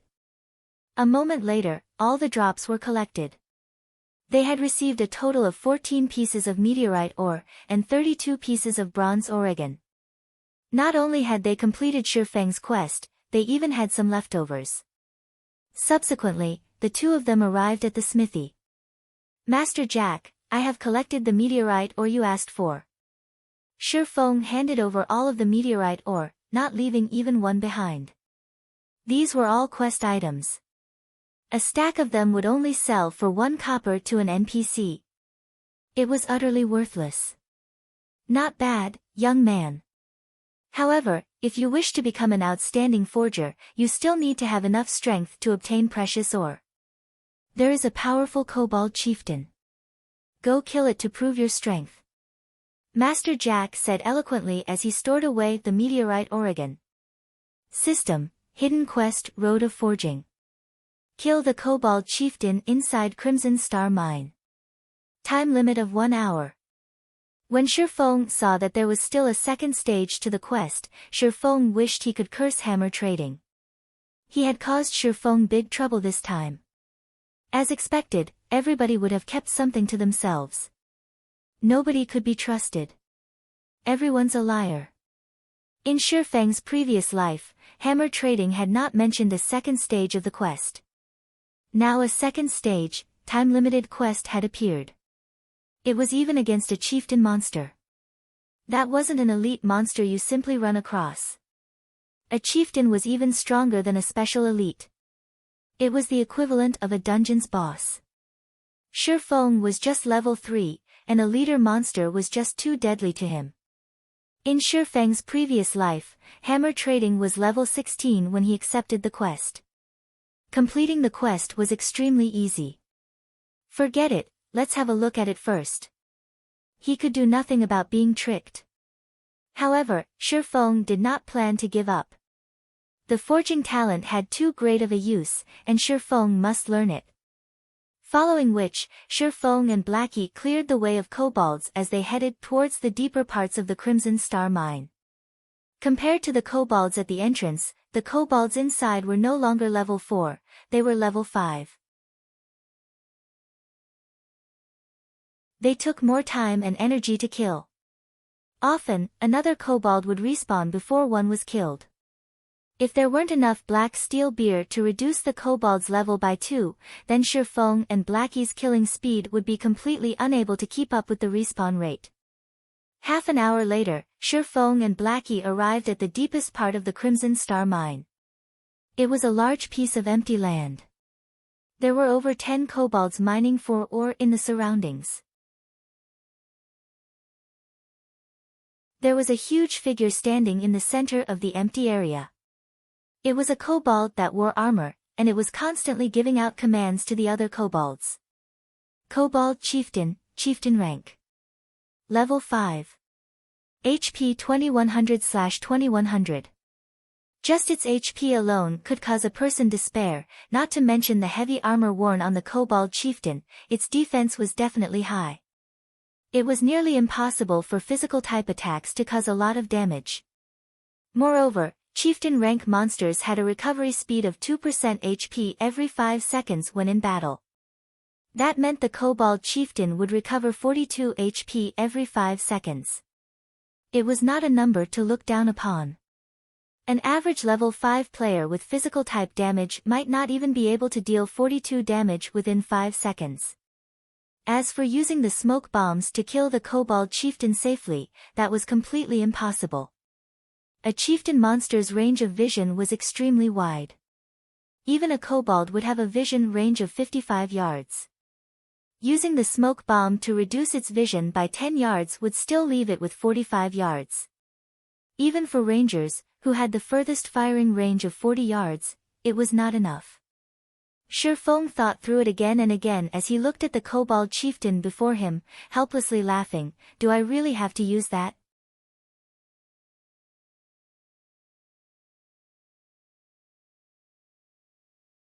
Chapter 17, Magic Weapon Released, Famed Swordsman Born. Brother Feng, can we really beat this Kobold Chieftain? Blackie had not an ounce of confidence in him when he looked at the Kobold Chieftain. Ignoring its horrifying amount of HP, the giant axe on its back was enough to terrify someone. If Blackie were hit with that axe, he would definitely turn into meat paste within an instant. I don't know. Shifeng shook his head. Plans can never keep up with change. There was not a single terrain within the mine that could be used. They could only fight the Kobold Chieftain head-on if they wanted to kill it. The Kobold Chieftain was the most powerful monster Shifeng had met up with to this point. If he had enough time, Shifeng would come here when he was level 5, with a full body of bronze equipment. He would have an 80% chance by then. However, there was little left of the time that Forging Master Jack gave him. If he wanted to finish the battle within the 20 minutes remaining, then he would need to send out a small party of level 5 elites to do so. However, there were only 2 of them. Their equipment was also poor. Trying to kill the Kobold Chieftain within 20 minutes was utterly impossible. However, there would be dire consequences if the quest was not finished. There was only one chance to do this hidden quest. If it failed, Shifeng would not be able to receive it ever again. Thus, Shifeng was even more unwilling to give up this quest. I can only try it. Shifeng unwillingly took out the magic weapon, Abyssal Blade. In his previous life, the number of magic weapons Shifeng had personally witnessed could be counted on his fingers. Anybody who had seen a magic weapon's power would be brought to submission by it. Whereas, those who could properly wield a magic weapon was as rare as a phoenix's feather. Crimson War God was one such person. He had grown to fame within a guild war that had involved over 100,000 people.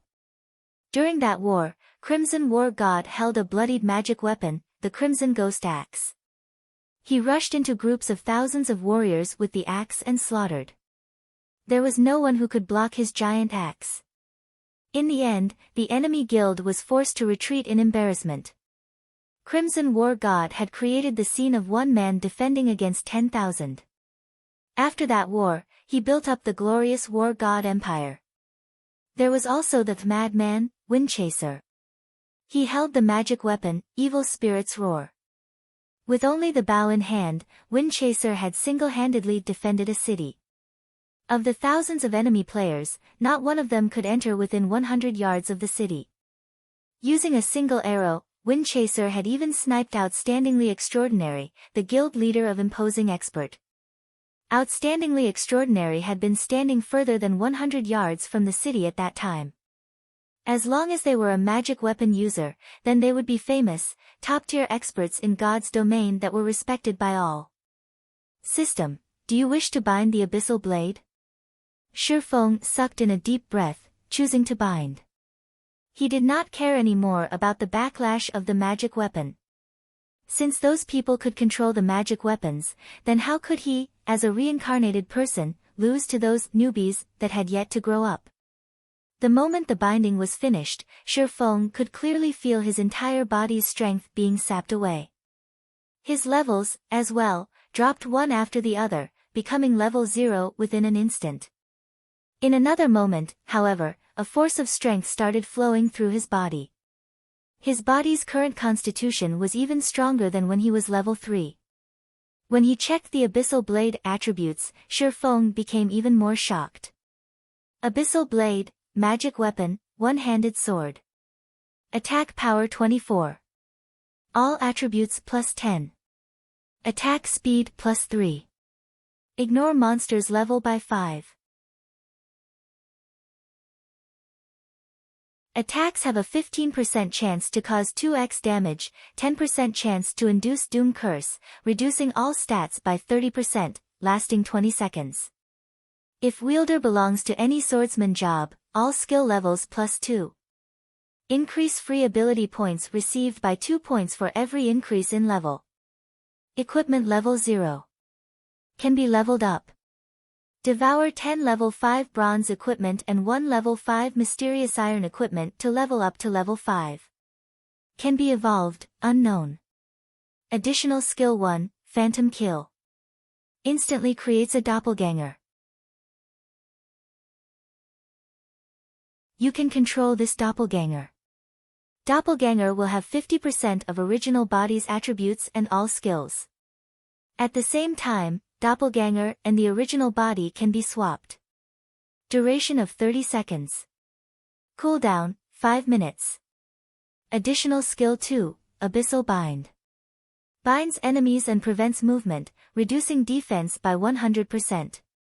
Duration of 3 seconds. Cooldown, 1 minute. Additional skill 3, 9 Dragon's Slash. Instantly create 9 phantoms of the Abyssal Blade for the wielder to use. Each phantom sword is capable of dealing up to 30% damage. Duration of 20 seconds. Cooldown, 5 minutes. The Abyssal Blade was personally created by Master Smith Alices, using the Black Dragon King's fangs as material. It is one of 36 famed swords, and it is ranked 31st. However, this sword has been cursed by the Black Dragon King. Aside from being able to provide the wielder with immense strength, there would be a backlash after a certain period of time. If the wielder is unable to suppress the backlash, the wielder will receive the curse of the Black Dragon King, permanently reducing all attributes by 50%. Unable to be dropped. Unable to be traded. Seeing such attributes and these many additional skills, the Abyssal Blade was no different than a god's weapon. However, there were still 35 of these famed swords, and the Abyssal Blade was just one of the lower-ranked ones. It was hard to imagine what kind of sword the first-ranked was. Brother Feng, please don't scare me. How did you become level 0? Glancing at Shifeng from the side, Blackie became shocked. It had already been troublesome just facing the Kobold Chieftain. Now that Shifeng had fallen back to level 0, how could they fight it? Relax. Use the smoke bombs to clear off the small mobs first. Leave the Kobold Chieftain to me. Shifeng called up the attribute panel, placing all 6 free attribute points into agility. His agility had reached 20 points exactly, activating fast and nimble. Shifeng was very eager to test his sword on the Kobold Chieftain. Character, Yifeng, Human. Affiliated Kingdom, Star Moon. Title, Might of 8,000. Job, Swordsman. Level, 0, HP, 460/460. Attack power, 72. Defense, 4, attack speed, 10. Movement speed, 8, attributes, strength 24, agility 20, endurance 22, intelligence 13, vitality 13. System, strength has reached 20 points. Activating hidden basic skill, smashing fists. Able to destroy trash weapons with bare hands. System, endurance has reached 20 points. Activating hidden basic skill, robust physique. Along with the activation of the hidden basic skills for strength and endurance, Shifeng could now utilize the full potential of his current body. He was no longer a 3-second hero. Although he was level 0, his current attack power and attributes were far above that of when he was level 3. His HP was even more awesome. It wasn't any worse than a level 5 shield warrior's HP. Not to mention Shifeng still had a bunch of high-level skills. He could definitely fight it out with the Kobold Chieftain. While Shifeng was getting used to his body, Blackie had cleared all of the kobolds in the surrounding areas, leaving behind only the Kobold Chieftain. Wait for me to pull aggro, then you can start madly attacking. Shifeng instructed. Taking a step forward, Shifeng rushed towards the Kobold Chieftain. Wind Blade. In the blink of an eye, Shifeng had arrived in front of the Kobold Chieftain. The Kobold Chieftain had yet to react before 2 streaks of black light slashed at its neck. Suddenly, blood splashed from its neck, causing the Kobold Chieftain to scream in pain. 2 frightening damages appeared above its head. -63-128. The Kobold Chieftain finally reacted. However, just as it lifted its giant axe, another sword flash passed through an unprotected area of its body. Chop. Another -105 damage appeared on the Kobold Chieftain. The power of a level 4 chop was shocking. When the giant axe landed on the ground, it created a large crater. However, Shifeng had long since retreated and followed up by using a level 4 thundering flash. 3 streaks of violent thunder passed through the Kobold Chieftain's gigantic body, creating damages of -84, -101, -123. Shifeng had taken over 600 HP away from the Kobold Chieftain after just a single exchange. The might of the famed sword, the Abyssal Blade, even shocked Shifeng himself. Blackie, who stood a distance away, was even more dumbfounded.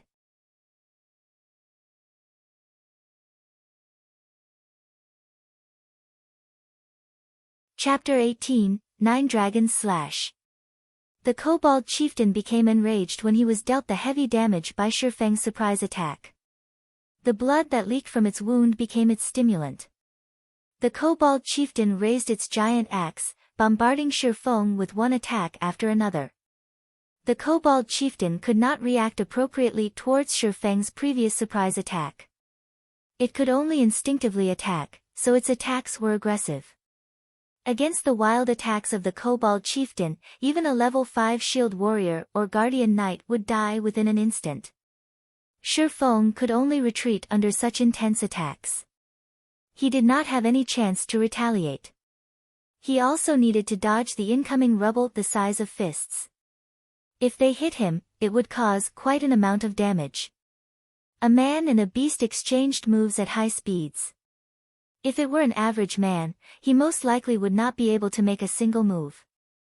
He would be halved by the giant axe, becoming very much dead. Blackie, hurry and attack it. I can't hold on for much longer. Shifeng had been dodging for a whole 7 or 8 seconds now. When he saw Blackie, having yet to attack, he shouted loudly. They were currently facing a chieftain boss, not a little elite. The attack patterns of a chieftain boss were not as monotonous as an elite's, it had a variety of attacks. The chieftain boss was a monster that possessed intelligence. It would even change its attack pattern for specific players. Couple that with a strength that was 2 to 3 times that of a normal elite, the chieftain boss was stronger than an elite by at least 4 times. Although Shifeng had only exchanged blows with the kobold chieftain for 7 or 8 seconds, it felt like several minutes had gone by.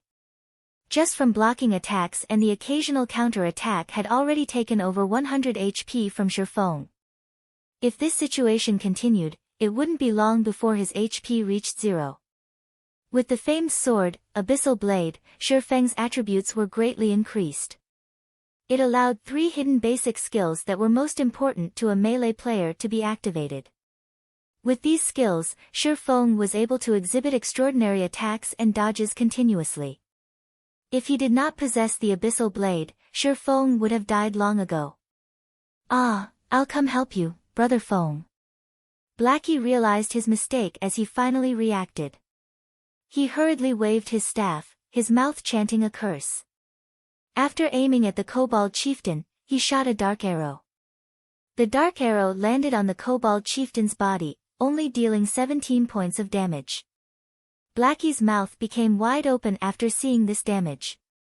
He couldn't help becoming astonished by a chieftain monster's defense.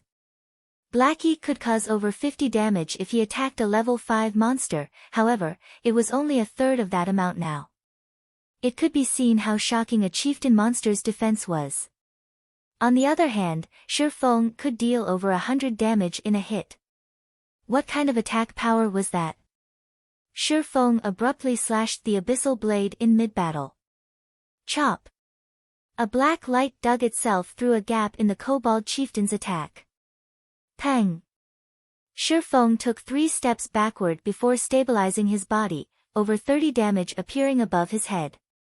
On the other hand, only the kobold chieftain's giant axe was pushed back, pausing slightly in midair. It worked.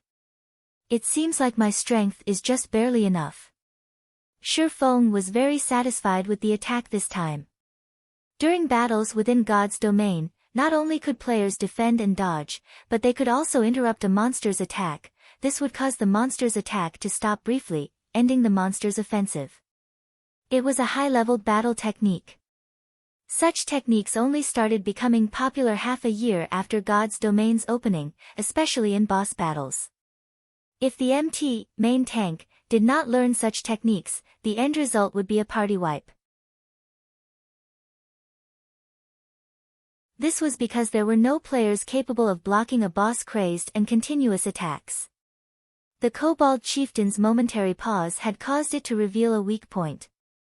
Shifeng rushed in without hesitation. Gathering all his strength into his hand, Shifeng gripped the Abyssal Blade tightly and continuously struck the kobold chieftain. 4 streaks of sword light hit the unarmored parts of the kobold chieftain. With the damage amplification effect, Shifeng's attack instantly took to 300 HP away from the kobold chieftain. Adding in Blackie's attack, the kobold chieftain only had little over 900 HP remaining. AO! AO! AO! The kobold chieftain started going into a frenzy. It threw its giant axe to a side, pulling out 2 machetes from its waist. The change in weapons caused the kobold chieftain's attack patterns to change. If the kobold chieftain was a berserker when he held the giant axe, then after wielding the pair of blades, the kobold chieftain was a dual-wielding swordsman. The kobold chieftain now combined strength with agility, no longer just using violence to oppress its opponent. The attack pattern of the pair of blades was no longer monotonous. The kobold chieftain's attack speed had a large increase as well. Just after Shifeng dodged one of the blades, the other came following behind. Shifeng hurriedly used the Abyssal Blade to block it. Dazzling sparks were created when the blade and sword intersected with each other. Shifeng's entire person was sent flying away. When Shifeng was still in midair, he saw the kobold chieftain leaping with all its might, its machete raised high for a frontal assault. Is it going all out? Shifeng was shocked, hurriedly using parry. Hong. The abyssal blade blocked the machete. However, Shifeng was like a meteorite as he fell heavily to the ground. Shifeng had thought the Kobold Chieftain's attack to be over. However, as it fell from the sky, its twin blades plunged downwards as well, with Shifeng's chest as their target. Shifeng was unable to move to dodge the attack. Phantom kill. Instantly, a doppelganger of Shifeng appeared 3 yards away from him. With lightning speed, Shifeng swapped places with his doppelganger. When the Kobold Chieftain landed, both its blades stabbed into the doppelganger's chest. The doppelganger's HP madly fell, over 300 HP disappearing within an instant. Just as the Kobold Chieftain revealed an excited smile, Shifeng appeared behind its back. The abyssal blade in his hand was also letting out a faint black glow. 9 Dragons Slash. 9 phantoms of the abyssal blade appeared, silently floating in midair and circling Shifeng. Although Shifeng could not completely control all 9 swords, using the 9 of them for a simple attack was not a problem. Shashasha. 9 abyssal blades danced as if they were playful sprites, continuously penetrating the Kobold Chieftain's body. Small values that were just over -10 continuously appeared on the Kobold Chieftain's head. Although the damage was very low, the quantity was high. Including Shifeng's chop and normal attacks, the Kobold Chieftain's HP fell close to 500 HP. Seeing the Kobold Chieftain wanting to turn around, Shifeng did not dare give it any chance for a counterattack.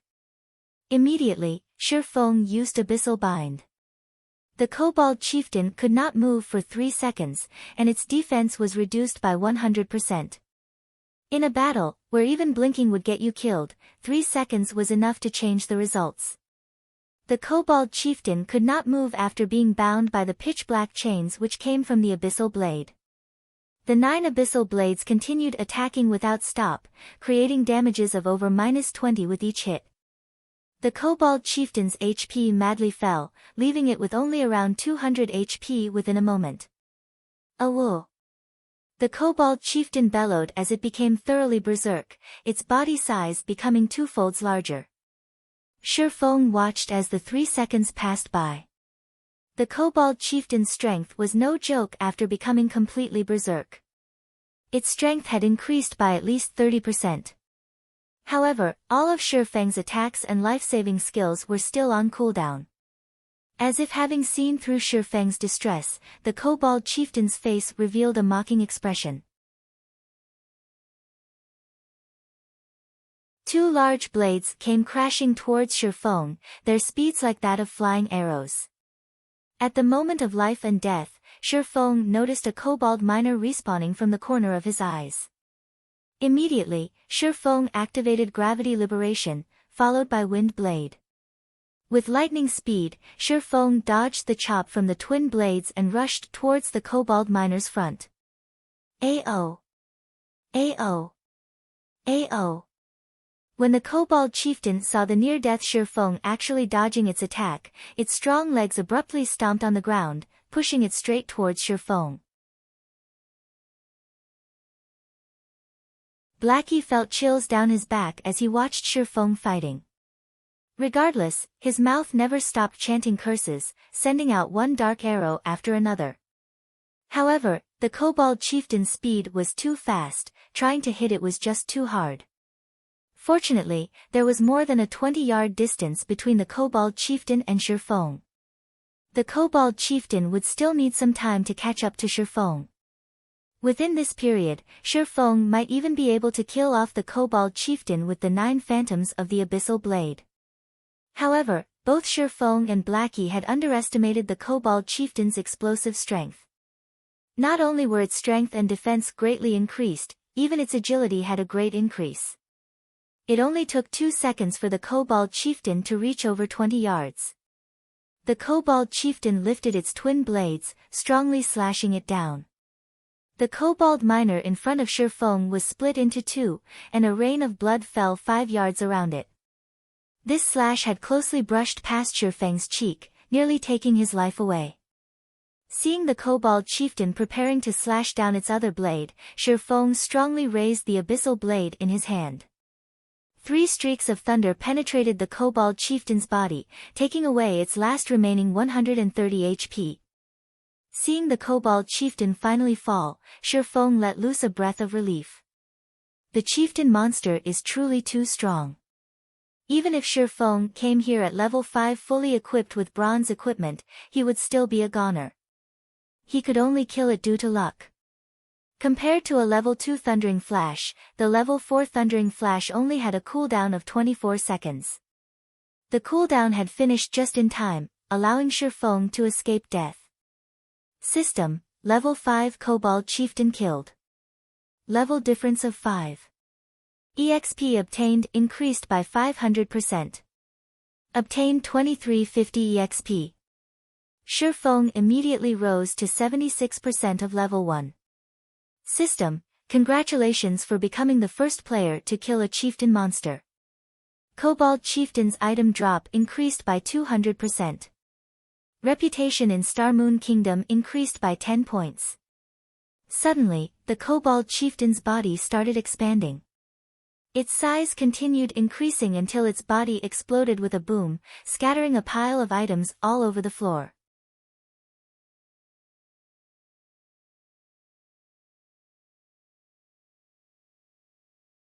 Chapter 19, Evil Whip.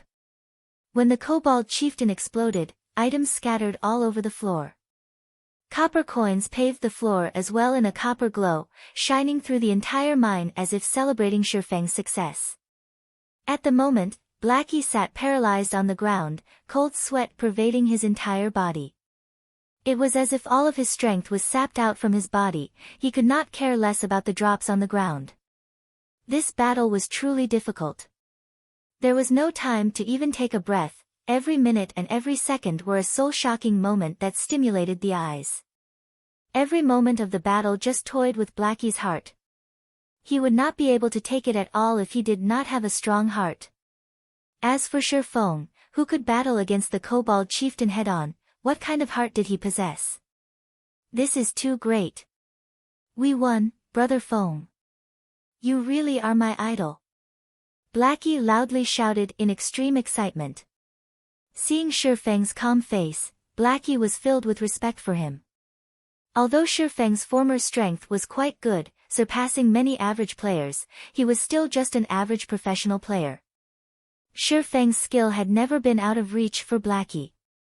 Shifeng had been previously quick to get excited.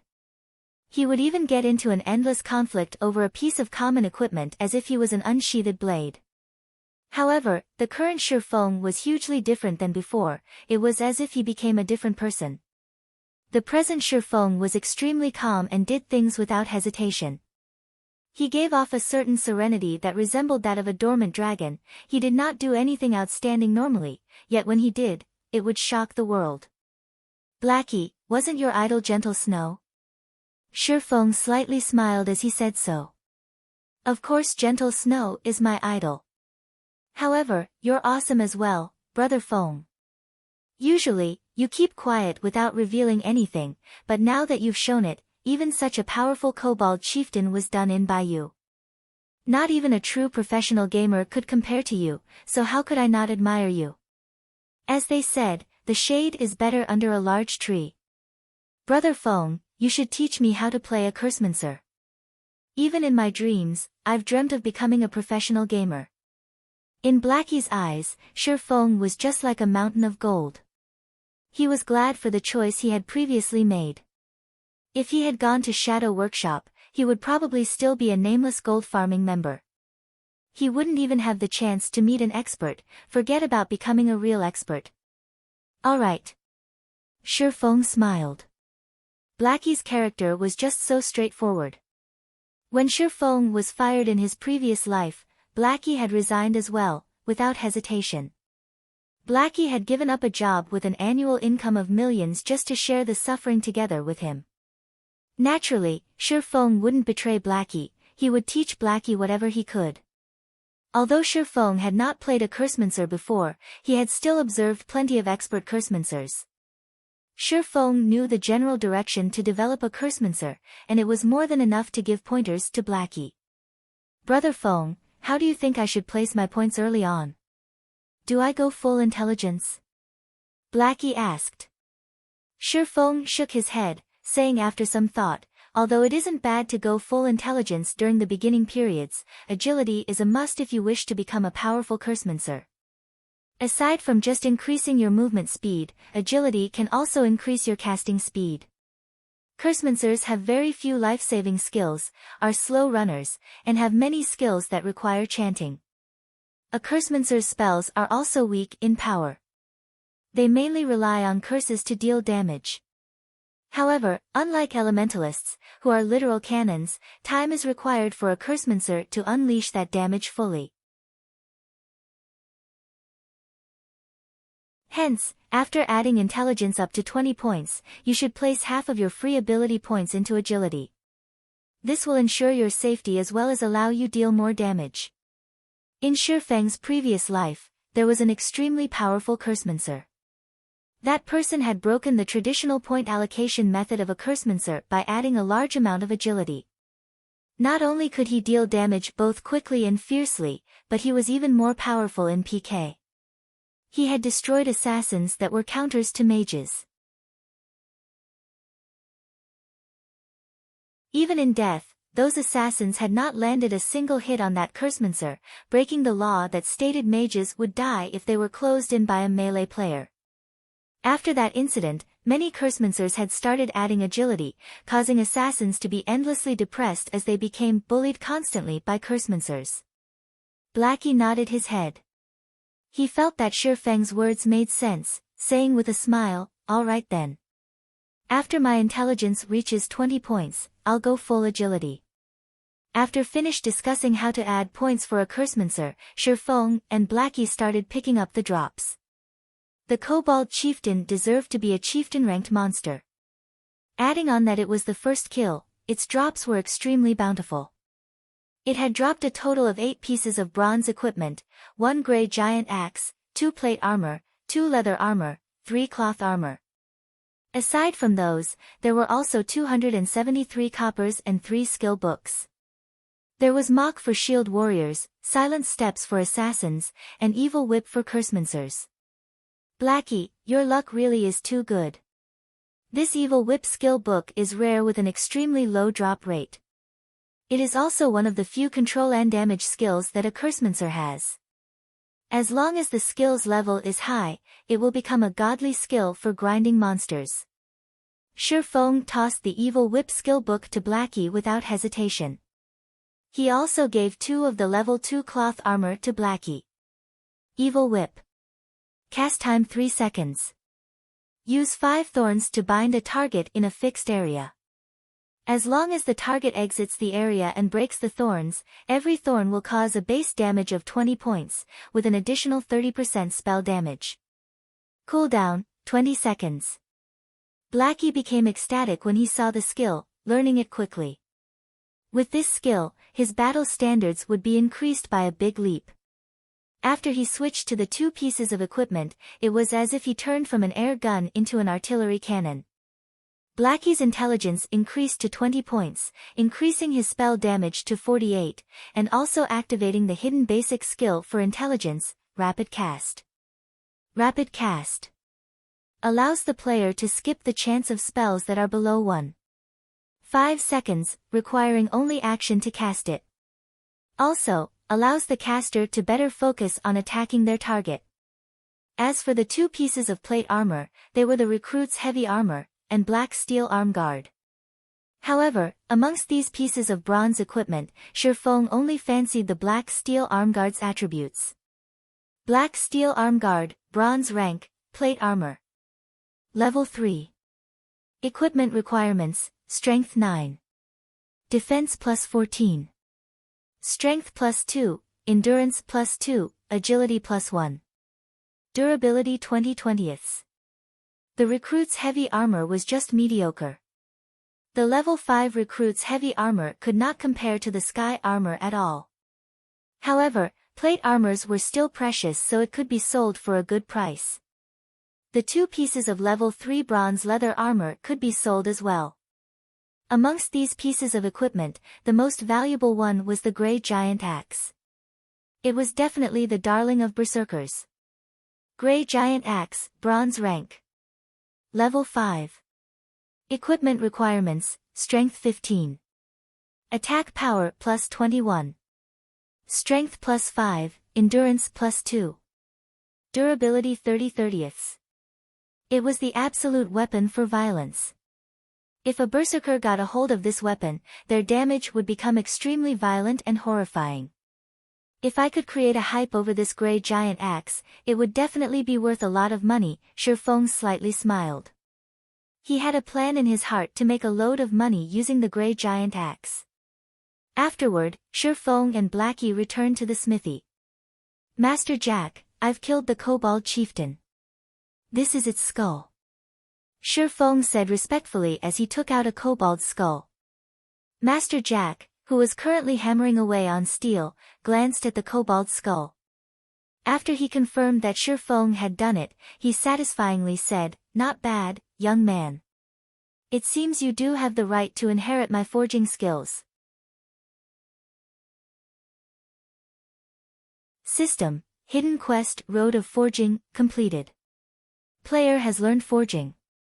Player has become a basic forging apprentice. Player has obtained the forging talent, Forging Genius. Rewarding 10 pieces of 100 refinement steel. Forging Genius. After a successful forging, there is a fixed chance to increase 2 proficiency points. 2 proficiency points were not to be looked down on. It should be known that a basic forging apprentice making a piece of common equipment only had a 20% success rate.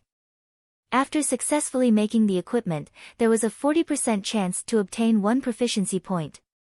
Now, however, Shifeng had a chance to obtain 2 proficiency points as long as his forging was successful, increasing his efficiency for promotion to the next rank by several folds. Becoming an intermediate forging apprentice required 1,000 proficiency points.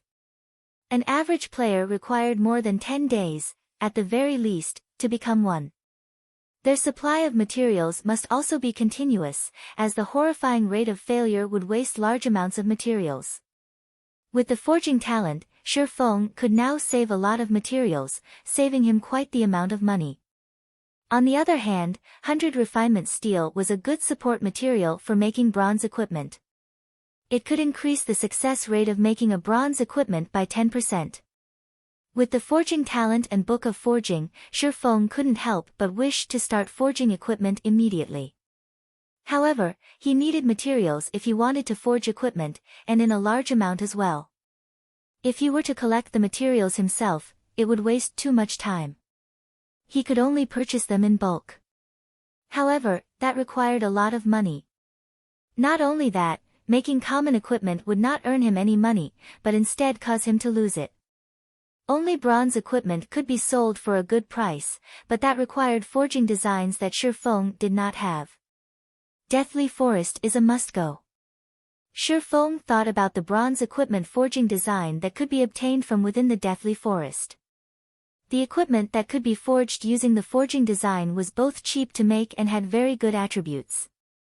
In his previous life, there were quite a few forgers who became rich because of that design. Just as Shifeng turned around to leave.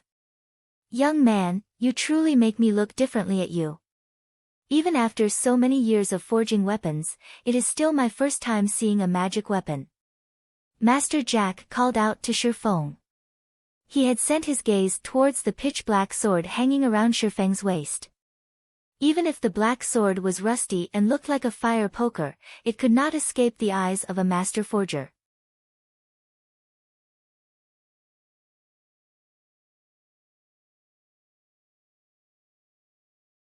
Chapter 20, Curse of the Abyssal Blade. Shifeng was surprised when Master Jack stopped him. "Young man, are you willing to let me have a look at this sword?" Master Jack looked at Shifeng with eyes filled with a burning desire. His tone was no longer indifferent, but instead a little whispered. Shifeng was at a loss at Master Jack's sudden initiative request. However, it seemed logical after Shifeng gave it some thought.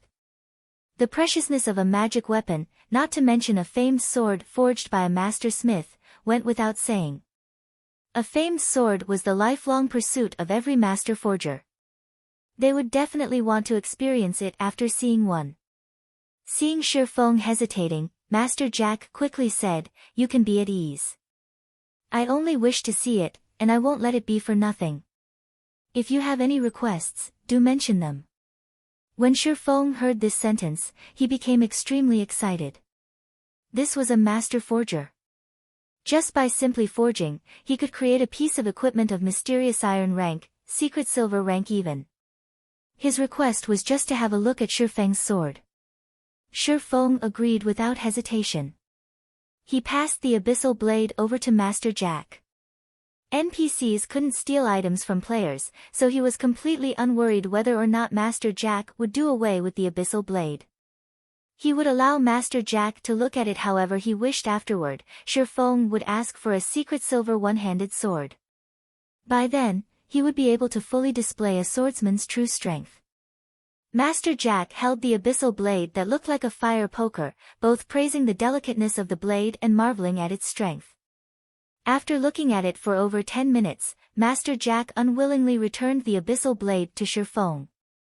"Young man, this is a good and infinitely powerful sword. However, the curse on this sword is extremely evil. The more you unleash the power of this sword, the stronger the curse will get. At the very end, its wielder will become trapped in the endless abyss. It will be too difficult if you wish to control this sword with your strength, and the curse will easily devour you," Master Jack earnestly cautioned. Shifeng knew about this point. Otherwise, he wouldn't have hesitated for such a long time before binding the abyssal blade.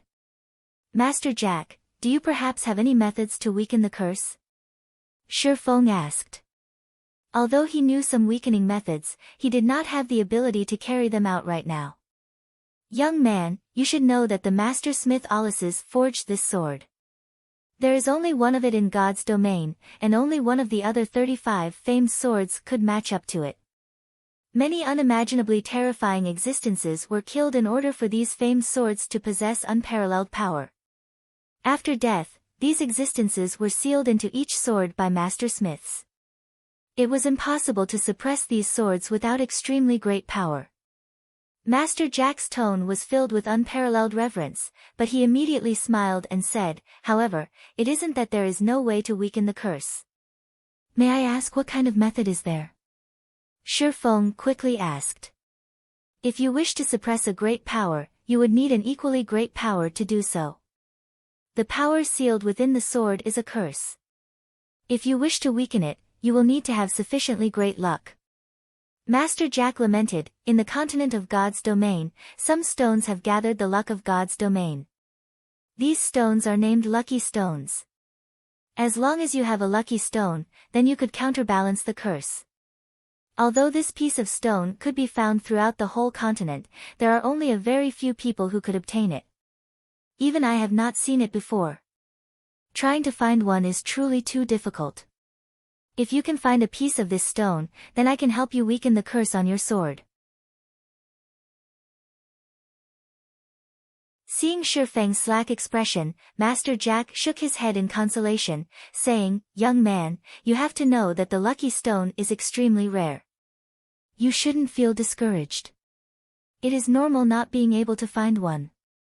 Only those who are blessed by God can obtain a lucky stone, and they are people that we cannot compare to. Master Jack, is it this piece of stone?" Shifeng slightly smiled as he took out the dark green-colored star crystal.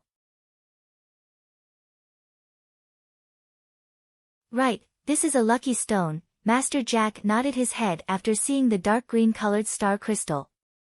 However, he became stunned a moment later. He was looking at Shifeng as if he were looking at a monster. Shifeng shrugged his shoulders, indicating that it was nothing. Shifeng had been sluggish before because he found out that Master Jack was able to use the lucky stone to suppress the abyssal blade. It should be known that there was quite a few master forgers in the Star Moon Kingdom. However, the number of master forgers capable of using a lucky stone to suppress the curse of a magic weapon could be counted on a single hand. Shifeng had never thought that the Master Jack in front of him would be one of them. Master Jack, can you weaken the curse now? Shifeng asked with anticipation. After a few moments, Master Jack finally recovered to his previous calmness. Pretending to be indifferent, he said, "Okay, no problem. I can finish it within half an hour." To the side, Blackie held on to his stomach as he tried his best not to laugh. However, Master Jack's stupefied expression was truly too much for Blackie. He had to run off into the forest before laughing loudly. Half an hour later, Shifeng received the Abyssal Blade. He discovered some changes to the Abyssal Blade's introduction. The Abyssal Blade was personally created by Master Smith Alices, using the Black Dragon King's fangs as material. It is one of 36 famed swords, and it is ranked 31st. However, this sword has been cursed by the Black Dragon King. Aside from being able to provide the wielder with immense strength, there will be a backlash every so often. However, after being remodeled by Jack using a star crystal, the strength of the backlash has been greatly reduced. If the wielder is unable to suppress the backlash, then the wielder will receive the curse of the Black Dragon King, permanently reducing all attributes by 50%. Shifeng's heart relaxed by a lot after seeing the description in this paragraph of words. At the very least, the backlash won't be too powerful in a short period of time. Shifeng stored away the Abyssal Blade. Suddenly, he noticed a lot of messages that had been sent by Lonely Snow. All of the messages asked why Shifeng had yet to arrive, and how much longer would he need to reach the Deathly Forest. "Blackie, let's go dive into a dungeon." Shifeng sent a reply message stating that he would come immediately. Because of the issue with the Abyssal Blade, Shifeng had completely forgotten about the appointed time. He let Lonely Snow wait more than half an hour. However, Shifeng would make the appropriate compensations within the Deathly Forest. "Okay. I was just worrying that I won't have a chance to try out my new spells," Blackie said excitedly. When Shifeng and Blackie arrived at the dungeon area of the Deathly Forest, the entire Deathly Forest was filled with people. Level 2 players were everywhere, and many players were forming parties to enter the dungeon. Open party for Deathly Forest, welcoming violent damage dealers, for waiting for 2. Effective party for Deathly Forest, we are just missing a powerful healer, guaranteed to clear. Seeing such a scene, Shifeng shook his head slightly. He walked towards Lonely Snow who was waving his arm. In Shifeng's previous life, the players had been stuck at the Deathly Forest for a long time. The dungeon was only cleared and the majority of players were level 5. "Brother Expert, you're finally here. Those friends of mine are already becoming impatient from waiting. Let us hurry." Lonely Snow was burning with anxiety when he saw Shifeng leisurely walking over. Afterward, Lonely Snow brought Shifeng and Blackie to the gathering point of the party. "Lonely, this is the expert you said? I thought he was a person with 3 heads and 6 arms, but it seems he's nothing more than this." The male cleric, Wordless Summer Night, saw Shifeng wearing novice equipment. There was also a fire poker that hung around his waist. It looked as if it was some trash weapon he had randomly picked up. When Wordless Summer Night saw this, he couldn't help but ridicule. "Brother Wordless, how could you say such things about Brother Expert? He is a dignified beta tester, so he definitely must have something extraordinary. Otherwise, how would he dare to take all equipment for swordsman and cursemancer?" The shield warrior, Battle to the End, stood to the side and sneered. The two of them had already felt displeasure for Shifeng. This was because Shifeng had wanted to take away all plate armor and mage equipment immediately after joining. Wouldn't they just be working away for nothing? If it were not for their boss wanting to have a look at Shifeng, they would have long since invited other players and dove into the dungeon. Now that they saw Shifeng in such poor equipment, they could criticize him and force him to leave. Lonely Snow wanted to retort as Shifeng was someone he had personally invited. However, Shifeng's equipment did not give Lonely Snow any chance to do so. He could only stare in silence. Alright, let's party up. A lot of people have already entered the deathly forest. If we don't dive in, we won't have a chance at competing for the first kill. As the party's leader, the handsome male ranger, waving slowly but surely interrupted as he said. Blackie wanted to argue back, but Shifeng stopped him. Shifeng thought nothing of the two people's ridicule. No matter what he said, he and Blackie had left them waiting for more than half an hour, so couldn't he just let them speak a few more sentences? Just as they finished partying up, the shield warrior furiously said, "Crap, this noob is just level 1. He's just here to swindle equipment. Boss, Deathly Forest is a level 2 dungeon. If we let a level 1 noob enter the dungeon, aren't we just waiting to get wiped?" Wordless Summer Night looked towards the ranger, waving slowly, showing his displeasure. Lonely Snow was equally shocked when he saw Shifeng's level. It should be known that many players had already risen to level 2. How was it possible for a beta tester not to reach level 2? Boss waving slowly looked towards Shifeng. Before this, he still had some hope for Shifeng, but now it was all gone. He suddenly said in a cold tone, "Did you die once before this?" "Nope." Shifeng shook his head, honestly saying, "However, entering Deathly Forest at level 1 is enough. Then you can go now. We don't need such an expert like you here. We hope you can understand." Waving slowly coldly said, his brows slightly wrinkled. "Boss, this must be a misunderstanding. How about we try it out first?" Lonely Snow explained. "Try it out?" Wordless Summer coldly laughed, "Then who will be responsible when we die? You should know that we still lose experience if we die in a dungeon. Although it is low, that is still 10%. Can this noob repay such a loss?" Wordless, don't make it hard for Lonely. Waving slowly repeatedly said, "Lonely, I know you are trying to cover for this swordsman, but I have to take responsibility for our party. I will only find veterans to enter the dungeon. I will not waste time partying up with a novice. You have 2 choices now, 1 is to follow us into the dungeon, 2 is to leave the party together with them." "I will leave the party." Shifeng did not want to embarrass Lonely Snow. He immediately left the party, turning to leave. "Blackie, will party up with other people and enter the dungeon." "Alright." Blackie smiled with a hee-hee, leaving the party without a second thought. Humph, humph. The expert's identity has been seen through. At least he has some self-awareness to leave after knowing he can't swindle equipment anymore. The shield warrior grinned and jeered, "Lonely, you really are gullible. Such a noob would trick only you. You need to learn properly from boss." Waving slowly in the future. Lonely Snow's face turned livid after hearing this. However, he did not feel that he was mistaken. Shifeng was definitely an expert. Boss waving slowly, "Sorry for this." Lonely Snow chose to leave the party. He was prepared to join Shifeng in order to determine whether or not his judgment was correct. "You." Waving slowly was immediately stunned. He never thought Lonely Snow would be so decisive. It was simply a foolish decision. He would have long since chased Lonely Snow away if it wasn't because he had good techniques. Wordless Summer Night looked towards Lonely Snow, saying with a cold smile, "Lonely, you better not regret the choice you made. You'll regret when we clear the Deathly Forest and obtain great equipment.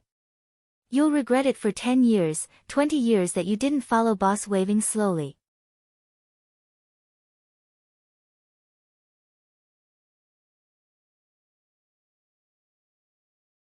Chapter 21, Crouching Tiger, Hidden Dragon.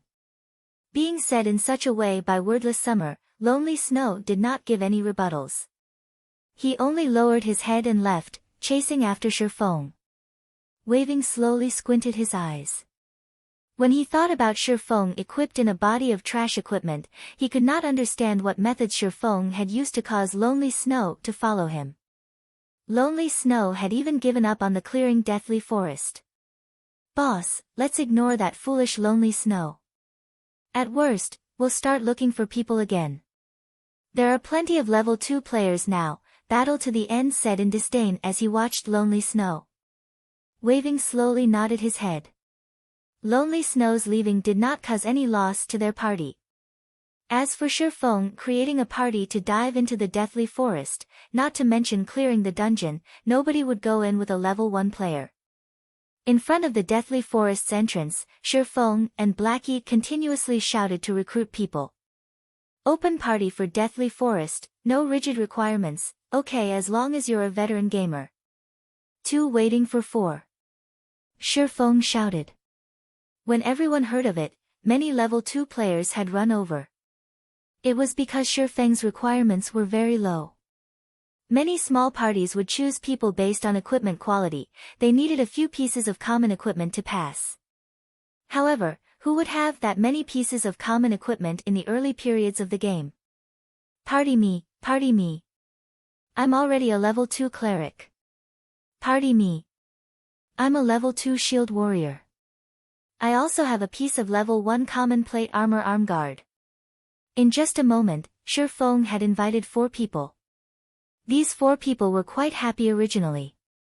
There were over 10 people currently present, but only they were chosen. However, after they saw the party leader, Shifeng's level, they left the party in rage one after another. Fuck, it's just a noob coming to die in the Deathly Forest at level 1. If you want to enter the dungeon, enter it by yourself. I won't accompany you. No wonder there are no requirements for the party. Want us to give you a ride? Not a chance. The 4 people were extremely enraged, and the voices they made were practically roars. Every player at the Deathly Forest could hear it. Hee hee, even a level 1 player dares boast about entering the Deathly Forest. He just wants to tag along for experience and equipment. Lucky for me I didn't go over. There are all sorts of birds in a large forest. Who would be foolish enough to enter the dungeon with a level 1 noob? Isn't that just looking to be abused? One after another, the level 2 players laughed at Shifeng for overestimating himself and for his foolishness. Get lost if you don't wish to party up. We're not begging you all to come. Blackie became enraged after listening to them. Shifeng's techniques had long since convinced him, yet these people were calling Shifeng a noob. Can a noob kill a level 2 rare elite when he was level 2?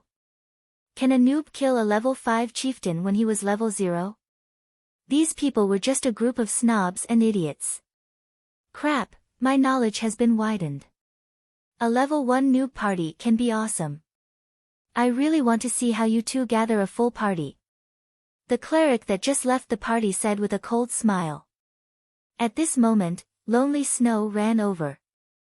When he saw Shifeng, he hurriedly said, Brother Expert, give me an invite. I want to enter the Deathly Forest together with you guys. I have 2 pieces of common plate armor equipment on me, defense is 24. Alright. Shifeng immediately sent an invitation. Blackie never imagined that Lonely Snow would actually leave his original party and come to them. He suddenly had a good impression of Lonely Snow. Blackie clapped Lonely Snow's shoulders, heartily laughing, you have good eyes. Don't worry, following Brother Feng definitely won't be a mistake. Nonsense, nonsense.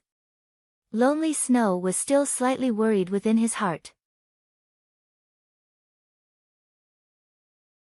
The grinding spot Shifeng had simply pointed him to had allowed him to rise to level 2 quickly.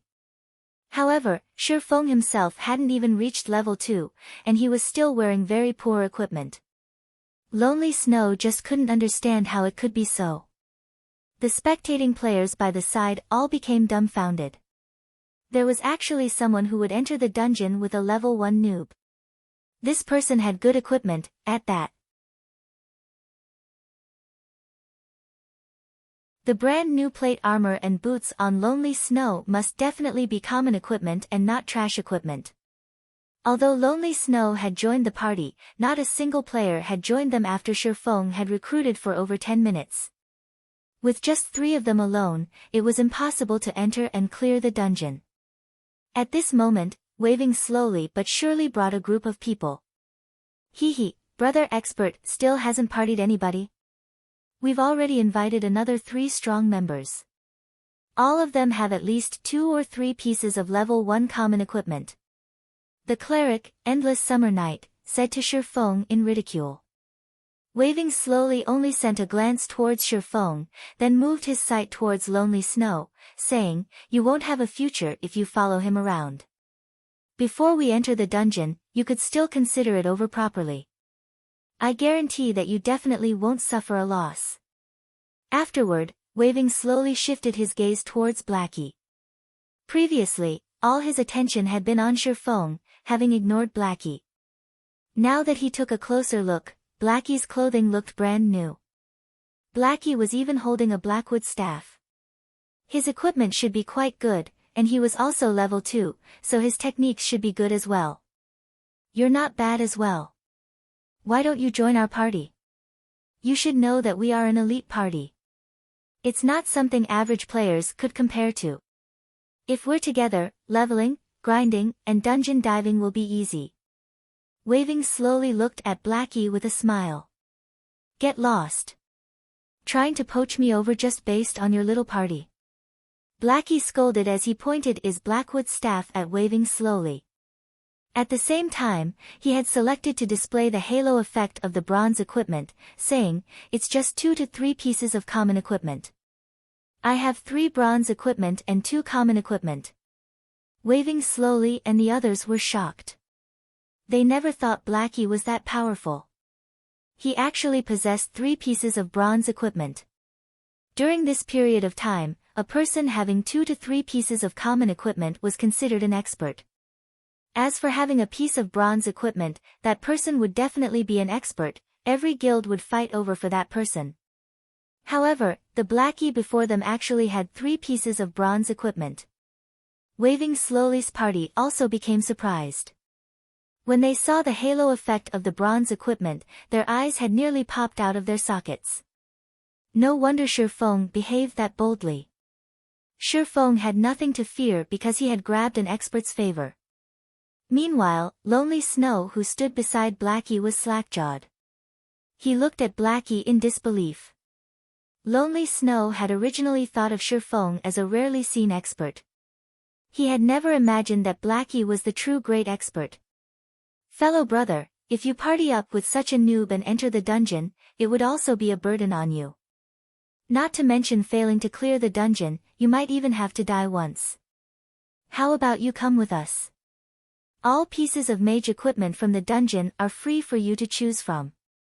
Although Waving slowly was enraged for being given such a slap, if he could rope over Blackie, then the chances for clearing the dungeon would become a lot greater.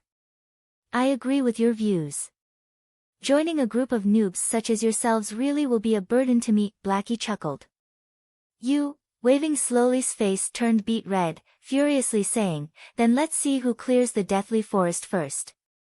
Finishing his piece, Waving slowly spun around and left. He did not believe that a party with a noob in it could clear the deathly forest. Humph, he's just a powerful damage dealer entering the dungeon. Does he really think he could clear it? Wordless Summer jealously murmured. Right. We are all veteran gamers. We are definitely stronger in dungeon diving than they are, the shield warrior curled his lips. After Waving slowly's party left, the number of people applying for Shifeng's party had also suddenly increased. Such an effect was mainly caused by the equipment that Blackie wore. At this period, bronze equipment was definitely the proof of an expert. Even if there was a noob as the party leader, an expert with 3 pieces of bronze equipment could be considered as strong as 2 people. The advantage of having such an expert was definitely greater than an average party. However, Shifeng was no longer inviting people at random this time, there was a definite requirement. Such an action had caused the 4 players who had left Shifeng's party previously to regret immensely. How could they have acted on impulse? Now, Shifeng wouldn't give them a chance even if they wished to join. Just as Shifeng was fervently recruiting party members. At the southwest part of the Deathly Forest dungeon's entrance, a great disturbance suddenly appeared. Many players had run over, one after another, every one of them having excited expressions. It can't be. Meeting in such a place. Blackie's 2 eyes stared straight ahead. Shifeng was also shocked. They could even meet such an important figure in a small location like Red Leaf Town. It was just unimaginable.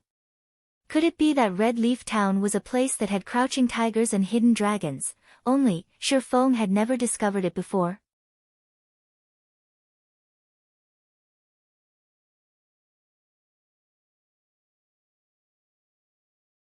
Chapter 22, Recruitment Storm. As more players started going there, Shifeng's area turned leisurely. Brother Feng, I'm not seeing things, right? Or am I dreaming right now? Blackie rubbed his eyes as he asked with uncertainty. Shifeng was speechless. With a bitter smile, he looked towards the 3-man party that caused this disturbance. The newcomer was not just anybody, she was Blackie's idol, Goddess Gentle Snow. Gentle Snow's body was covered in a suit of gorgeous silver-colored plate armor, revealing her fine and curvaceous body. Adding to her angelic beauty and snow-cold temperament, even women's hearts would be moved by her, as well as a large group of men. Even Shifeng couldn't help but admit that Gentle Snow was the most perfect woman he had seen before, be it regarding appearances, body, or temperament. There was not a single female celebrity who could match up to her. As for the 2 people on each side of Gentle Snow, Shifeng was very familiar with them as well. He had seen them before on big news channels. They were all famous experts in God's domain. One of them was also an absolute beauty named Xiao Yueru. If Gentle Snow could be said to possess a perfect body and appearance, then Xiao Yueru possessed a devilishly enticing body and appearance. Every one of her movements was like a temptation that could influence a person's heart. Adding on the fiery red robe that she wore, her body radiated a wild-like charm. Such bewildering charms had caused many men wanting to go over and assault her. If you really did such a thing, however, then congratulations. You've just earned a one-way ticket directly to hell. This was because words such as, big breasts, no brains, and as delicate as a flower, were not applicable to Xiao Yueru. In God's domain, she had another nickname of the Flame Witch. The reason why she held this title was that of the mountain of corpses she had piled up using these male players. There had once been a guild leader of a large guild that had tried assaulting Xiao Yueru. As a result, the guild that had over 100,000 players became no more. Xiao Yueru even hunted their guild leader. The incident only came to an end when that guild leader was killed back to level 0. From then on, the title of Flame Witch had been cast on Xiao Yueru. Compared to the Snow Goddess and Flame Witch, the priestess by their side could only be considered normal. She was not overly beautiful, her techniques were not bad, and she was also within the top 100 rankings of Star Moon Kingdom's priest leaderboard. 2 absolute beauties plus a great beauty, such a combination had created brilliant scenery in the Deathly Forest. Hundreds of players surrounded them, trying to become acquainted with the 3 women. Unfortunately, the 3 beauties did not even look at them. Sister Yueru, these people are really scary. How about we return and level up?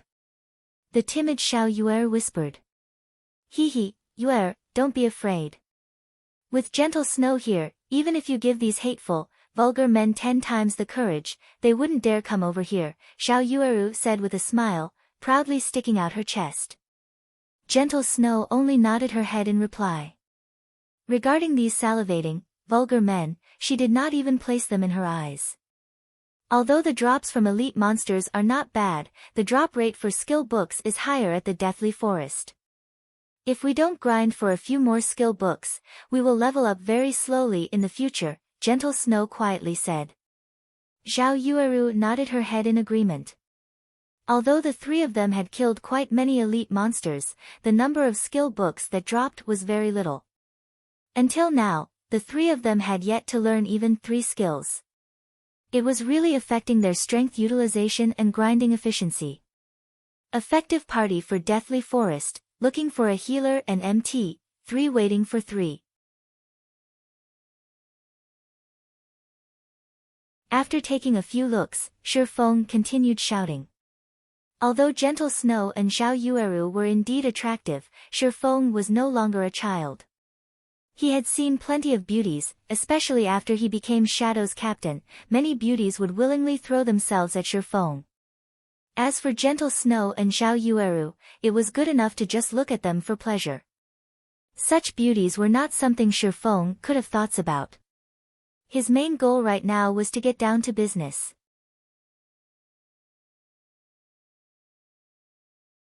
However, Shifeng's shouting did not yield any replies. Not a single player had even glanced at him. All of them were staring and salivating at Gentle Snow's group of 3. Even Blackie was no exception, his eyes had nearly popped out of their sockets from staring. Shifeng sighed, helplessly shaking his head and continued shouting and recruiting people. Crap, what is this fool blabbering about? Do you really think anybody would commit suicide together with you in the dungeon? Quickly scram, you level 1 noob. Stop distracting me from looking at beauties. Quite a few players started to express their discontentment. 2 high-quality beauties had already shown up, yet instead of trying to get closer to them, Shifeng was actually making noise here. What would you do if those beauties were scared off? That person is interesting. He can actually attract the hostility of so many people. Did he do something immoral before? Zhao Yuer revealed a crescent moon-like smile, giggling as she pointed at Shifeng. Zhao Yueru aimed her eyes over as well. She felt nothing special from Shifeng. He was even dressed in tattered clothing. Zhao Yueru felt that Shifeng was just trying to seek attention from the crowd.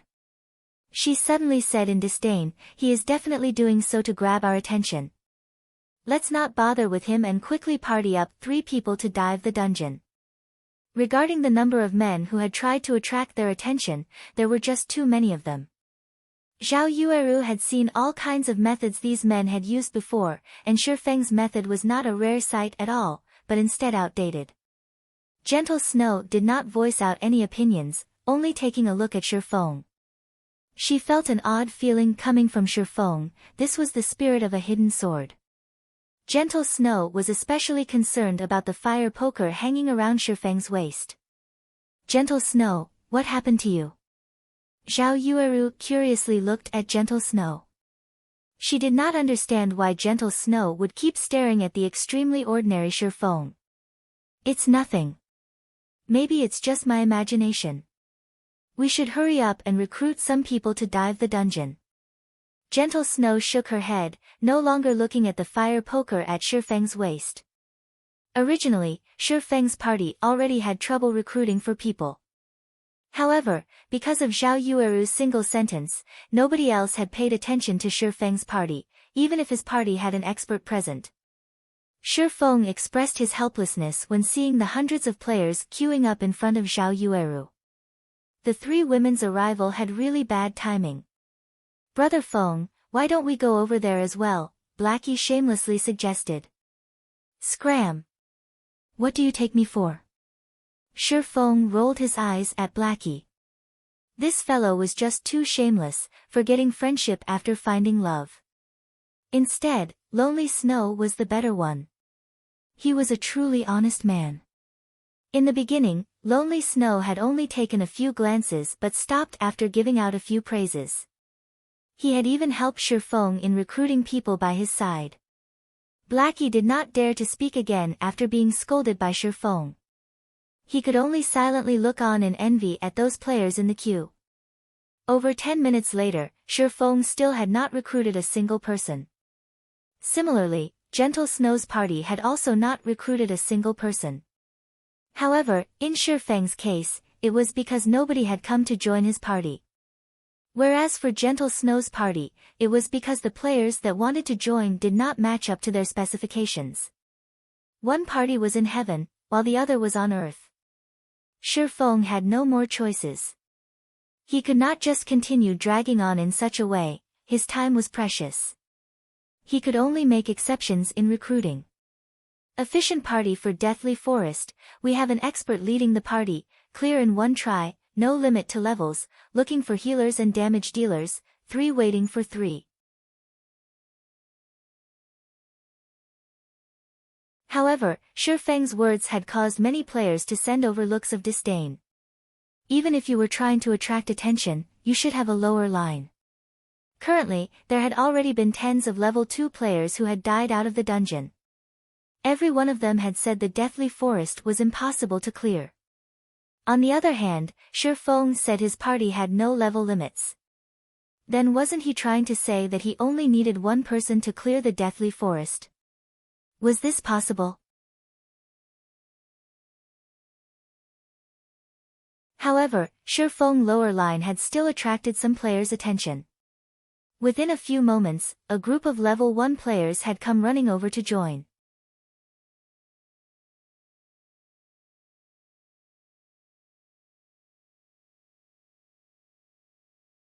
Chapter 23, Tyrant Bear. Tens of level 1 players came running over. The area in front of Shi Feng's party had also started becoming lively.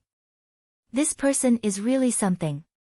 He is so desperate to enter the dungeon that he would even want level 1 noobs. Did he not know that there has already been a level 2 elite party that had returned after dying? Who cares about him? A noob is a noob after all. We won't be able to understand their thoughts. The long queue of level 2 players started laughing one after another at Shi Feng's actions. They all wanted to watch Shi Feng become a joke.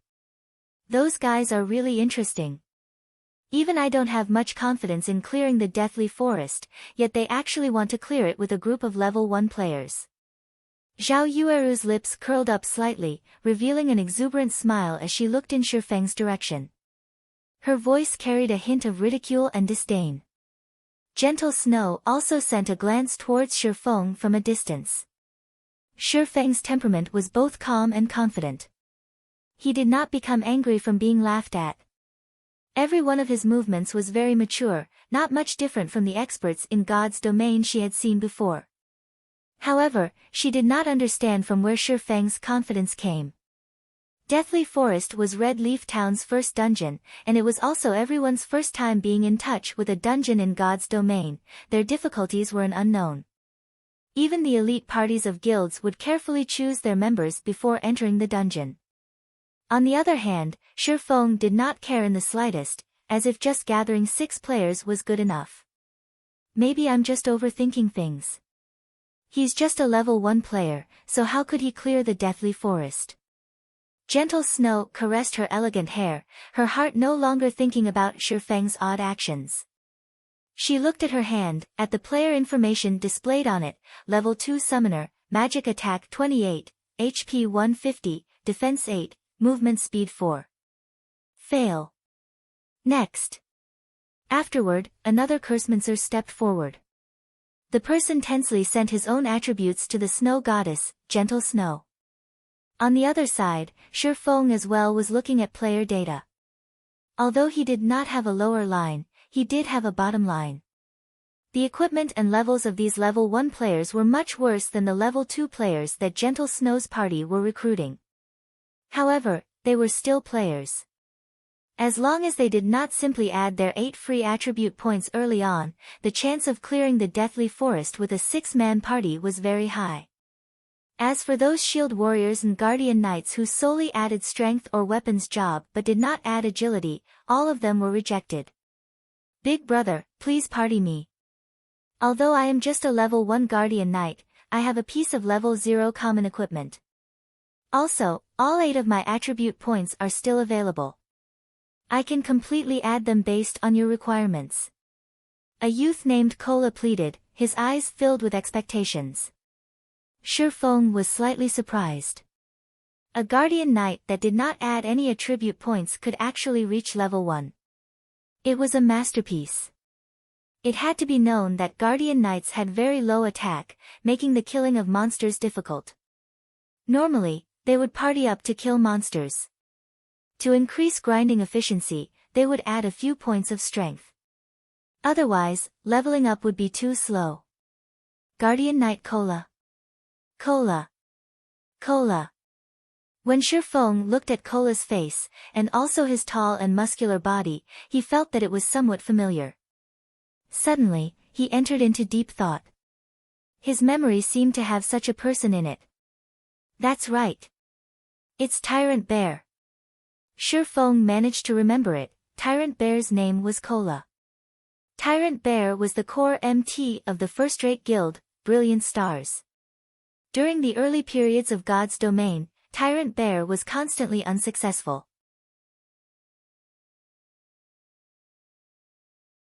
He was even kicked out by third-rate guild, Heaven's Crown. After entering Brilliant Stars, Cola suddenly started to shine. He turned from being a normal party's MT into the core elite party's MT in the guild.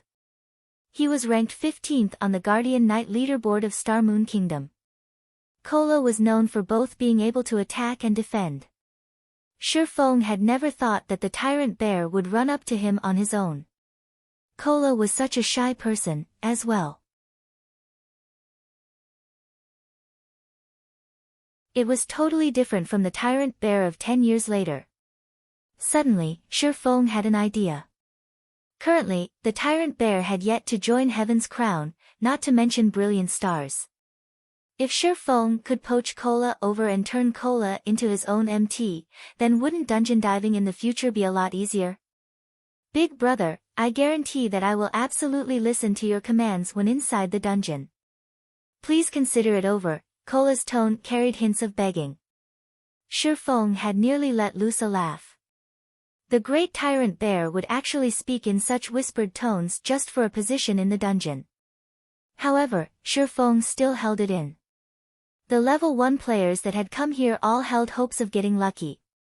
The other parties that entered the Deathly Forest with level 2 players were already no good, not to mention level 1 players like them. If they could enter once into the Deathly Forest and fortunately obtain 1 or 2 pieces of equipment, then it would be of great help to their future development. At that time, entering into a large guild would become much easier. Alright, I can add you in. Shifeng's face turned grave as he said, however, you should know that bringing a level 1 noob like you into the Deathly Forest isn't easy. I can't just carry you through the Deathly Forest, and then after you get equipment, you join some other elite parties. Wouldn't I just be striving for nothing? When Shifeng finished his speech, quite a few level 1 players had suddenly sent over looks of disdain. Weren't you also a level 1 noob? However, Shifeng did not care about what these people felt. He continued saying, I wish to form a stable party. Even if we need members, it would be with stability as the priority. If you wish to enter the dungeon, you need to be prepared for the long term. When I call you for dungeon diving, you must come. You cannot reject because you have some other matters. So, what will be your choice? When the other players heard Shifeng saying so, they suddenly turned quiet. Shifeng's intentions were very clear. If you wish to enter the party, then you won't be able to join other parties in the future, not to mention joining a guild. Everybody knew that entering a guild was the best method to increase your own strength quickly. Currently, they did not have the qualifications to join any of those guilds.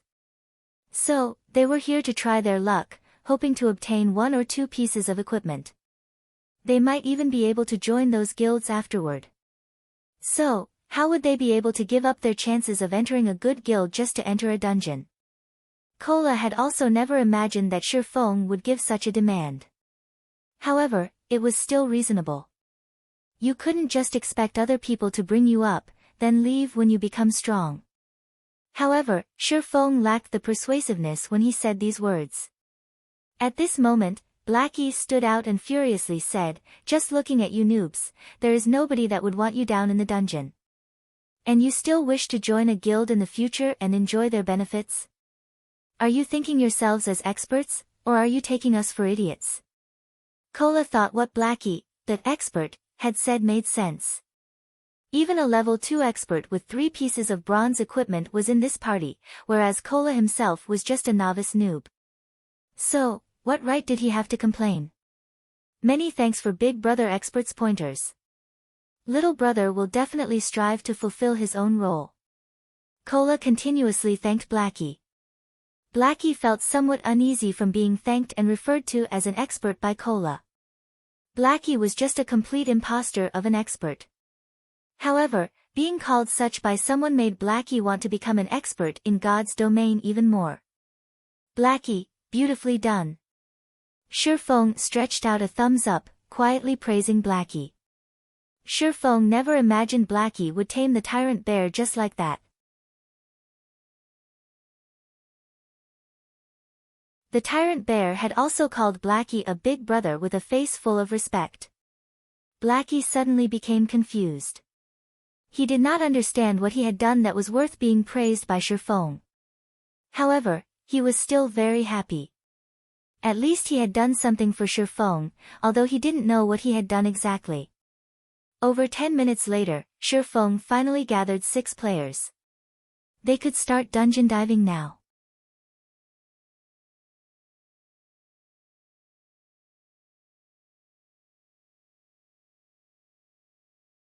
Chapter 24, Hell's Roar. Although Shifeng's party was gathered, the observing level 2 players had started laughing. They were not laughing because all the players Shifeng had invited were level 1. Instead, the jobs that were in the party were just too exotic. They couldn't help but laugh out loud.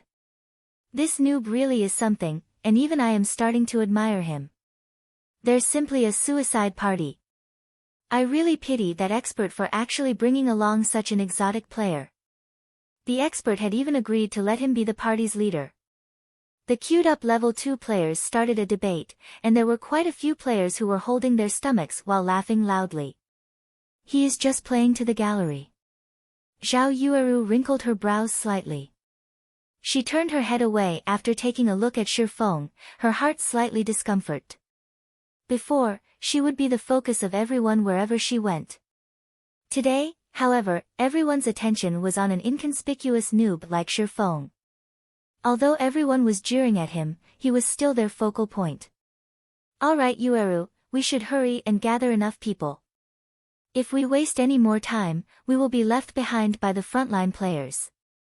Although Gentle Snow felt that Shifeng seemed to be an expert, regarding levels, methods of recruiting people and such, he was just too far from being referred to as an expert. As for the notion of inviting Shifeng into their guild, it was no longer present now. Their Ouroboros only accepted experts. Got it. Zhao Yueru turned towards the swordsman in front of her.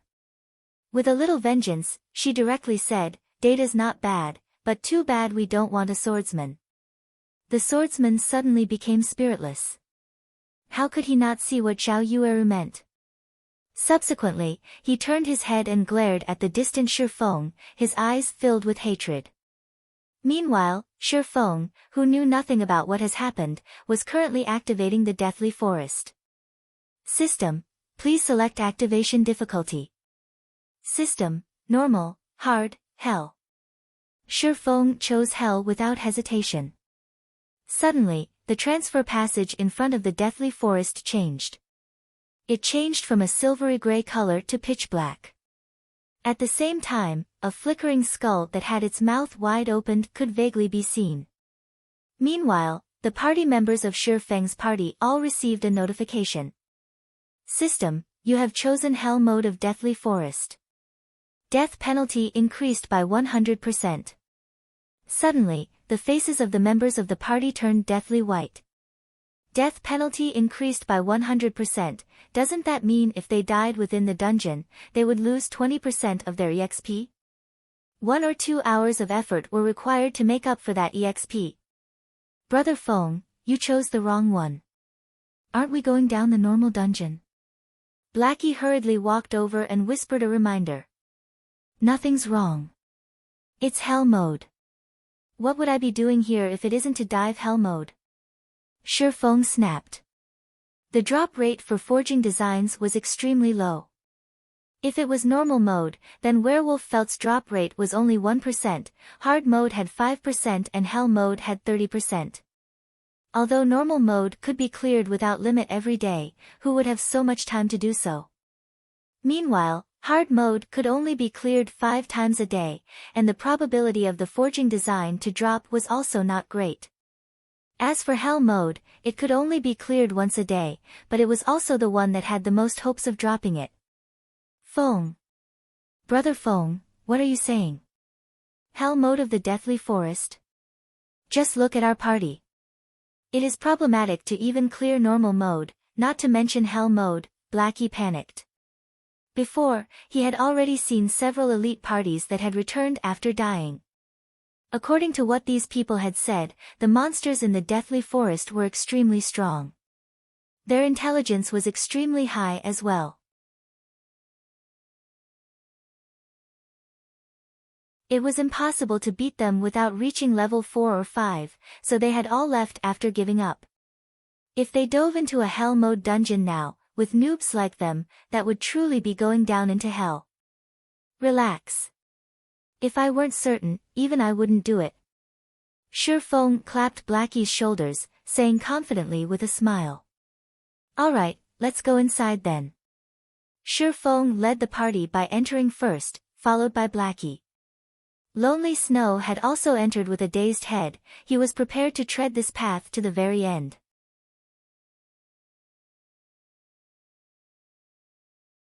As for the remaining 3, they hesitated for quite some time. We better go in. The expert has already gone inside, so what do we, level 1 noobs, still have to be reluctant for? Moreover, we're entering the Hell mode of the Deathly Forest. Even mentioning it would be a glory, Cola encouraged. The other 2 felt that it made sense and had also followed into the dungeon. Meanwhile, the area in front of Gentle Snow's party was completely silent. All of the level 2 players were stunned. They were not just shocked, but thunderstruck. A level 2 elite party couldn't even clear the normal mode, yet a party that mainly consisted of level 1 players had actually chosen the Hell mode of the Deathly Forest. Snow, did I see wrong? That's Hell mode, right? Zhao Yueru asked. Gentle Snow nodded her head, her beautiful eyes kept staring at the flickering skull. Her expression turned extremely serious. That fellow must have abandoned himself to despair, entering Hell mode after determining that he couldn't clear the normal mode. We'll see how they come out dead in a moment. Zhao Yueru laughed. We don't have that sort of time. Let's go, we've gathered enough people. Gentle Snow led the way towards the Deathly Forest dungeon. She selected normal mode for the difficulty of the dungeon. If there were no problems with normal mode, they would enter hard mode after. Within the dungeon of the Deathly Forest, there was a dark and gloomy forest. From time to time, there would be a chill wind blowing, causing a shiver down one's body. Aside from Feng himself, every member of his party was tightly packed around the dungeon's entrance. They did not move even an inch for fear of attracting any monsters that would wipe their party. Brother Feng, why do I keep feeling a cold wind blowing by my back? Blackie asked in worry. Blackie, you need to bring out some temperament of an expert, only then will you have the possibility to become one. It is just Hell mode. Aside from the monsters here having a little bit intelligence, their battle methods being a little bit complicated, and their attack, defense, and HP are a little bit higher, there isn't much else. Oh right, there is also a little bit more monsters here. After some thought, Feng felt that he had nothing more to add. Suddenly, every member of the party sent looks of disdain towards Feng. When diving a dungeon, even a small difference in attack and HP could cause a team wipe. As for Feng, he had just simply explained. Moreover, what did he mean by, just a little more intelligence? They had experienced before the battles with monsters in God's domain.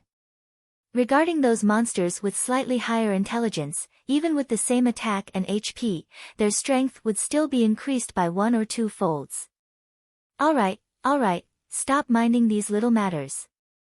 I'll be explaining the strategy for this dungeon in a moment, so you guys better listen carefully. If you don't follow through, then your lives will become forfeit. Feng waved his hands, ready to start explaining the strategy to conquer the dungeon. Suddenly, a strong wind blew from the dark and gloomy forest, causing the trees to sway madly. Ao! Ao! Ao! After the howling wind came a furious roar that resounded throughout the entire deathly forest.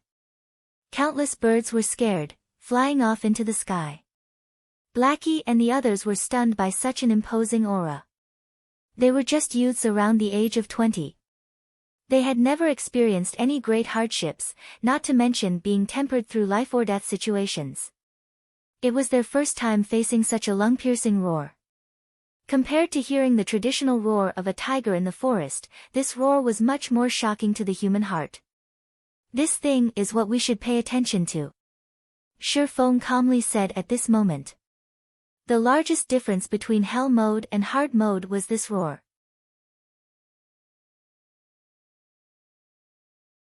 Although it did not have a specific name to it, the players in Shifeng's previous life had dubbed it as Hell's Roar. You're tuning in to the Blissful Bookshelf YouTube channel. We're so grateful for your support, and don't forget to subscribe to join us on this incredible journey through captivating stories. Your generosity through donations truly makes a world of difference, as it's the primary source of revenue that allows me to expand and enhance this channel for you. Thank you from the bottom of my heart for being a part of this adventure.